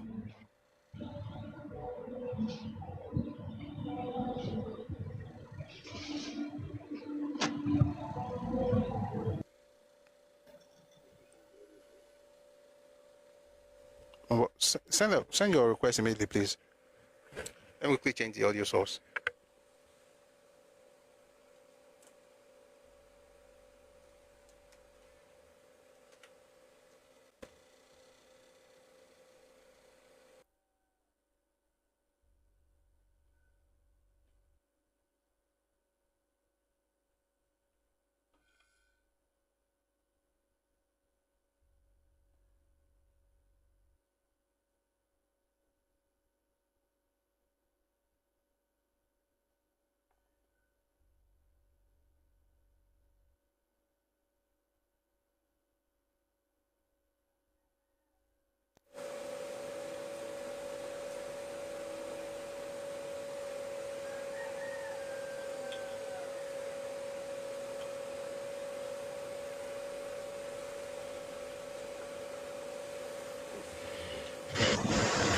Okay, I think it's good now.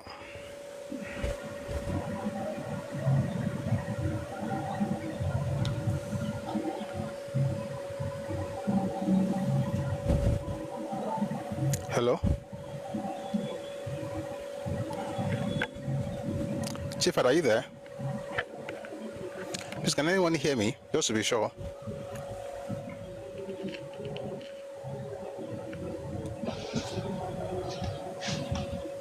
Can anyone hear me? Yes, sir, can you hear me? You're sounding very, very low. Yes, I can hear you. Can you hear me? Okay, yes. Hello? Oh, but this your network is always happening like this, so yes. Yeah. Okay. Let me quickly speak. All right. I was listening to your what you're reading about Awolowo, and I was just thinking within my mind. I know Awolowo as somebody who is a strong proponent for federalism, social welfare. And he's someone who is passionate about education.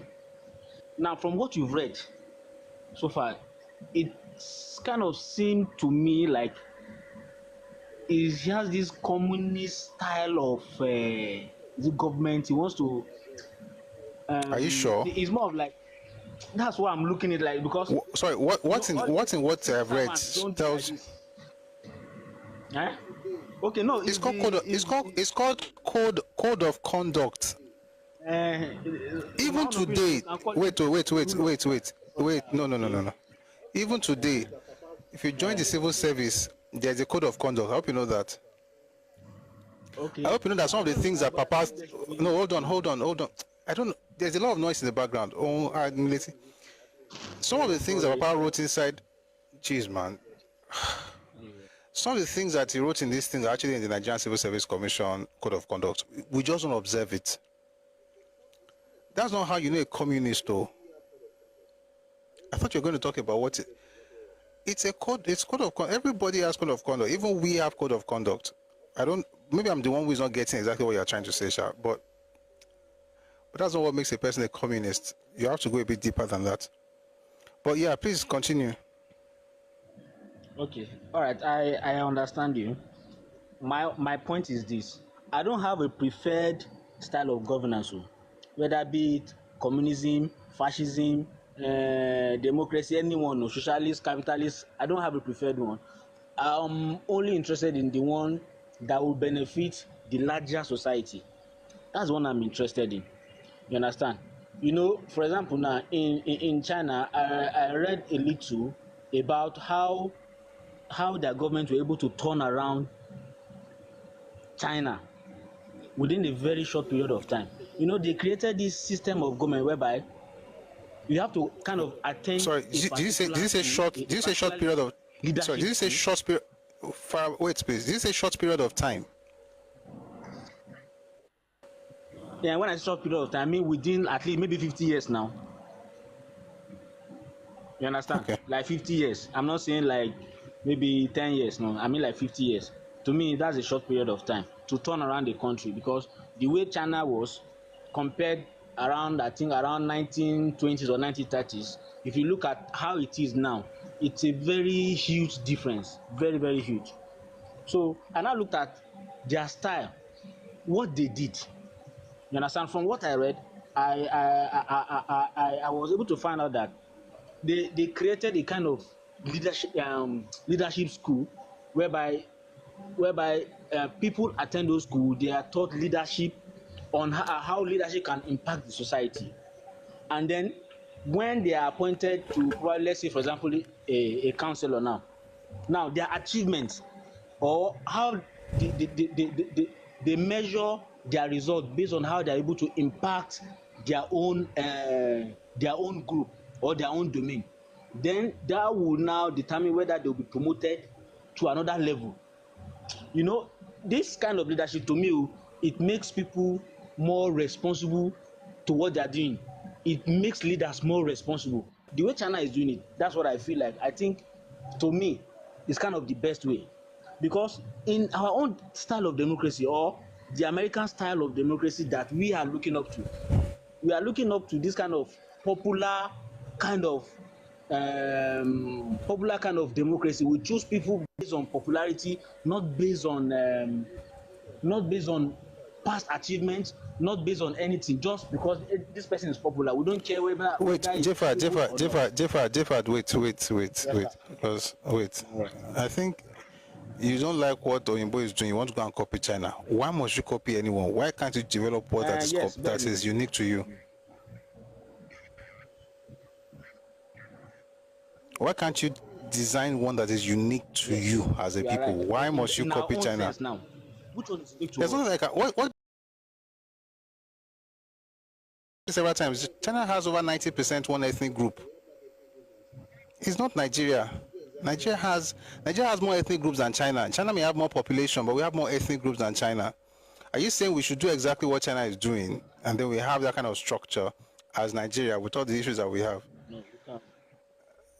No, not Nigeria. I'm talking about my own ethnicity. I'm not talking about Nigeria. Nigeria, no. I'm talking about the Yoruba ethnic group. So how Yoruba? Wait. How Yoruba have what China has in a space like Nigeria? Like, what's the plan? Okay. Now, just like I said earlier, if we have a institution whereby we have an institution that trains our youth or trains our kids on how to be responsible to the society, to your immediate environment, and then how you can take responsibility for everything that is happening within the society, the environment. You know, you make them become aware. You make them become more open to leading responsibly. When I say that, I mean a situation whereby we don't depend on others to do things for us. We as individuals, I mean in that nation, in that society, can take up responsibilities of doing something. For example, now let's say we need to do a particular road in our society. We don't have to wait for the local government chairman or whoever it is that is leading that society to do it for us. We as a people can just come together. What's the practice? I don't understand. I'm trying to understand. You don't understand me, right? So let me explain. Because sometimes we can be abstract. You don't understand. So no, hold on. What China is doing, I hope you know, is by the party, and the party in power is the one who does all these things. You are saying is a communist country, Abi.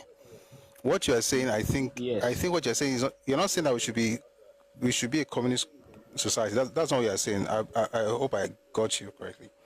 What you're saying is the fact that what you're saying is that that the young people should hold on. What you're saying is the fact that the young people should be trained in a certain way and be taught leadership and take responsibility for things in society. That's what you're saying, Abi? Yes. Okay. Yes. I think I get it. I get it now. Thank you very much. But what would you like to say to? I mean, so what does that lead to? Can you make your submission like one more minute, and then we can go to the next person? Okay. For me, I think if that is done.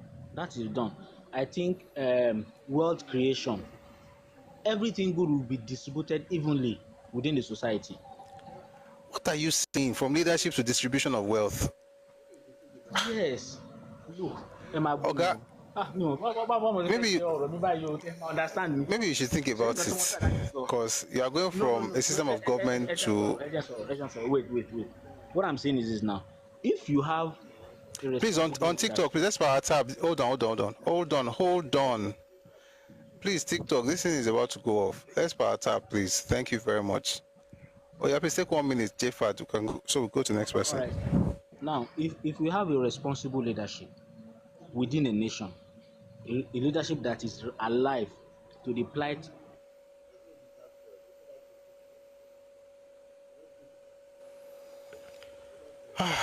Let's go to Dark Poet. We'll come back to. I think your network went off or something. So let's go to Dark Poet.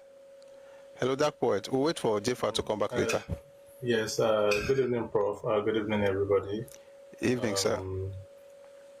I think Jfad. What to be honest, I don't really get what it means. But it's not just me, Abi. Okay. Thank God. I actually understand where Papa is coming from with his ideology about tailoring. I myself, before getting to know this book, I've advocated for using the Western style of, in quotes, democracy. Guys, something is happening. Hold on, please. I see a notification that I have to end the live. I don't know if it's a person typing this nonsense or if it's actually from. Oh, it's one clown that's typing it. Please continue. Thank you for muting the clown. Okay, so I have actually advocated for this a long time ago, that we can't use the Western type of democracy in which they and our people are even forcing us to use, which at this particular time it does not favor us. This type of democracy they use, it favors a country or a state that has created a lot of institutions as a backup or to tackle some measures before we can. We've not grown to use this. So can you help us with the sound in the background? So can you help us with the sound in the background that's like clanking of plates, and please, because they enter my head. Thank you.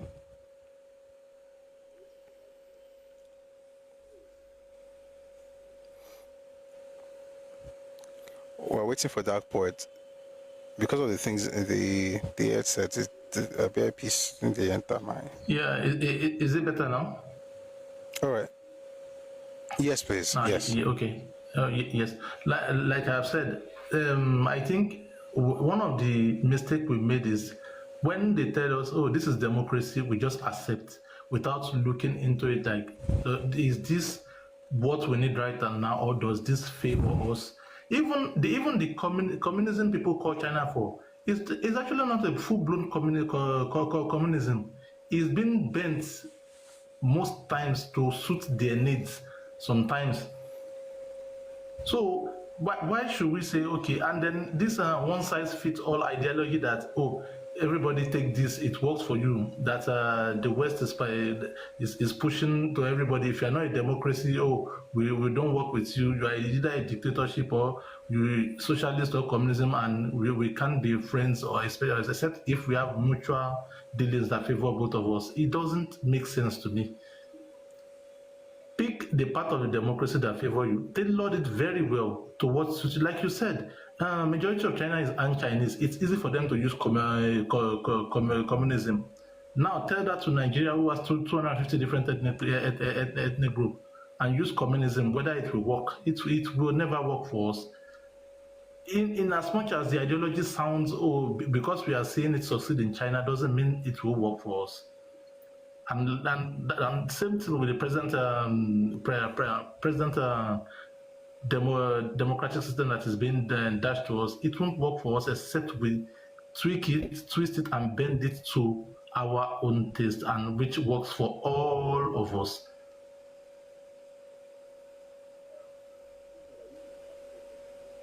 Thank you very much for that, Dark Poet. Thank you. Jfad, are you back so you can take your minutes before we begin to close? Tomorrow we're going to really go into this willing submission thing and talk about the minorities. We're going to end very early today. Hello? You know what? Yes. I'm having issue with my system. Maybe I'll just speak.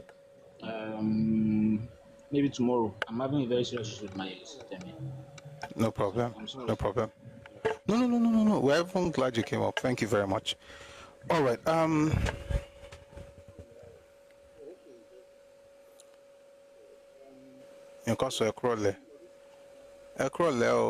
okay, it's just becoming. All right. So the thing about this China thing, I think it's a mistake that our fathers made in '79. We're trying to make it in 2025 by saying, oh, we have a system, but let's try American style. So now let's try Chinese style. China went to China. Now create something that, Ẹkáàbọ, Prince, uniquely ours, something that actually takes into cognizance our own unique, our own peculiarities, right? Rather than say, okay, there's a system that works somewhere, let's try it. We need to, of course, look beyond the fact that it's working and ask why is it working, and the why probably gives us an idea of how it should be done if you ever have to copy anything from those places. But I don't think we really thought about all those things when we just say, oh, American style, let's do it. Guinea style, let's do it. But I get the point. Young people should be trained, but I don't know if young people should be building roads by themselves. But I get the point. And like I said, I want to end early today because I think I need some rest. And then tomorrow we'll go deep into the topic. Okay? All right. So I just want to ask if any other person wants to speak before we round up today. I just remembered I was going to put out, we usually put out our account details. I want to thank everybody who has been in the comment section, those who have given gifts as well. Please, let's power tap, road to 200K. Where are we? 162.9K. Okay.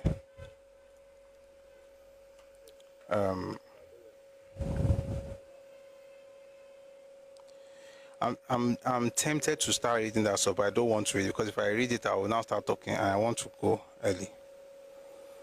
Tomorrow we're going to go deep into it because I'm saying it. I'm talking to myself, to be honest. I'm trying to tell myself that I should wait it tomorrow, right? So I can get some rest. It's been an interesting session. I remember what I said earlier today. I just remembered now. So let me do what I said I was going to do. I'm going to put out the bank details just in case anybody wants to support what we're doing.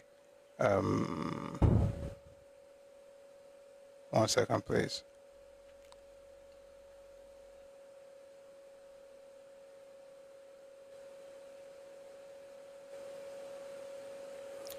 All right.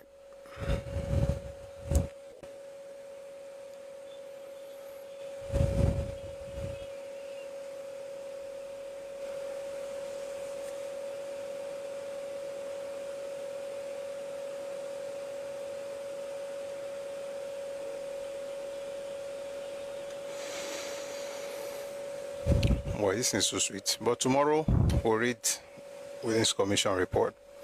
Let me thank everybody who has been in the comment section, typing and tapping and sharing and liking, whether you're on TikTok, on YouTube, on Facebook. Thank you very much for your support.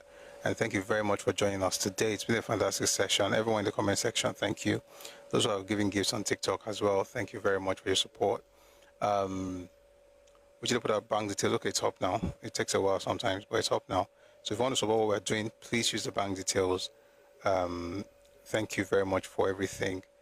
So today, the part about our one creation, we're done with it. I wanted to read all these things before I go into the Willings Commission report, which we're going to start tomorrow. And that will help us to understand the issue of state creation and what has happened in the past and how our state should actually be organized and structured based on the lessons from, the successes and failures of the past. Okay? And we're going to get into how minorities were treated, and I will, like I always do when I talk about things like this, talk about how they were treated in the West. So it gives us an idea, and it doesn't give us, so that you know exactly what happened in the Western region. And that's important because if you don't do that, it looks as if you are trying to shield your own. So talk about what happened in the Western region, what happened in the Eastern region, what happened in the Northern region. All right. And we also provide the historical background to the agitation. For instance, why did the Midwest start clamoring for their own state? What actually happened? and what led them to do that. All these things help us to have a better appreciation of history, and also when we have conversations about how things work in today's Nigeria, especially with the constitutional things going on. For instance, there's a conference right now holding in Transcorp in Abuja, where they're discussing constitution and things like that. These are the things that I think will help us to be able to structure Nigeria properly. But if there's anything I really wanted to achieve with the last few sessions we've had, is the consciousness of, especially for Yoruba people, consciousness that you are a nation. You see, somebody came in yesterday and we're talking, and she, of course, she had her own opinion about what she thought about Yoruba having a separate space. But I want to say something. Yoruba is not meant to become a nation after having sovereignty. You must be a nation before then. In other words, in your mind, you must think like a nation, not as a tribe of people. You think like a nation. Yoruba is a nation. What makes you a nation is not sovereignty. Sovereignty is a byproduct of it. In other words, you are a nation regardless. And we spent a lot of time talking about it throughout this week. That Scotland is a nation, Wales is a nation, England is a nation, Northern Ireland is a nation, but none of those four has sovereignty. They are all within the United Kingdom. And understanding that they're different nations does not mean that one is eating on the other. It doesn't stop them from being British. So when you say you're Yoruba, and you have to tone it down so that you can be seen as a Nigerian and not as a tribalist or a bigot. The person who's calling you a bigot has not thought things through. You are from Yoruba nation, but you're also Nigerian, just like you are Scottish and you are British, and it doesn't mean that you are no longer patriotic. So you're a patriotic Nigerian, but you understand that Nigeria is made up of different nations, and you protect what is yours. You have to have a mindset of self-preservation, especially when you live amongst people who would not mind taking what is yours because it's free for all, but they will never share what's theirs because they know how to protect it. So that's really what I really want to get out from this section, from these sessions on Awolowo, on state creation. But tomorrow we're going to go to another thing, still on state creation, but now going into the history of it and read some books. We're going to have some fun, lots of fun. So thank you for being here, and please try and support what we're doing. It's much appreciated. I'll see you tomorrow at 1 p.m. Ife time, West African time. But thank you for allowing me to close at this point. I really need to get some rest. So I'll see you tomorrow, 1 p.m. Ife time, West African time. We're going to have a fantastic session. I can tell because I know exactly. I was tempted to read part of it. I know if so $1. So I go so that's 1 p.m. Ife time, West African time. We'll be here tomorrow. All right. So before we end, we usually play our anthems. We play the Nigerian anthem and the Yoruba anthem. But for those of us on YouTube and Facebook, we're going to let you go because of copyright issues. But for those on TikTok, we're going to sing along and enjoy the anthems together. So thank you very much for being here, YouTube, Facebook folks. I'll see you tomorrow at 1 p.m. Well, after 1 p.m. because I won't play some music before we get into the conversation. But it'd be nice to see you tomorrow. Have a lovely evening and good night. All right, for those of us on TikTok, we're going to get into our anthem, so we might as well get the let me get this thing hooked up.